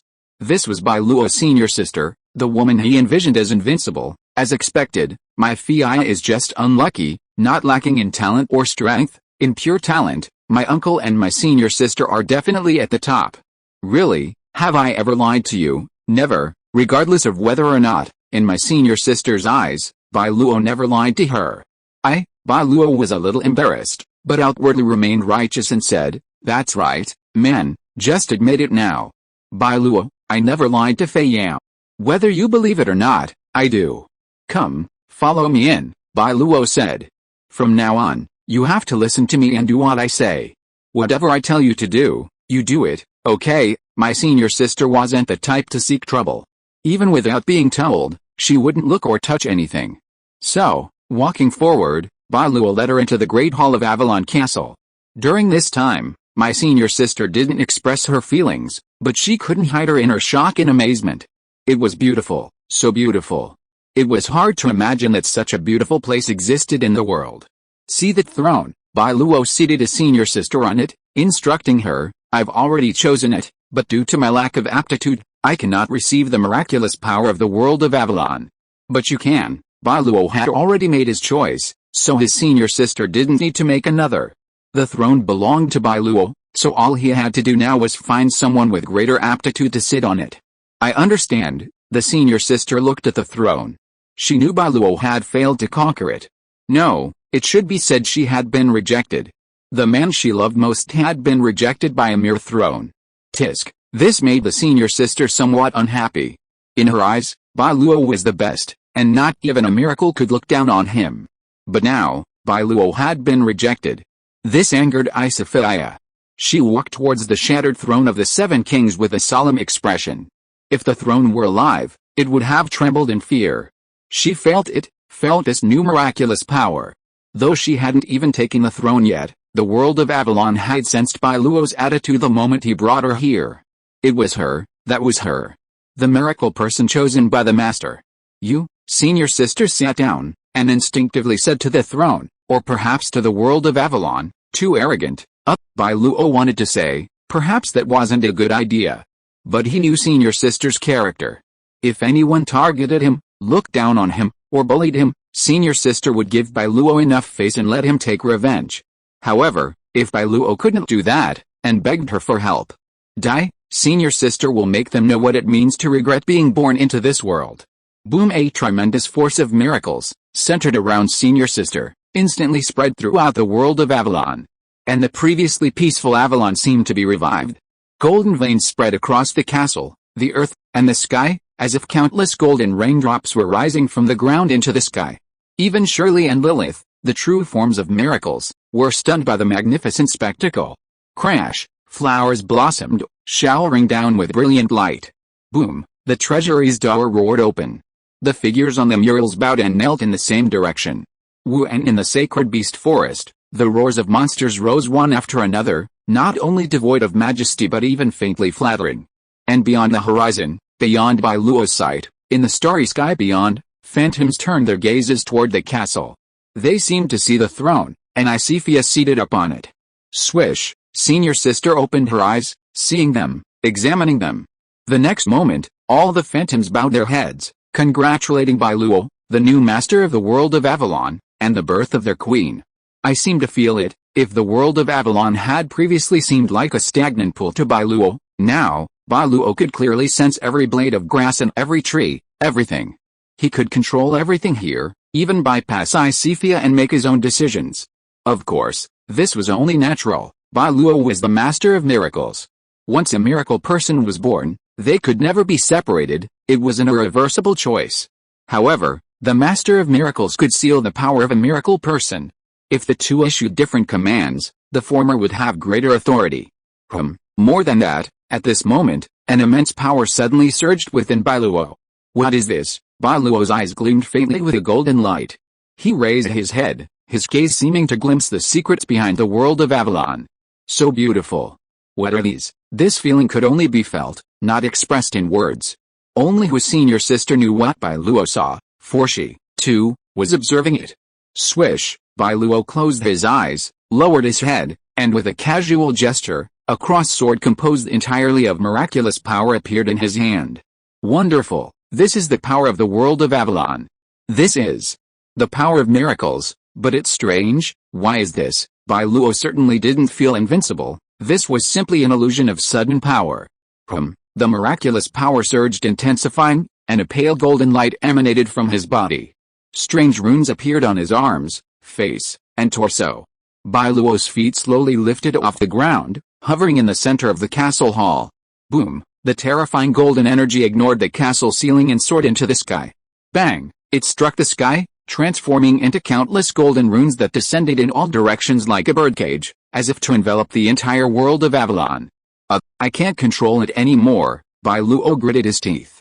He immersed himself in his mind, sensing this almost endless power while trying his best to control it. Gradually, Bai Luo's breath stabilized. The golden energy was also completely absorbed into his body. Bai Luo staggered back to the ground. He knelt on one knee and then slowly stood up. Opening his eyes, Bai Luo's eyes were faintly illuminated by a golden halo, but soon, they dimmed. Obviously, Bai Luo did not fully grasp its power, but basically, he had no problem controlling it. After all, Bai Luo was not an ordinary person. He was the strongest among ordinary people. Even if he gained new power, Bai Luo could integrate it in the shortest time. This was the difference between a warrior and a rookie. Such a ferocious and immense power. What's going on? The Lord of Avalon and the Queen of Avalon are one. Senior sister slowly stood up, walked over to Bai Luo, and whispered, "My power will be equally transferred to you, Xiao Luo. From now on, I will train diligently. As long as I'm strong enough, you, Xiao Luo, will be as strong as me, or even stronger." This was just one miracle that had bestowed upon Bai Luo the power he needed, and there would be many more miracles in the future. Senior sister, now clad in a magnificent gown, had shed her earlier silver armor. She looked like a dreamlike queen ruling over the stars in an ideal realm. Her every gesture exuded nobility and sanctity. Fiya, you, Bai Luo blinked, and when he looked at senior sister again, he found she had returned to her previous, perfectly ordinary self. This is still more comfortable, senior sister asked. But if Xiao Luo likes it the way it was just now, I can change back. That state had been senior sister's Queen of Avalon, her true form after fully unleashing her miraculous power. As for now, it was a form of concealment. Gathering the power was enough to conceal his return to nature from everyone. No, this is more approachable, Bai Luo smiled. He and his senior sister were now the Lord and Man of Miracles. They were in tune with each other, and many things didn't need to be said directly, both sides could understand. His senior sister didn't want to create a rift with the Atón people, so after gaining the power of the upper miracle world, she chose to live this way. Of course, there was also a sense of concealing her shortcomings. The upper miracle world is truly terrifying. Bai Luo didn't know how powerful he was at this moment, but if he could truly be perfectly equal to Isifia, that would mean they were two men of miracles. But I still can't fully master it. It seems I need to train hard during this period, although Bai Luo couldn't directly obtain the power of the Avalon world, through his senior sister. Bai Luo indirectly obtained all the abilities of the King of Avalon. Because of his senior sister's excellence, Bai Luo's power of Avalon would even go further than if he had taken the throne himself. Alright, Bai Luo suddenly asked, since miracles always reflect back to the Master of Miracles, why didn't Shirley and Lilith give me the power of miracles? Shirley, puff. Lilith, that hurts, Master. Sorry. Bai Luo had forgotten they were there and quickly turned back to comfort Shirley and Lilith. This isn't a power possessed by all miracle bearers, but one reserved for the Queen of Avalon. Senior sister inherited Avalon's legacy, not just power, but wisdom as well. Shirley and Lilith will grant you power in the future, Xiao Luo, through other means. It's probably just that the time hasn't come yet. Bai Luo had the power of Avalon, and theoretically, he would always be as powerful as senior sister. But it was more like their realms were equal. In a real fight, Bai Luo still felt senior sister was superior. I can't beat you, senior sister had become Bai Luo's miracle. If Bai Luo even had the slightest desire to defeat her, senior sister would instantly yield. Just like Shirley, if Bai Luo put a leash on her and let her. Even if Shirley fought with all her might, she couldn't break free and could only follow obediently. Even more embarrassing, it seemed neither of them would resist at all. Bai Luo suddenly became interested. He wanted to see what the difference was between a miracle person and a miracle creature. Could it really be that they could do whatever they wanted? Senior sister, how about a dance for me? With her personality, she wouldn't dance for anyone, even if she was beaten to death. But this time, she froze, her face slightly changed. I don't know how to dance. It's okay, I'll teach you, Bai Luo said, and then shared his knowledge with her. And so, amidst her humiliated expression, the aloof and powerful sister danced a self-contained version of Pure Land in front of Bai Luo. Great, amazing. This was the first time Bai Luo had ever seen such a senior sister. But afterward, seeing his senior sister's murderous glare, Bai Luo cowered. My bad, sorry, I won't do it again. His senior sister was the queen, and how could a queen dance for others? But Bai Luo was her king. A queen dancing for a king, his senior sister felt, seemed only natural. However, if you like, I can dance for you someday, his senior sister pleaded, but not in front of outsiders. His senior sister was shy. If Bai Luo had her dance like that in public, even she might have fainted from shame. Of course, how could Bai Luo let anyone else see his senior sister's childish behavior? This was a marital affair, a privilege that belonged to him alone. And so, after Bai Luo's repeated reassurances and comforts, his senior sister finally calmed down, her trembling from Bai Luo's prank. He chose to skip the topic. I feel like this power seems much stronger than Shirley and Lilith's when I first acquired them. Is there such a huge difference between upper, middle, and lower ranks? Shirley, I feel an arrow in my knee. Lilith, my heart hurts, master, please don't stab me. Bai Luo apologized again. Really? I really didn't mean that. Be good. It just came too suddenly, so you couldn't control it. The senior sister shook her head. She comforted Shirley and Lilith first, then said, besides, it's not that Avalon's power is strong. In fact, The power of any miracle is not much different when it is first awakened. As she spoke, the senior sister gently helped Bai Luo straighten his clothes, which were disheveled by the unleashing of Avalon's power. As for strength, practice more, and you'll soon be as powerful as me. By the way, what are those phantoms? Bai Luo's gaze passed beyond Avalon Castle, reaching into the sky, as if piercing the entire Avalon star realm. However, the phantoms that had been floating aimlessly here had long since disappeared. Perhaps because of their previous disrespect, and now that they had become Bai Luo's servants, the power represented by these phantoms had made them fear Bai Luo. The moment senior sister became the queen of Avalon, they hid away. Don't mind, Xiao Luo, they already know they were wrong. Senior sister accepted the inheritance of the world of Avalon. Although her appearance had not changed at all, her otherworldly temperament even surpassed Shirley and Lilith. Like a true queen. No, it was an empress, a goddess, an empress. They don't seem to be powers I can harness right now, the senior sister assured Bai Luo, but don't worry, Xiao Luo. In the future, I will definitely help you strictly manage that astral power. Are they alive, not living beings? The senior sister explained, more like some kind of power and inheritance. Specifically, I'm not very clear right now. Maybe my understanding of Avalon isn't deep enough. Bai Luo understood that as the Lord of Miracles, he couldn't directly understand the Pegasus, fairies, and the Queen of Avalon. The ones who knew them best were themselves. Of course, sometimes they didn't necessarily understand themselves, just like Shirley and Lilith, who had to rely on the little Pegasus and the little witches for help. Shirley, Master, this is the third time. Lilith, never mind. I'll get used to it. I don't care anymore. Speaking of which, Fiaya, you're in excellent control, isn't it? Since you're the Queen of Avalon, Bai Luo grumbled. Aside from changing clothes, there's practically no other reaction. What do you think, Xiao Luo? Should I do? Crackling, rumbling, boom boom boom. Senior sister knew Bai Luo was joking. It's just this little bit of miraculous power. How could I possibly be unable to control it? If I were to accept the full power of the entire Avalon world all at once, with my current strength, I'd really need to train hard. But it's only the first few stages, no big deal. Listen to what senior sister said. Is that even human? A mighty miracle, and you see it as something you can easily control. Senior sister, Avalon, if you exert your full strength, I'd still be afraid of you, but now, are you looking down on me, Isophidia? Bai Luo, what about me? What about me? What about me? Well, senior sister truly lived up to the Black Book's claim of being an unprecedented and unparalleled miracle person.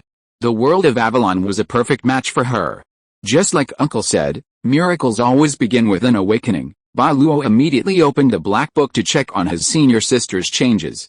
He discovered that the miracles on page 7 had been expanded from the miracle world to include a new category for miracle people, Lord of the Miracle World, Queen of Avalon, Contract, Bai Luo Yatin status.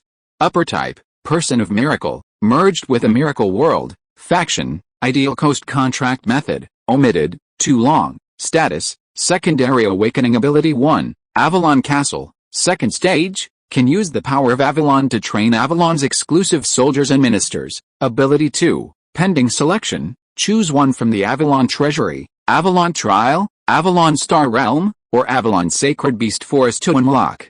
Ability 3, she is the essence of this world, the supreme will of the power of Avalon, and possesses boundless world power. That's a lot of abilities, huh? But what does pending selection mean? Should we choose? The Avalon world has 5 functional areas, the castle, the treasury, the trial, the sacred beast forest, and the star realm. Senior sister explained, we can unlock all of them, but we have to wait until my strength reaches a higher level.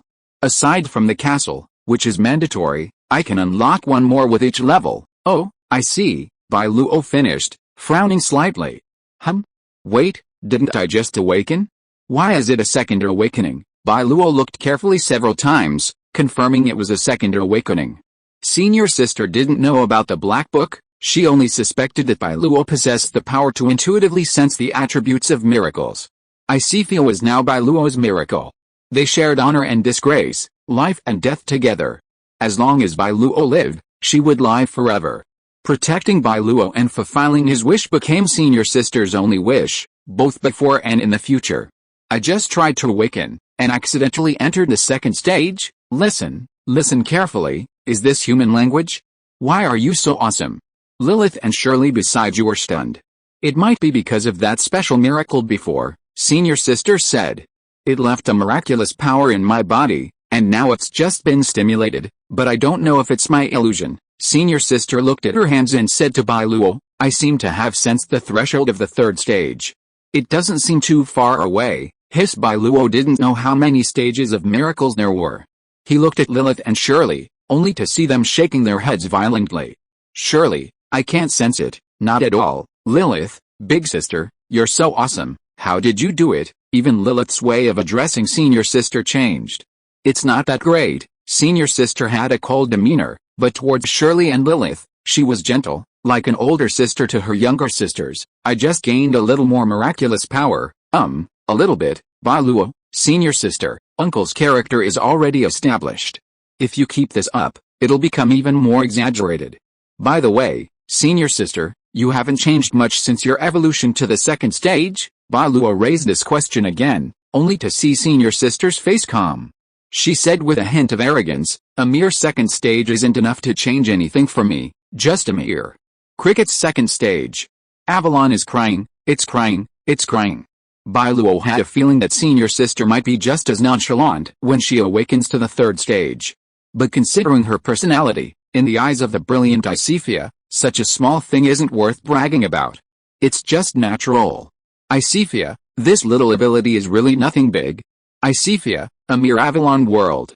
No wonder I nearly lost my temper just now. Bai Luo finally knew whose fault it was.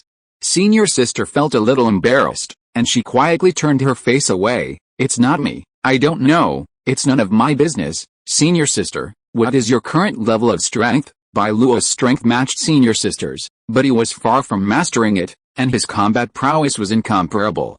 And embarrassingly, Bai Luo could no longer spar with Senior Sister. Facing the Lord of Miracles, the Miracle Man simply couldn't disobey, let alone fight.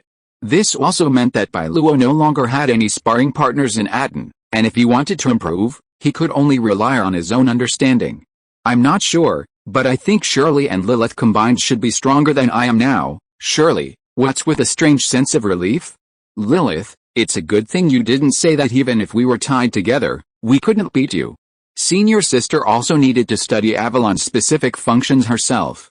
In terms of the power of the first and second stages, Senior Sister's development level isn't even as good as Lilith's.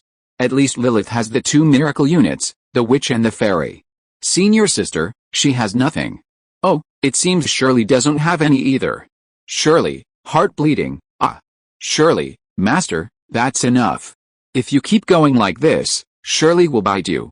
Also, regarding the unlocking of the regions of Avalon, aside from the required castle, Bai Luo suggested going back to discuss the other four with Uncle. Besides, they have plenty of time, so there's no need to rush. It's better to wait and see, and then make a choice after careful consideration. Well, Dad has been researching the power levels of miracle units lately, and they should have a conclusion by now. Uncle has been discussing the issue of strength with Grandpa Andrew and Grandpa Shan Wang. They'll probably come up with a concrete plan soon. As her strength grows and she absorbs the knowledge inherited from Avalon, Senior Sister not only doesn't feel inferior to Uncle, but instead feels his unfathomable depth even more. Are you back? Seeing Bai Luo and the others return, the old uncle immediately came out to greet them. Fiaya, did you succeed? Yes, the Senior Sister had completely concealed her powers. Aside from a more holy and noble aura, she looked practically the same as before. Perhaps to outsiders, she was the Queen of Avalon. But to the old uncle and the people of Atón, Icefia was still the older sister who taught them skills, gave them lessons, and even made them midnight snacks. Thanks to KAKK-15, Ma Xingyuan, and Shang Yui's, the leader suddenly felt the pressure of saving manuscript so intense that he felt like he was about to break. Chapter 121 Miracle Troops. Yes, that's good, the old uncle commented on the Senior Sister, saying, making yourself invisible to others is the true strength, so what is this new miracle? A miracle object? Or a miracle resource? The old uncle hadn't asked before, hurriedly arranging for everyone to examine Bai Luo. Now was his chance to truly understand the nature of this seventh miracle. A higher level miracle. In a miracle world, the old uncle had assumed that, as a mature man who had witnessed so many miracles, he wouldn't be overwhelmed. But who could have imagined that Bai Luo had actually found a higher level miracle, and an extremely rare miracle world at that? "Let me calm down," the old uncle exclaimed, overjoyed. He was afraid his heart would not be able to bear it. "I'm old, I can't handle such a shock." Bai Luo and the senior sister didn't understand the horror of the higher level miracle world, so how could he not understand? The old uncle had indeed never met the owner of a higher level miracle world, but during his travels, the name of the Queen of the Far North was a household name. After a while, the old uncle recovered. "It's incredible.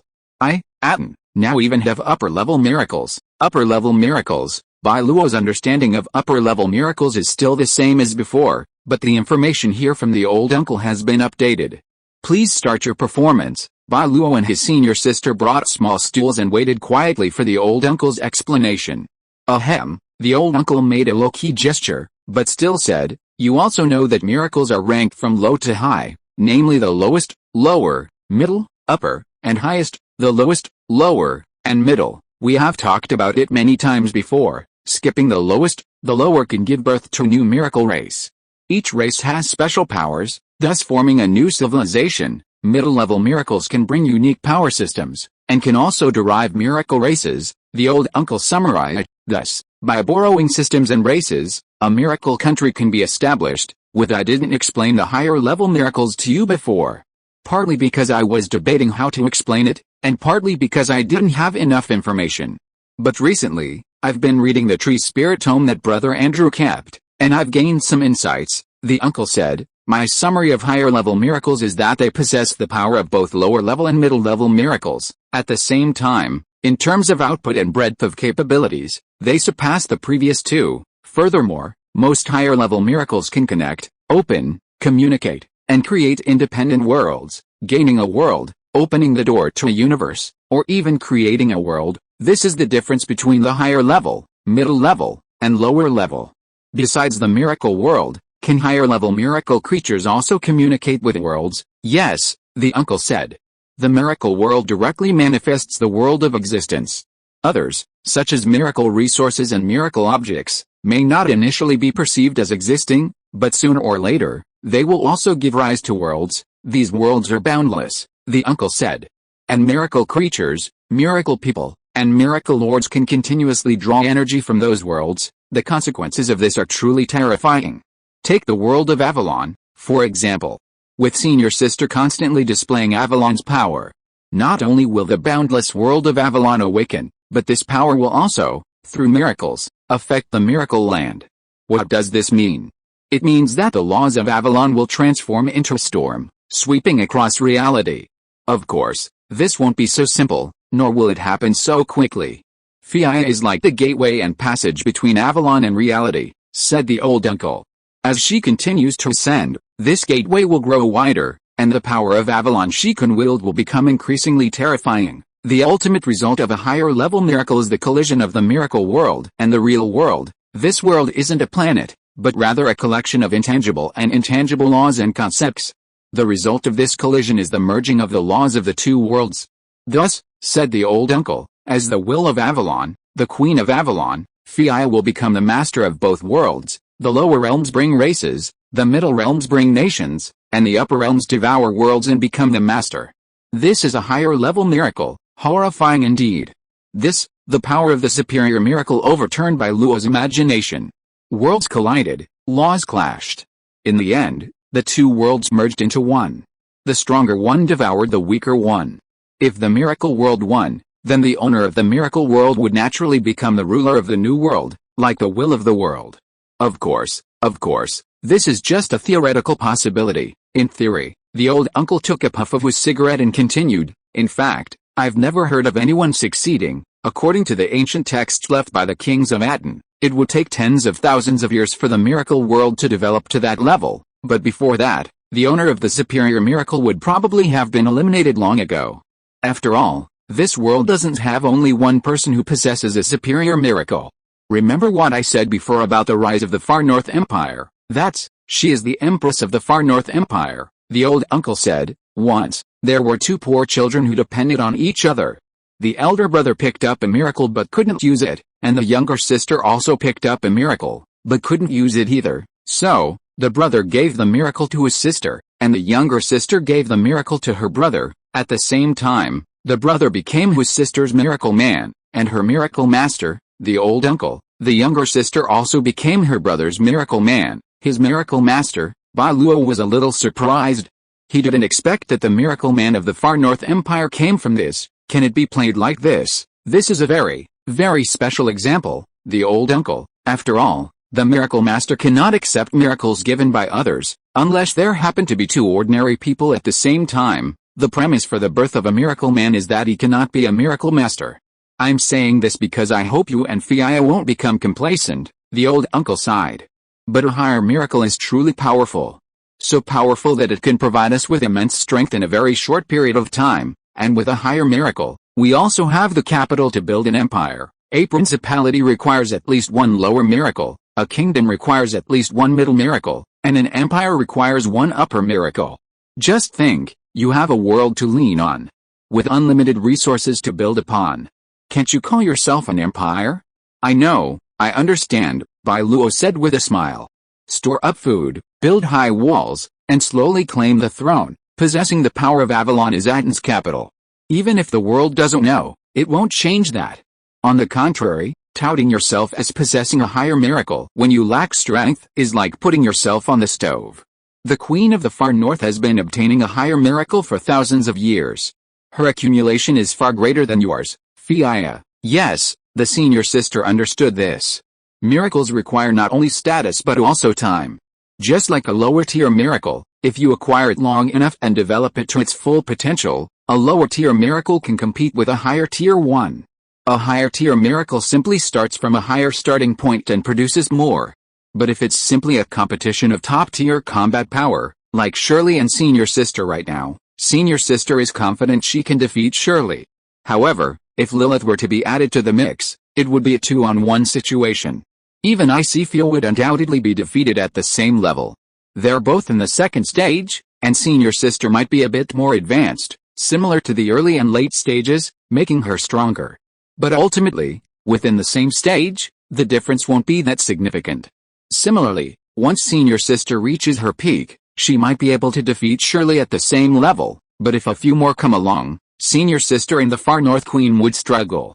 So, the status of a miracle lies more in what it can bring to people, nations, countries, and civilizations, the uncle said. It just so happens that Brother Andrew and I recently developed a classification system for miracle levels. Miracle levels. Bai Luo remembered the king's sword from earlier, which had the word legendary treasure displayed on it. Legendary, the uncle glanced at Bai Luo with some confusion, as if wondering where he had heard the word. Legendary, the word sounded quite evocative, and the uncle immediately asked Bai Luo to produce the legendary sword. Here, the senior sister produced a 4-directional holy sword. The uncle didn't reach out, feeling that if he touched it carelessly, he would likely be severely damaged.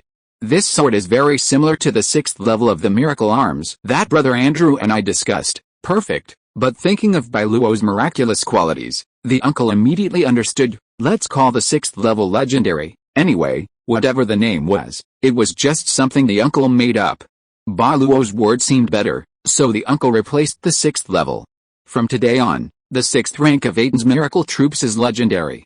Legendary, and the 6th rank I mentioned, isn't a miracle status, it's more of a classification of actual combat power, the uncle explained.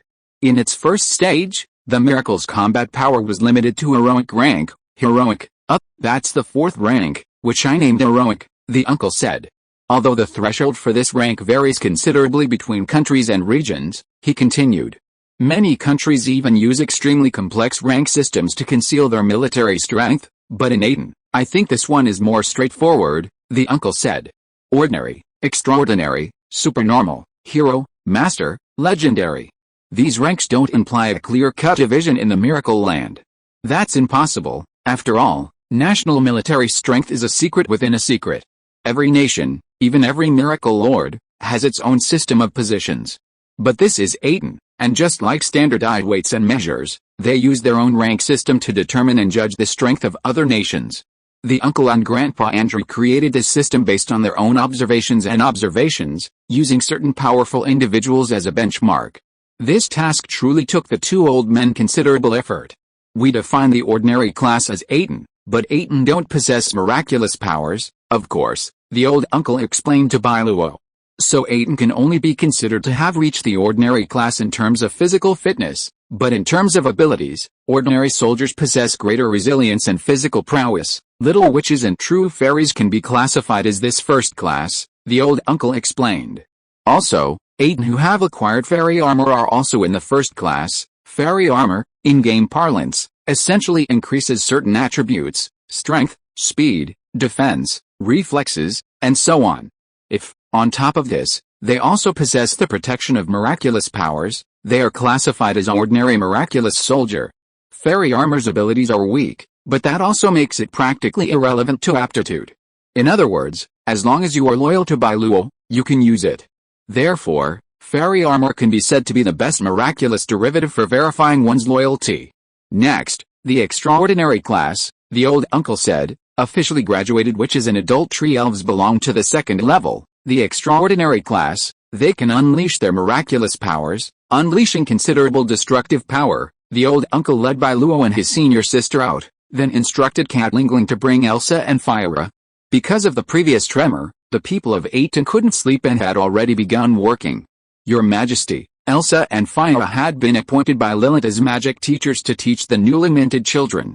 So, the two girls had been diligently preparing for the lessons these past few days.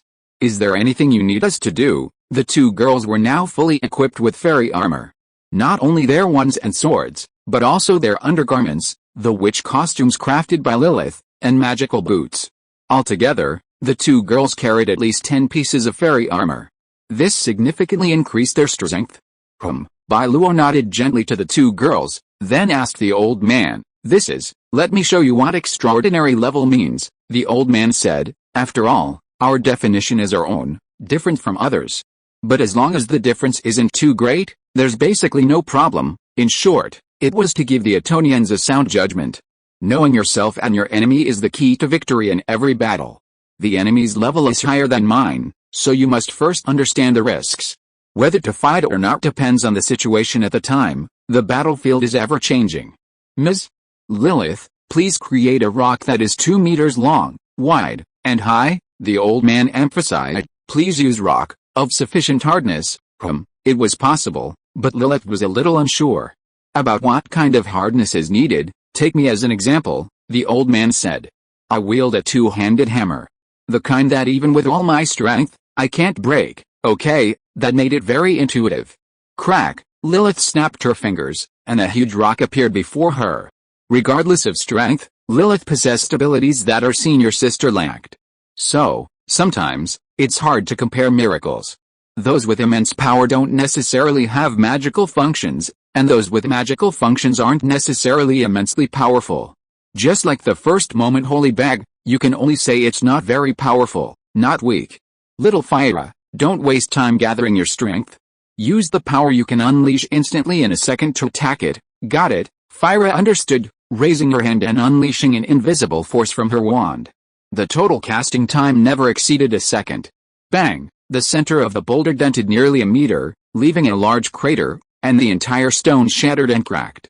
Wow, crack, awesome! Bai Luo and his senior sister clapped softly together. Both now possessed powerful miraculous powers. Especially his senior sister.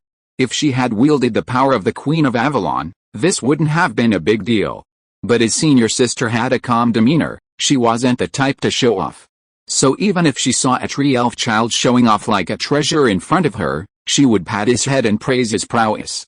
Excuse me, Fira saluted the two. The Atón people already admired their senior sister immensely. Now that she was the future duchess, like the future queen in their minds, Fira had to adjust her attitude. What do you mean by excruciating? Isn't this very powerful? Bai Luo looked at his uncle and asked, so, is this level of power extraordinary? Yes, the uncle nodded. No matter how powerful the Atón people are, even if they were armed, they couldn't achieve such destructive power, but ordinary level people can, the uncle said, but they have to fight in close combat. However, ordinary level people don't have the ability to release miracles, which means they don't have long-range attack capabilities. Extraordinary and ordinary level warriors are physically comparable, said the old uncle. But extraordinary warriors possess special means of releasing spells and energy, making their combat power even more astonishing. Bai Luo felt that his uncle's division made some sense. So what about a fight between extraordinary and ordinary level warriors? It would take at least 5 or 6 ordinary level miracle troops to surround and kill a single extraordinary level warrior. Besides, the old uncle looked at Elsa, who immediately unleashed her magic power, condensing a transparent ice wall several meters around her body, enveloping her. Destroy? Fire swung her wand at Elsa, a pale blue light flashing in an instant. Bang! The ice wall trembled, cracks appearing on it, but it didn't break. Similarly, those who can defend against extraordinary level attacks are at least extraordinary level warriors, the old uncle said. If ordinary warriors were to face an extraordinary level attack head-on, they would have difficulty with it and would have had to resist and dodge. If they survived, they would survive, and then recover. If they couldn't, then what else could they say? They would die. As for mortals who aren't even miracle soldiers, unless they dodge, a single hit is a sure thing. However, Uncle's calculations don't actually include mortals. They're simply too weak. To put it bluntly, without miracle power and resistance to miracles, a single transfiguration from Elsa and Fyra would kill them without explanation. Miracle soldiers, starting at the normal level, possess special resistances, increased defense, increased speed, increased reflexes, increased recovery, Uncle said. High temperature resistance, low temperature resistance, imbalance resistance, resistance to spells, resistance to deformation, resistance to aging, resistance to weakness. While the spell-based magic of fairy magic is powerful, it requires extremely advanced mastery to achieve success. Because miracle soldiers possess immense miracle power, a move like transfiguration would be nearly impossible to effect without the overwhelming power of miracle power, tenfold or even 100-fold. For the new week, please give me some recommendations. Please. I would also like to thank my wife, the most beautiful leader in the world. I have noted down the additional chapters and I feel like I am about to be drained dry. Chapter 122 10,000 Enemies and City Master. So, ultimately, the Miracle War is a clash of miraculous forces. When Elsa casts weakness on an ordinary person, they instantly collapse, drained of all strength, as if recovering from a serious illness. But what about Elsa casting weakness on Fyra? Even if Fyra offers no resistance, she'll only feel a slight fatigue. The loss of strength is less than 5%. Furthermore, as long as Fyra activates the miraculous force within her, she can instantly suppress it, minimizing its effects or even negating its power. I see, Bai Luo understood. No wonder you said Lilith's transfiguration had little effect on the miracle soldiers. So that's why the energy within the miracle soldiers is so immense. How much mana would it take to transform them? As for the negative buffs, the miracle soldier's strength is constantly being depleted. It's ridiculous that any random spell of yours could last so long. Next, it's the transcendent. With that, the old man said, and Fyra withdrew. She hadn't reached the transcendent level. Elsa had reached that realm. Little Elsa, you're truly amazing. Excluding the tree elves, Elsa possessed the most profound attainments in the realm of miracles among the Atón clan. Ever since she began studying fairy magic with Lilith, a month and a half ago, she had already possessed immense magical power, surpassing that of witches like Fyra. Though still a regular witch at the time, after a month and a half of meditation and advanced training, Elsa had clearly entered the realm of the extraordinary. Ice Spirit, that was her title. An Ice Spirit witch was a high-ranking witch bestowed with a unique title. Not as impressive as you say, Your Majesty. I'm just a bit luckier. Elsa possessed a remarkable talent for a fairy magic, but this was ultimately a gift from Bai Luo. If senior sister, Aaliyah, Gonia, and the others weren't so old, their powers would have been no less than Elsa's. Just like senior sister, the only difference between her and the top witches lay in a single, subtle dose of miraculous power. Extraordinary, what's the difference between extraordinary and extraordinary? I'm about to demonstrate. The old man nodded to Elsa, who immediately mobilized her inner magic. Icy blue energy surged from Elsa's body, transforming into white, powdery snow upon contact with the air. Ha! Elsa cried out, thrusting her hands forward. Hula! The icy blue energy spread forward, spreading frost wherever it passed, freezing the ground. But it wasn't over yet. Elsa turned her hands upside down, palms facing the sky, and slowly lifted them. Gala la la! Countless ice particles rose from nothing, rapidly rising in front of Elsa.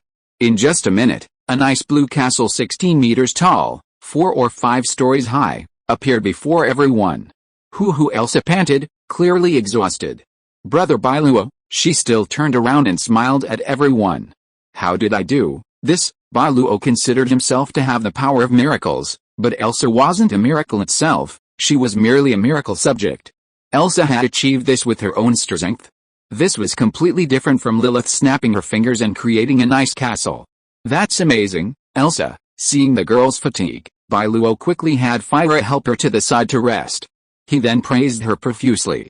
Such strength is truly remarkable. Our little Elsa is truly remarkable. Oh, and Fire too. All of my children of Atón are extraordinary. Elsa, like Schuster, had been cared for by Bai Luo since she was a child. So, whether it was Elsa, Fire, Boya, Abaddon, Schuster, Leon, or the others, they all adored Bai Luo, viewing him as both an idol and a brother. Being praised so highly by Bai Luo, the girl naturally felt a sense of grown-up pride, a sense of I can help, too. So Elsa is transcendent level. Elsa had achieved the title of witch, the ice spirit witch among the higher witches, so she was naturally transcendent level. Yes, the old man nodded, saying, transcendents are capable of striking a single individual, or even a few individuals, while transcendents can inflict damage on a large area of enemies. If little Elsa's magic were to attack the enemy, she could wipe out dozens at once. With a bit of luck, she could easily wipe out hundreds, and that's just the transcendent class. Above them are heroes, masters, and legends. No wonder mortals can't match miracles. It's not that her army isn't trying hard, it's just that the enemy has Gundams. Any single miracle can take on 100, and your attacks are practically ineffective against them. What the hell is this? However, reaching the transcendental realm isn't easy, the uncle said. The mystical miracle has brought immense miraculous power to the Atón people, enhancing our aptitude and potential. Elsa and Fire's rapid progress is a gift from it. Indeed, it has been of immense help to us. Bai Luo nodded. He naturally knew the power of the mystical dragon. Even his senior sister said her progress was closely related to the mystical dragon, and the fact that it could influence higher-level miracles showed just how high the mystical dragon's caliber was. Bai Luo speculated, could the mystical dragon be the highest-level miracle? Unfortunately, the uncle had previously stated that he had never seen a highest-level miracle. Bai Luo's attention wandered briefly, but he quickly returned to his uncle. Generally speaking, to train someone to the ordinary level, all you need to do is grant them miraculous power, the uncle said. So, ordinary soldiers, generally speaking, receive some disciplined training, and a team can be formed in 2 or 3 months at most. After all, a soldier is a soldier. If it were just the ordinary level, it would be incredibly fast, perhaps even less than a week. However, soldiers are meant to fight on the battlefield. Being able to fight is one thing, but obeying orders is also crucial. Therefore, ordinary soldiers require a period of training before becoming ordinary soldiers. The Atón receive military training from their uncle from a young age, and even those with limited physical fitness must master the theory.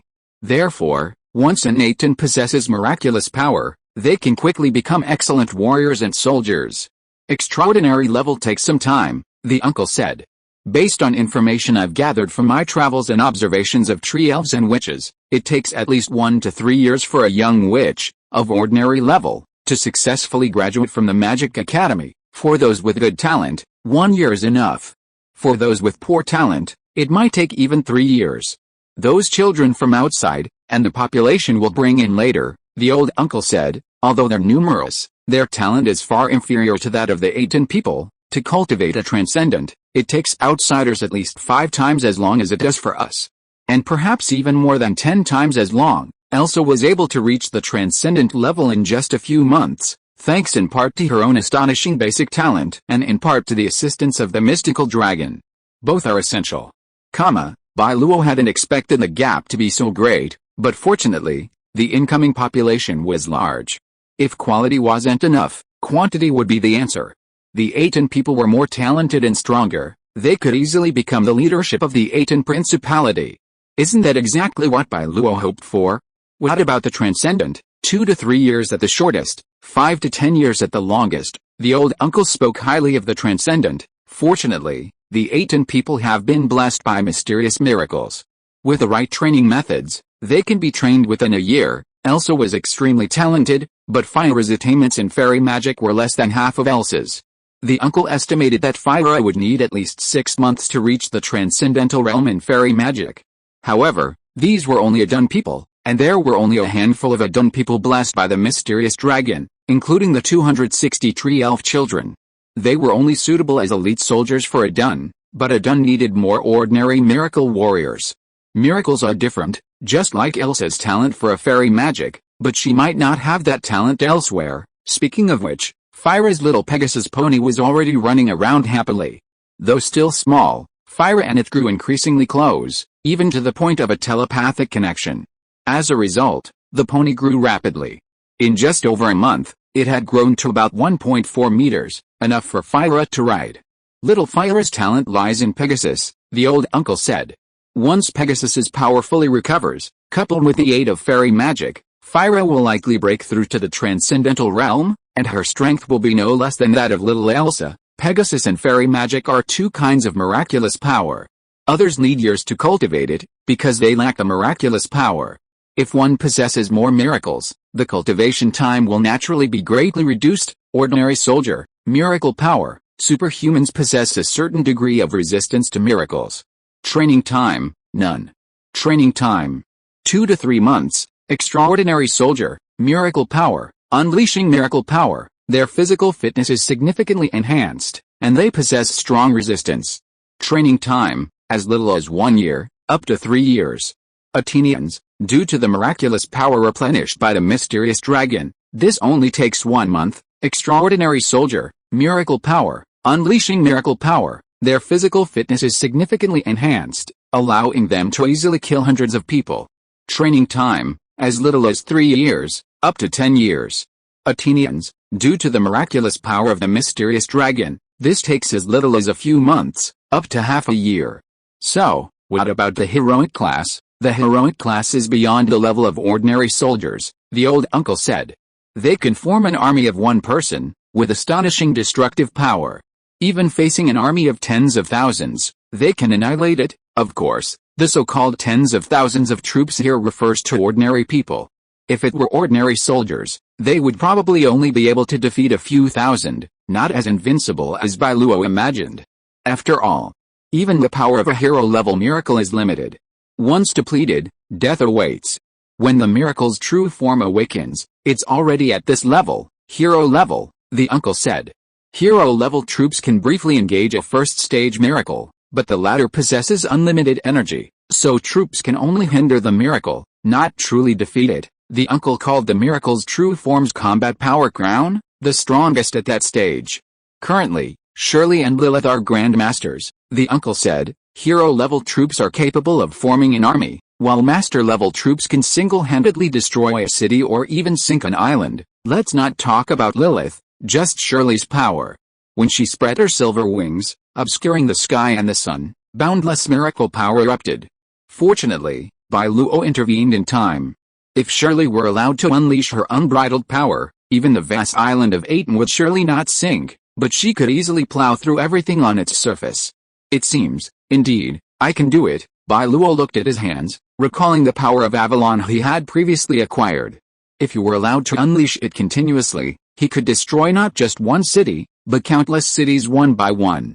Heroic and master-level combatants are already quite high-end forces in the miracle war. Generally speaking, when a tree elf completes its 4-state transformation, the miracle power within them reaches the extraordinary realm. Going one step further, based on the 4 powers, a new breakthrough in a certain power is achieved. Grandpa Andrew is currently pursuing a breakthrough in the tree elf, or druid elder.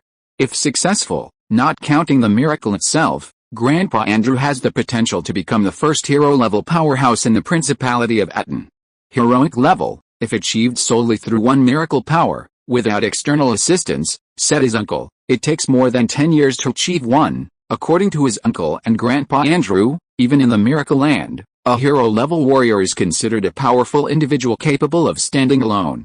Ordinary, extraordinary, and transcendent. They are soldiers, squad leaders, and captains. Heroic-level warriors are battalion commanders or regimental commanders capable of commanding thousands of miracle soldiers. Master-level warriors are unattainable without 20 or 30 years of hard work. A single individual could destroy a city, a force comparable to that of tens of thousands of miracle soldiers. On the battlefield, the old uncle said, let the children retreat and replace them with powerful warriors who can rival them. While a stacked enemy might be annihilated, that's only theoretical. The reality is that a master-level warrior always leads a large army. You have soldiers, and so do they, making it impossible for them to be surrounded and killed. Heroes and masters are like generals on the battlefield, like a sharp knife, tearing the battlefield apart. Indeed, this is the true purpose of heroes and masters. They can intimidate the enemy, demoralize them, and rally the troops to charge forward. Heroic level, miracle power, can easily destroy an entire army.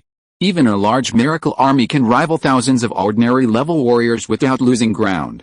Time required, over a decade. Master, miraculous power, can single-handedly destroy a city. Time required, at least decades before reaching this level. Finally, the old uncle's voice gradually deepened. Legendary power, legendary, the final level of miraculous force, surpassing master, hero, extraordinary, extraordinary, and ordinary. To be honest, I don't know how powerful legendary is, and the legend I'm defining here is actually the powerful Congress under the Iron Eagle King. If you're listening to this novel on a channel other than Fanfic World, it means they downloaded and uploaded it without effort. We cordially invite you to visit our channel, Mundo Fanfic Novelis. There you'll find the original version of this story and you can explore many other novels of various genres.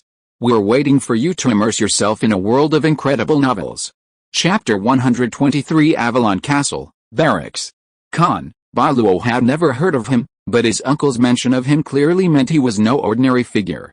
Is he very powerful? I don't know, his uncle shook his head.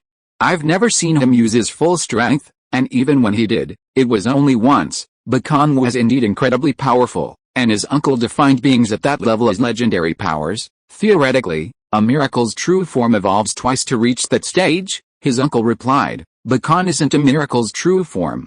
He's merely a miracle son under the Iron Eagle King. As for determining the strength of a legendary power, I can't say for sure, as there's so little information. Then Bai Luo had never heard of this name before. But for someone like him to be mentioned so carefully by his uncle, and a representative of the legendary realm, he was definitely no ordinary figure. With our current strength, we're far from this person. As for the legendary realm, the uncle said, let alone the legendary realm, we haven't even grasped the master level. I mention it to tell you that there is such a level, the uncle said, perhaps only after Shirley, Lilith, or Fia complete their third awakening can we learn the details of the legendary through them. Although he didn't know the true strength of the legendary troops, the uncle knew some very important information. Legendary warriors are the pillars of every nation and a deterrent to great powers, the uncle said. If every nation deployed legendary warriors to the battlefield, Miracle Land could be destroyed. The uncle didn't actually understand the power of legendary warriors.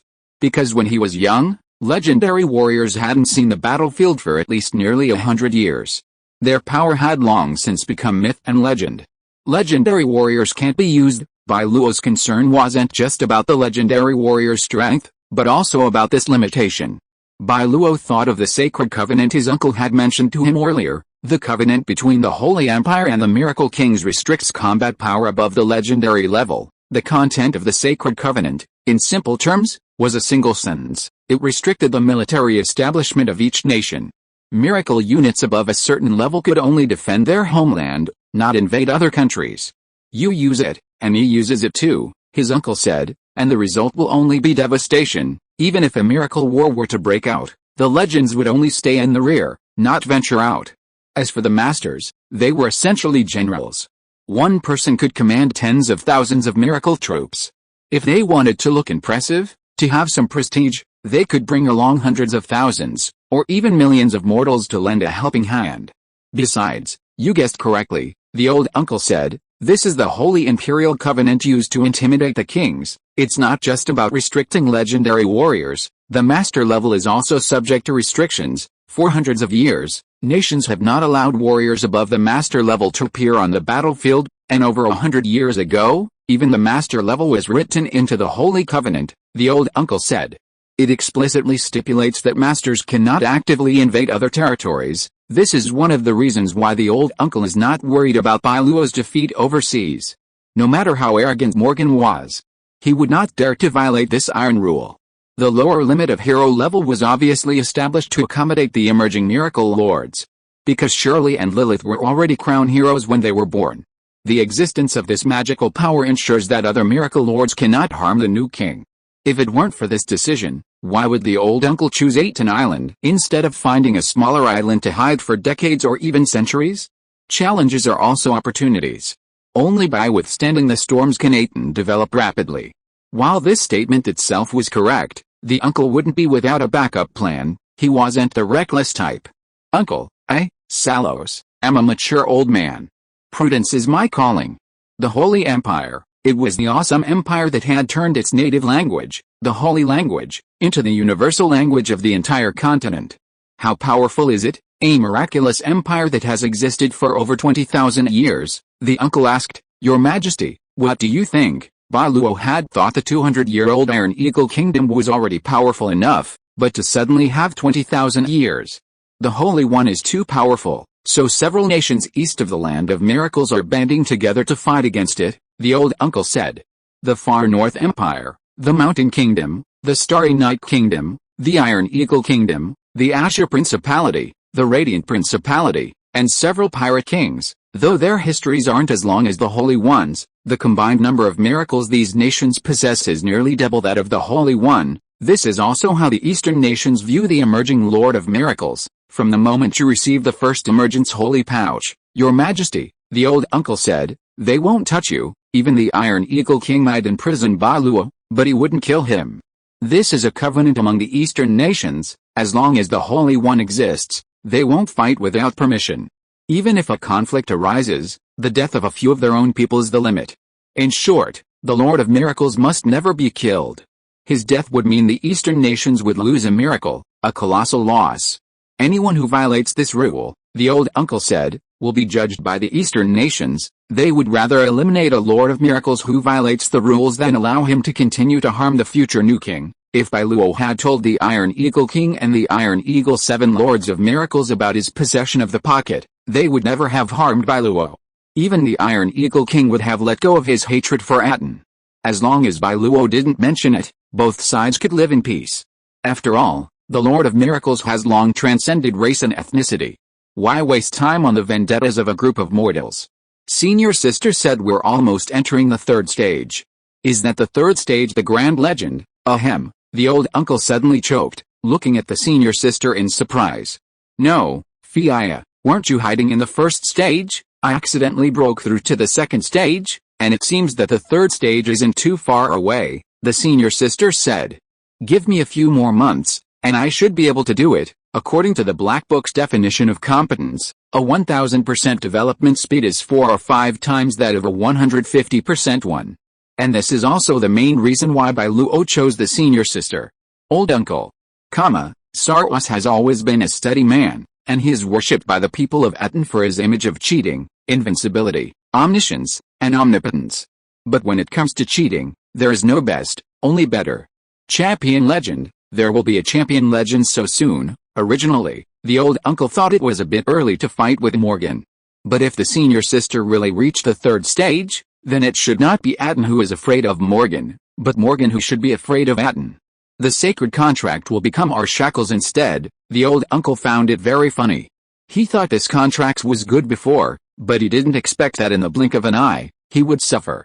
Can't we destroy Morgan, the Far North, Starry Night, Mountains, Iron Eagle, Azure, and Brilliant? A coalition of 6 nations is bearing down on our Atón, the old uncle said calmly. No matter how powerful Fiya is, don't forget that the miracle masters of the 6 nations possess over 50 miracles. Even if only half of them have evolved to the third stage, Atón would be annihilated. Not to mention the Far North boasts 2,000 years of history. The Far North Queen's miracles couldn't have awakened only 3 times. Bai Luo hurriedly said, keep a low profile, keep a low profile. Silently reciting the 3-character mantra of farming, build high walls, store abundant food, and slowly claim the throne. In a clash of great powers, war is the final step. Bai Luo is not one to relish bloodshed. With other nations, if peace is possible, then that's what he will do. The Principality of Atón cannot be a troublemaker or too aggressive in international affairs. But if bullied, Bai Luo will never tolerate it. The only problem was that his enemies included the Iron Eagle and the Thorn, both of whom were also protected by the Sacred Covenant. The old uncle told Bai Luo that they were far from qualified to challenge the Sacred Covenant. Bai Luo, no need to waste time. Let's just farm peacefully for a few decades, but this international situation is actually good for us, Atón. The Sacred Empire is in turmoil. It might collapse any day, the old uncle said. And when that happens, it will be time for us to avenge our grudges and settle our grievances. As for now, there's no time to rush. After listening to the old uncle's explanation, Bai Luo gained a good understanding of the current state of Miracle Land, as well as Atón's strengths and predicaments. Fortunately, Atón isn't weak now. At least in terms of peak combat power, he's still very strong, the old uncle said. Surely, a Grand Master, Lilith, a Grand Master, and Fiaya, a Grand Master who's about to break through to the Grand Legend, even without a single soldier. With only these three, outsiders wouldn't dare act rashly. After all, Master-level units can die in battle, while Grandmasters can infinitely resurrect miracles as long as the Master of Miracles remains alive. But your Majesty is right, we must keep a low profile, the uncle said, and began to inquire about the Avalon world, intending to learn more about it and study its specific abilities. Often, even miracles themselves are unaware of their abilities. Take, for example, Senior Sister Isifia. She can control her powers and knows how to use them, but she only has a limited understanding of the functions of the Avalon world. Castle, Trial, Sacred Beast Forest, Treasury, Star Realm, the uncle recited. Only to hear Isifia say, besides the castle, which is mandatory, each evolution unlocks a new functional area. The castle's function is to cultivate Avalon-type miracle units, Senior Sister, but I've never cultivated one, so I don't know the specifics, but theoretically, I could cultivate Avalon-type units of my level, what Father calls Master level. Cultivating a Master-level powerhouse would undoubtedly take considerable time. As for the remaining four, since they haven't been unlocked yet, I don't have any information about them. The uncle thought for a moment and said, based purely on the literal meaning, I think the other four functions should also have the power to cultivate miracle soldiers, all of them. Bai Luo and Senior Sister exchanged glances and said, if all of them, then the next question is coordination. Given the castle selection, the next one, and the one after Senior Sister breaks through the third stage, should be compatible with the castle. The castle can train warriors, and when we think of warriors, the first thing that comes to mind is weapons and equipment. Senior Sister glanced at the four-sided holy sword in her hand. Since it's called a treasury, it must contain a variety of weapons and items that will complement the warriors. Thus, the second Avalon area to be liberated was essentially confirmed, the Avalon Treasure House. The remaining areas of Avalon, the Sacred Beast Forest, the Trial, and the Star Realm would have to wait until Senior Sister broke through the third stage before a decision could be made. Then let's go now. Senior Sister raised her hand and waved gently, and a golden gate appeared before them. This is the power Senior Sister gained after becoming the Queen of Avalon. She can travel to and from Avalon from anywhere, and can also direct armies through Avalon and bring them to her side. However, this consumes a vast amount of miraculous power, a luxury only available to Grand Miraculouses with unlimited mana.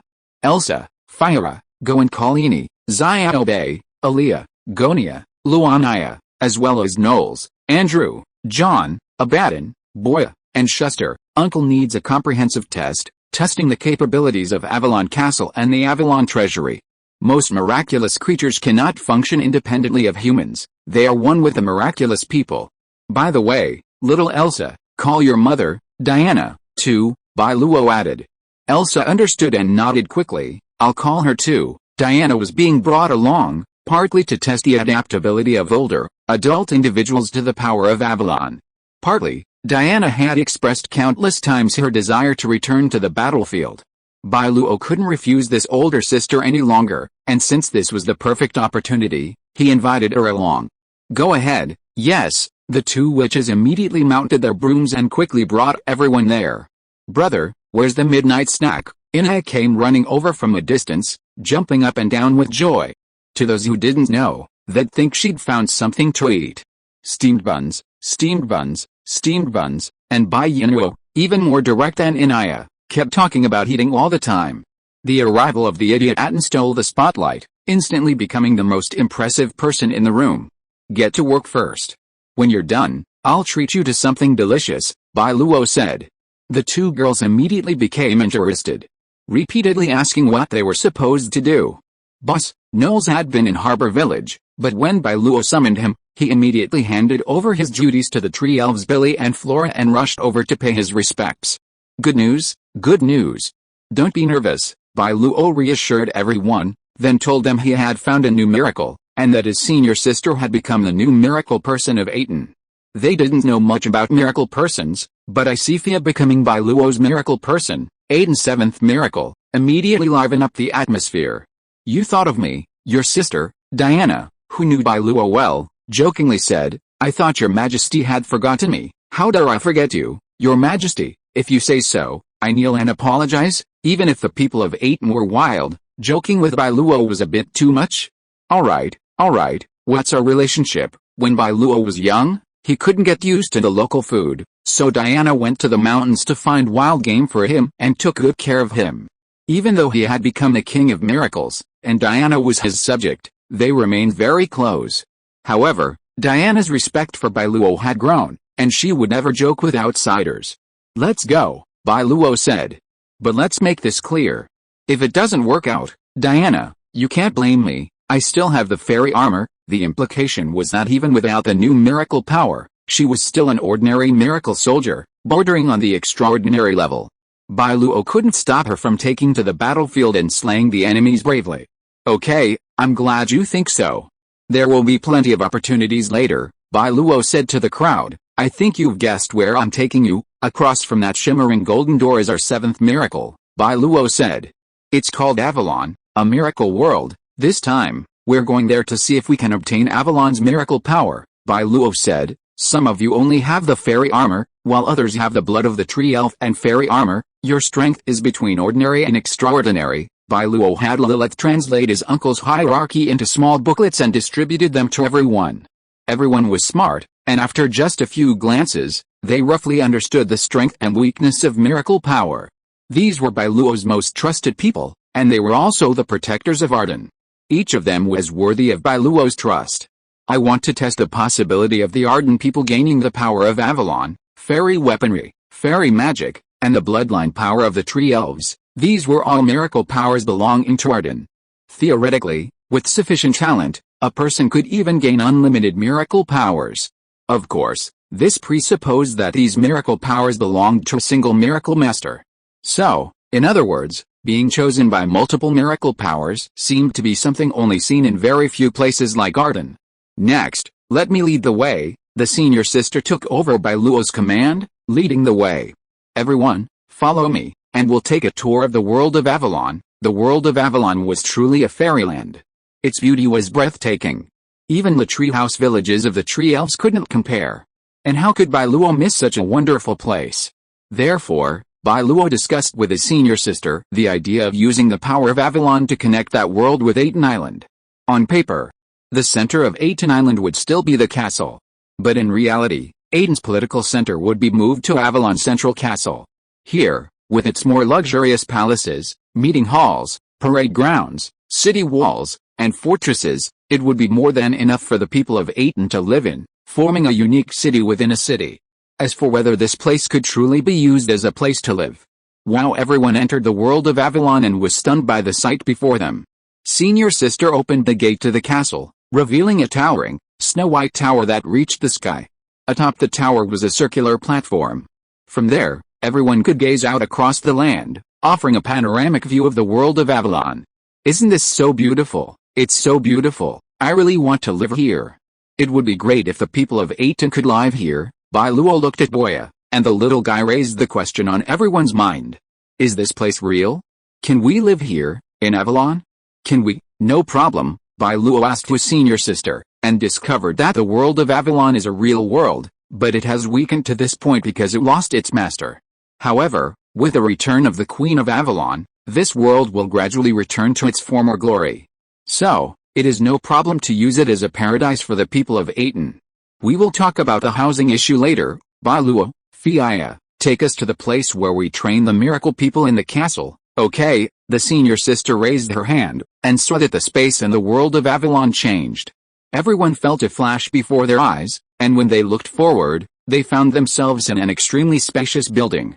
This is the place in the castle used to train new soldiers, Avalon Castle, Barracks. Chapter 124 Fighting Saint Method.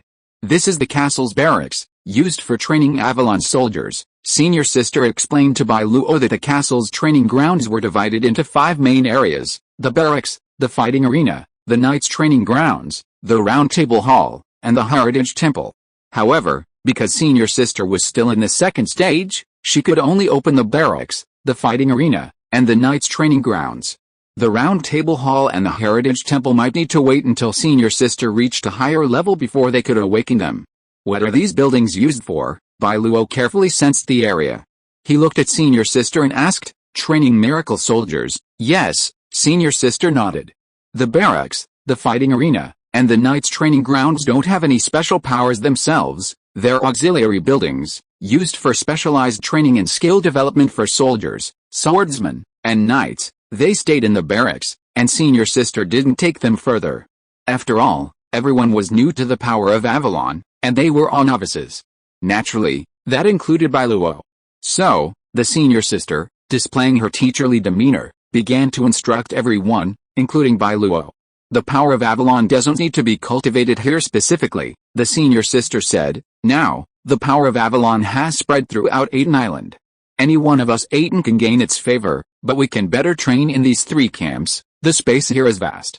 If you need it, if you want to experiment, as long as you are authorized, you can summon everything you need for training here, just like this, the Senior Sister said, and 3 stone statues instantly appeared behind her.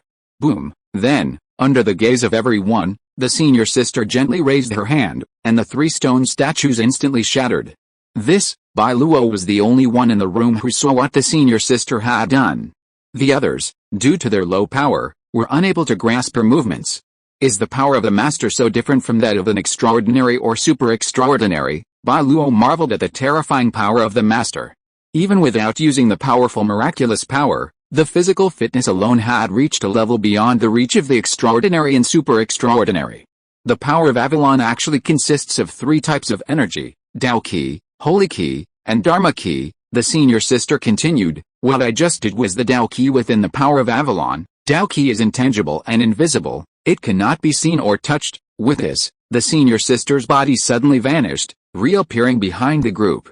But it can flow through our bodies, significantly strengthening them and unleashing several, even 10-fold, bursts of strength. Wow! Hearing the 10-fold increase, everyone exclaimed in amazement. Is it that powerful? What are the side effects? While most were amazed, the uncle posed this question. You're truly worthy of being called father, the Senior Sister smiled. While Tao Qi is powerful, its destructive power is also immense. So, while it injures the enemy, it can also injure yourself. Therefore, Tao Qi is a double-edged sword. Without absolute control, it can be very dangerous. So, I advise everyone to avoid using Tao Qi alone. The power of Tao Qi isn't mutually exclusive. Rather, as Tao Qi circulates within the body, its destructive nature can cause damage. Overdose and overload can cause the body to collapse, even death. There should be a solution, right? Boya and Gonyo were the first to think of this.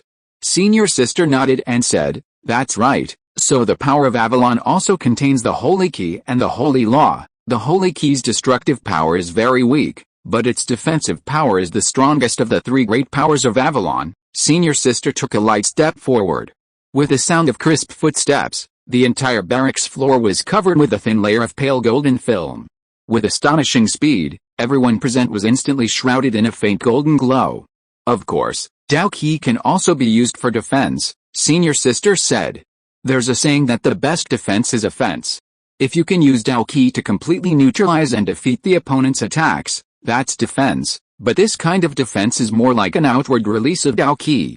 Forming a barrier around the body, it's essentially a counteraction of attack against attack. The difference between Tao Qi and Shen Qi is that Tao Qi protects the exterior, while Shen Qi protects the interior. The Senior Sister explained that even if someone attempted to attack their internal organs from within, Shen Qi would defend them.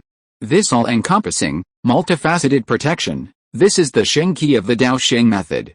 That's not all. The Senior Sister drew the king's sword from her waist and incised a wound on her palm.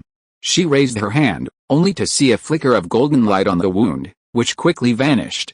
In addition to its defensive power, Shang Qi also possesses a powerful healing ability. Therefore, if you wish to unleash your Dao Qi, you must maintain it at a level that allows Shang Qi to recover, the senior sister explained.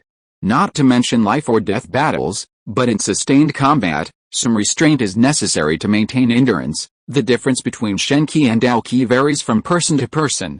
Some may be exceptionally gifted in Shen Qi but mediocre in Dao Qi, while others may be the reverse.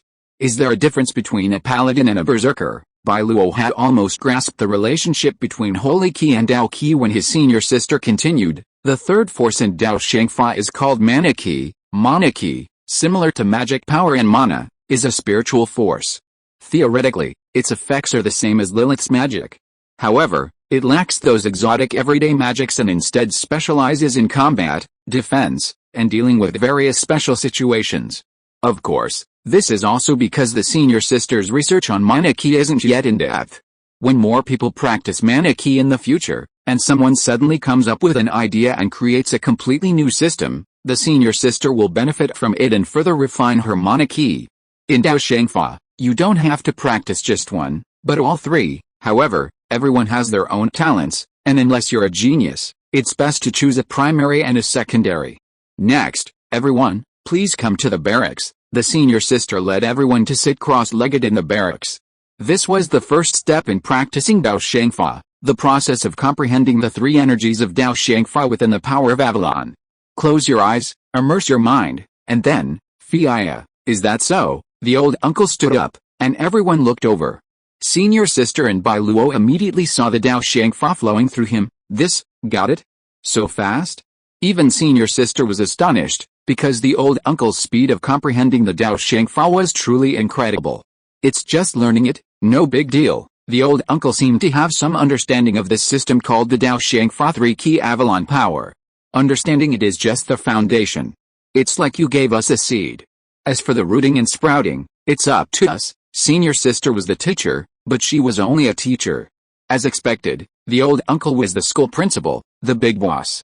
Seeing the principal was about to fill in, senior sister quickly made way. You're awesome, you have to say. This system is similar to something His Majesty has told me before. The old uncle might be referring to the martial arts stories Bai Luo had told him. Bai Luo had just crossed over and was filled with curiosity about the other world. He pestered his uncle with questions, including about internal energy and fighting spirit. His uncle had no idea what fighting spirit was, but he still wrote them down. Maybe it'll come in handy someday. His uncle was a man who loved to prepare, and he even studied Bai Luo's ingenious ideas. Comparing this with the Dao Shangfa, his uncle suddenly realized that it was similar to something he'd studied before. No matter how things change, they all have their roots. They're all pretty much the same, his uncle said.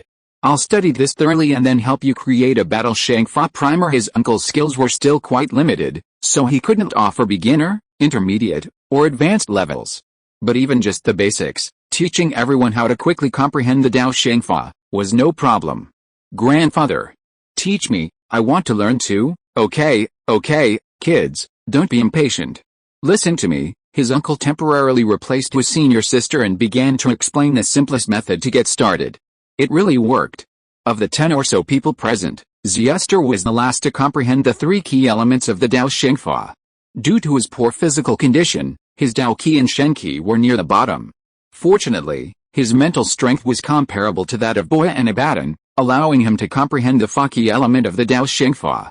I got it too. Xiester's physical condition was so poor that even with the fairy armor Bai Luo had gifted him, which made him a little stronger, he still ranked last in the entire Principality of Atón. Even 5-year-old Sephiroth, Armitor's youngest daughter and Boya's sister, was stronger than him.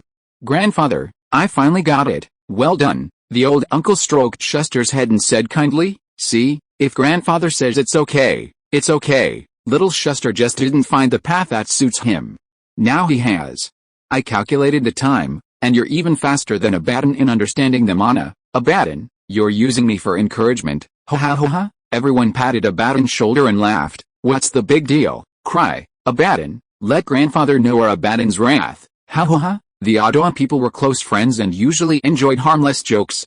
Abaddon and Shuster were best friends, and he was overjoyed to see his best friend's progress. My mana is just average, Abaddon encouraged. Shuster, maybe you'll become the mana master that senior sister talked about, really. Shuster had finally found his place, and he was delighted, incredibly happy. Okay, everyone, be quiet, the old man finished his work and warned, the power you've grasped now merely proves you can obtain the power of Avalon. Your future achievements will depend on your own practice. This is a long process, not something that can be achieved overnight. Just like Bai Luo, who had received the Grandmaster level power of Avalon from his senior sister, Bai Luo still had a long way to go before he could wield it with ease. He, too, would need to come here regularly and train diligently to fully master this power. Yes, everyone humbly accepted the old man's instruction, and the old man returned the class to the senior sister. Counting the time, the night had slipped by quietly, and now it was dawn outside. That's all for today.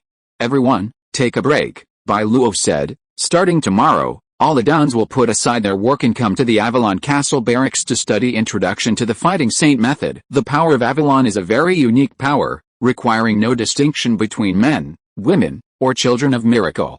This is a miraculous power that can significantly elevate the quality of all the people of Atón. It's something Bai Luo must promote. The holy energy and fighting spirit within the power of Avalon will foster the cultivation of Atón's unique melee combat units, while the magical energy can be combined with fairy magic and life magic to create a third type of Atón magic.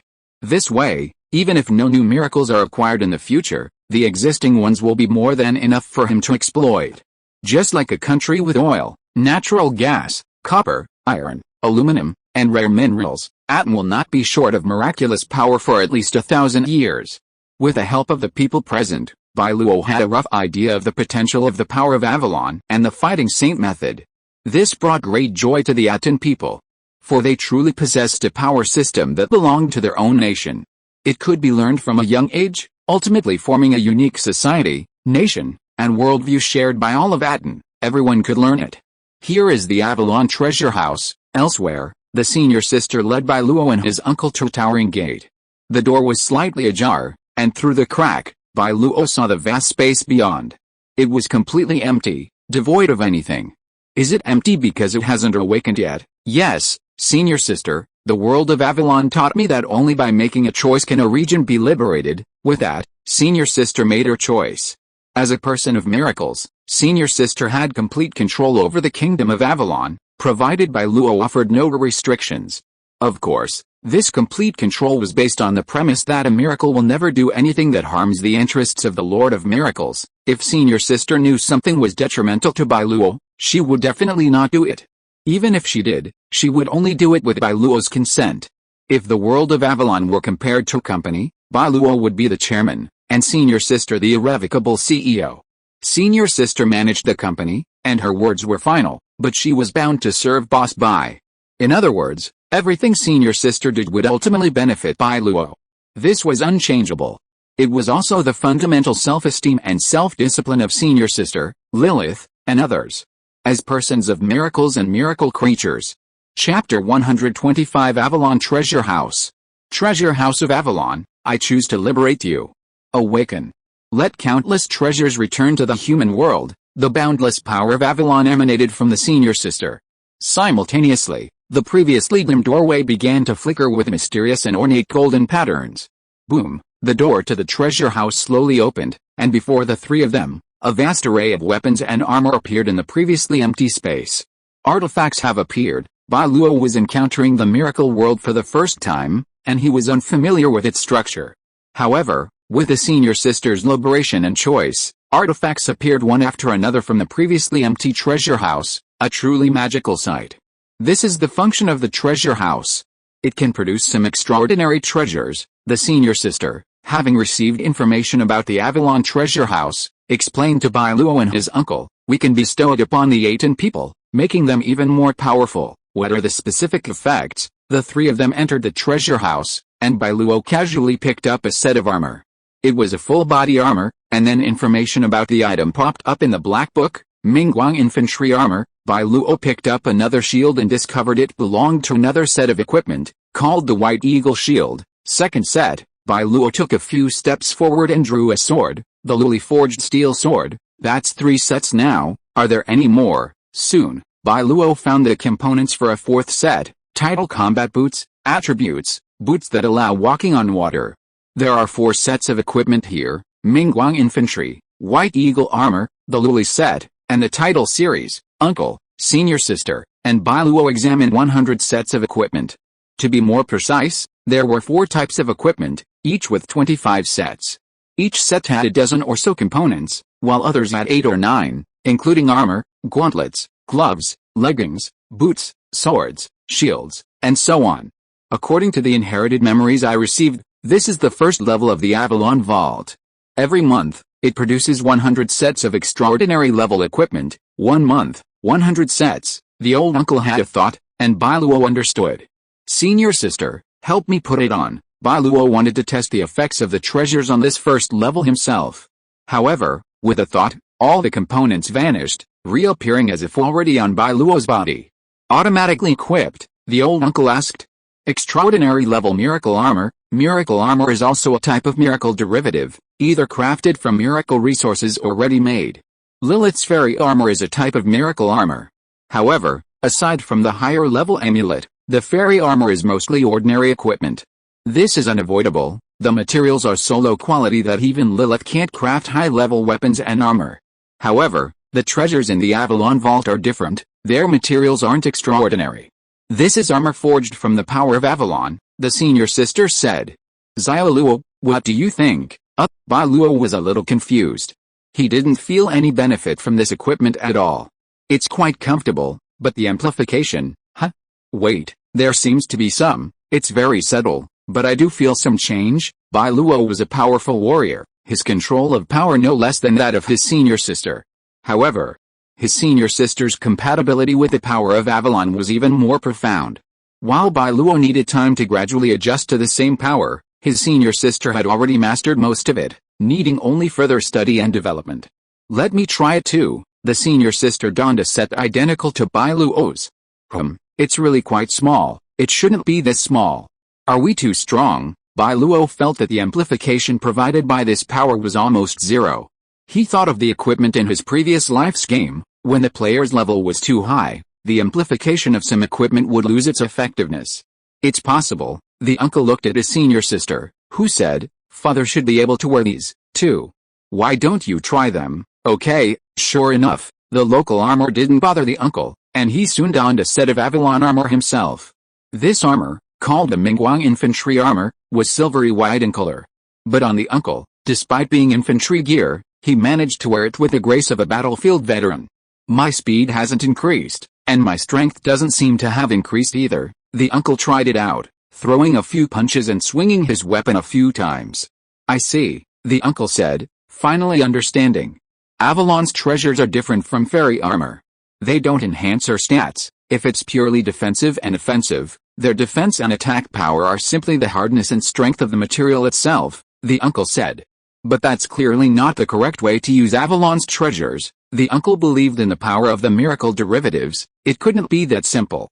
Sure enough, after repeated attempts, the uncle confirmed the specific effects of the Mingguang infantry armor. This armor is truly unique. It inherently holds the power of Avalon. I can draw upon it and use it as my own. Furthermore, this equipment resonates with the feeble Dao Shangfa within me. Even when I'm not practicing, new Avalon power is slowly being generated within me. I believe this is the true essence of these equipment. The uncle explained that the weapons within the Avalon Vault don't simply increase a person's strength, rather, they interact with the power of Avalon, transforming and strengthening them. In other words, the primary purpose of this Mingguang infantry armor isn't just for combat, it also cultivates Mingguang infantrymen. Fiya, the uncle and Bai Luo were discussing this, when they noticed their senior sister seemed stunned. The senior sister looked up, a look of joy on her face. I think I know the details of these 2 sets of equipment. How did that happen? Bai Luo was puzzled. The senior sister had been so confused about the Avalon Vault before. How could she suddenly know? It must be the miracle's return of power, said the uncle. Every time Miracle cultivates a new type of soldier, it automatically gains its unique power. This is Miracle's return of power. Once we've done these 2 sets of equipment, it's like we've become Miracle subjects under Fi's command. To prove this, Bai Luo and the uncle donned 2 more sets. As expected, senior sister had also gained information about them. In fact, these treasures didn't require special dunning. With just a touch, Senior Sister could grasp their basic information and even use them directly. Just as Father said, these equipment are here to cultivate Avalon-type soldiers. Also, they're not without power-boosting properties. Senior Sister also donned a set of armor and released a tiny bit of Avalon's power. Suddenly, the entire Mingguang infantry armor glowed with a faint silvery white light. Bang! Senior Sister took a step, and Bai Luo and the uncle felt their surroundings shift, finding themselves in a vast ancient horse ranch. Ahead, a row of golden gates stood, 7 in all.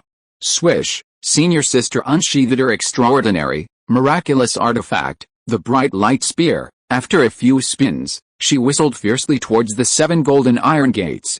Bang! Boom! Boom! The 7 gates were instantly pierced by Senior Sister, leaving only a vast, shattered gap, a testament to the terrifying power of this blow.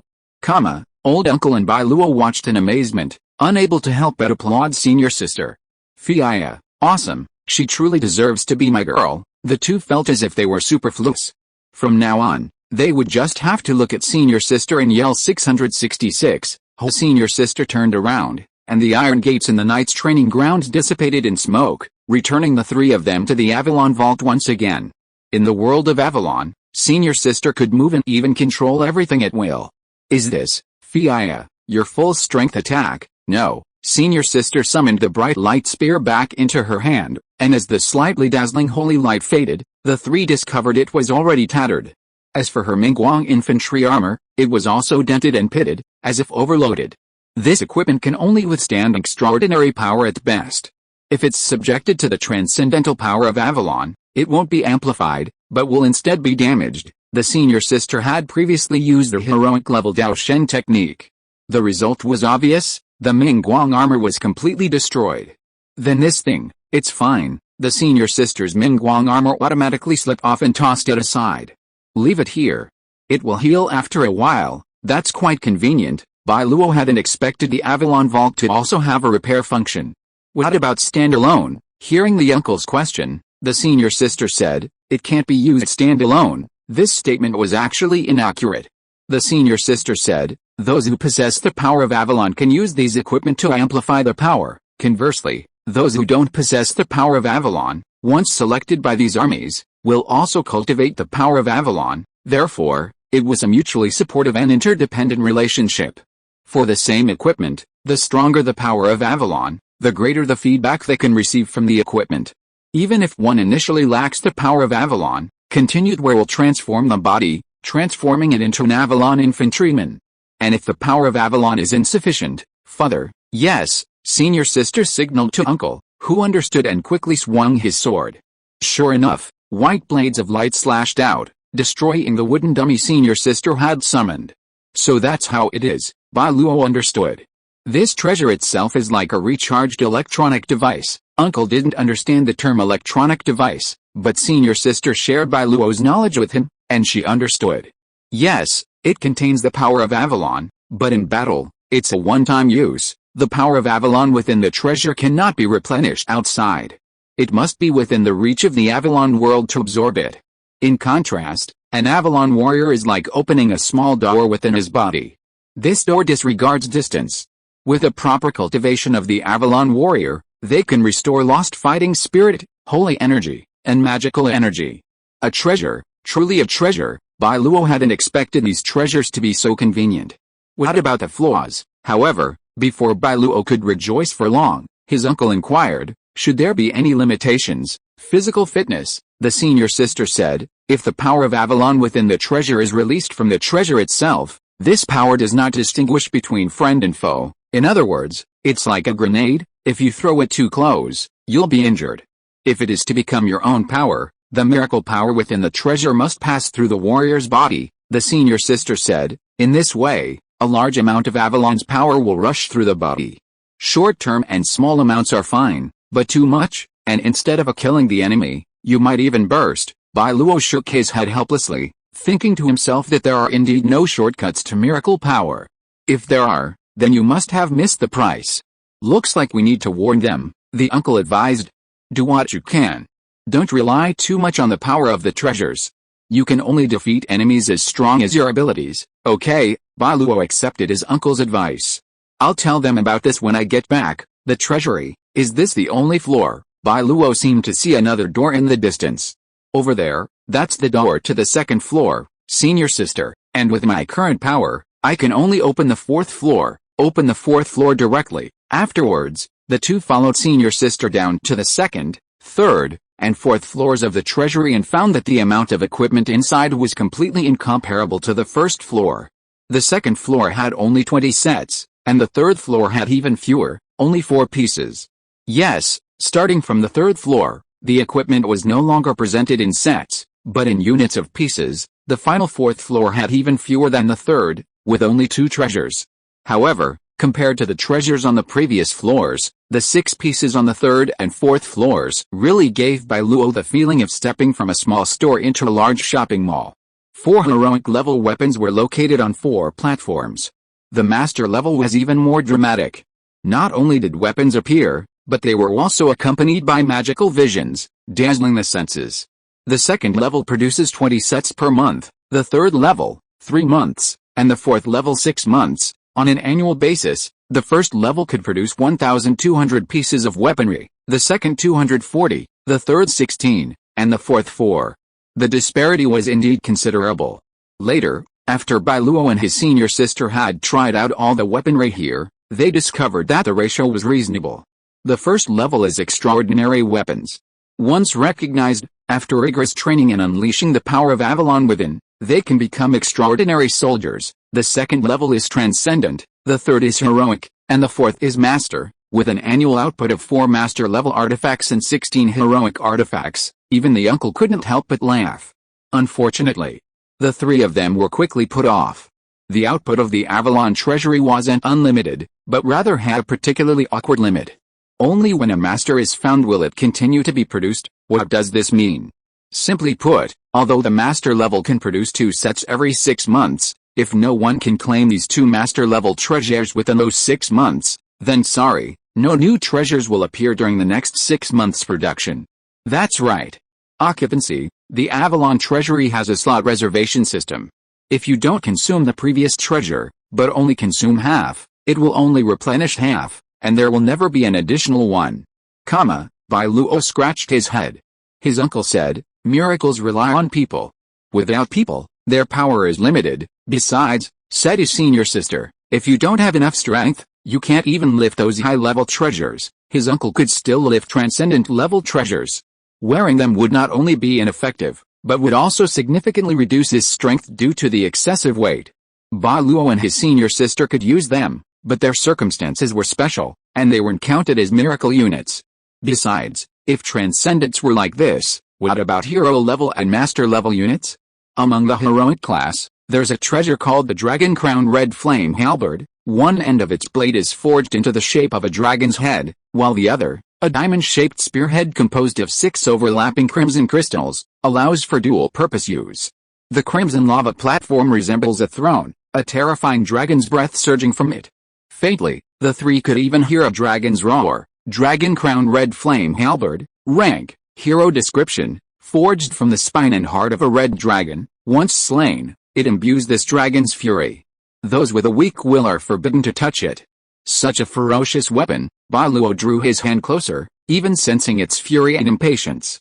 But soon, as if aware of Bai Luo's identity, the Dragon Crown Red Flame Halberd hesitated, its flaming dragon breath actively avoiding Bai Luo, fearing to offend him. It wouldn't dare attack you, the senior sister said, grabbing the Dragon Crown Red Flame Halberd. At that moment, the boundless dragon's breath was gathered within it. Bai Luo could sense the miraculous power of the Dragon Crown Crimson Halberd merging perfectly with his senior sister. No matter how ferocious it might be, in front of her, it was as docile as a cute little kitten. Of course, that was just his senior sister. If it were his uncle, he wouldn't even be able to lift it. No, it's too heavy, he said, abandoning the Dragon Crown Crimson Halberd. Clearly, unlike the extraordinary and transcendental sets, heroic-level weapons had a minimum equipping requirement. Unlike the fairy armor, the blessing spell can be used by anyone, but it utilizes the power of the fairy armor itself, his uncle explained. In contrast, the treasures in this vault may have a high threshold, But once you cross that threshold, the boost to Avalon's power is immense. Only by meeting their requirements can you gain access to their powerful miraculous power, Bai Luo explained in gaming terms, assuming the Dragon Crown Crimson Halberd required 25 strength and 22 constitution, which his uncle didn't meet, so he couldn't equip. Then according to this line of thought, Bai Luo said, "In my Atón, how many people can afford to take a heroic treasure, senior sister, uncle?" It was embarrassing, very, very embarrassing. Although many treasure houses had been opened, almost no one in Atón could use the things in the heroic and master level treasure houses. Giving it to senior sister would be meaningless. Senior sister could use any treasure in the treasure house, even if it already had an owner, and could make an identical copy. This was not a projection, but the power of Avalon that belonged exclusively to senior sister, the Avalon treasury. Because in essence, everything in the world of Avalon was a part of senior sister, and naturally this included all the treasures born in the treasure house. Avalon is ultimately just a miracle world, not a true miracle resource. If it were a miracle resource, there wouldn't be such a restriction, the uncle said, but with this kind of power, we should be content, and we still have Lilith. We can have her perform the fairy blessing first, improving the quality of the Atón people and thus reducing the demand for treasures. Avalon's treasures are obviously a level higher than Lilith's fairy blessing. Of course, the two are not in conflict. So as long as the runes on the treasure can improve the quality of the Atón people, it will be closer to the equipment requirements. Is it okay? Bai Luo immediately summoned Lilith and handed her a set of bright light infantry armor, asking her to try engraving a blessing on it. Yes, Lilith tried it, discovering that the bright light infantry armor had a strong compatibility with the power of the fairies. Ideal Coast, Bai Luo thought of the factions that Lilith and his senior sister belonged to, both of which were Ideal Coast. Master, this isn't easy. Lilith finished engraving the bright light infantry armor, but encountered a problem with the next, transcendent, radiant moon flood helmet. Can't it? Of course I can. Lilith examined the incredibly beautiful helmet, along with the radiant armor and combat boots beside it. But it will take time. A transcendent treasure, worthy of being a transcendent treasure. Even the engraving of the fairy blessing was different from that of a transcendent level item. How long? I'm not very proficient yet. To engrave the blessing spells on every component of the entire set, Lilith said. I estimate it'll take at least 6 hours. Lilith was highly skilled in crafting magical items, and her mana was limitless. However, engraving the blessing spell on Kaguya's floodlight helmet wasn't the difficulty, but the precision required. We could call Urza and the others over. Can they do it? Yes, Lilith said. It's not a difficult task, just very complicated. Let them engrave the spells while I perform the final casting. It'll be much more efficient, much more. 20 sets of transcendental, 100 sets of extraordinary. If Lilith were alone, even working non-stop, it would take 7 or 8 days to complete them all. But 80% of the work involves extremely fine magical threads and circuits. These aren't difficult, just require meticulous attention. Lilith's all-purpose fairy tale magic has a contradiction in its self-production, that is, in its release of magic. What does it mean? The inscription of a formation itself requires mana, and using magic to complete a task that's inherently magical is cumbersome. Therefore, this part of the work must be separated out.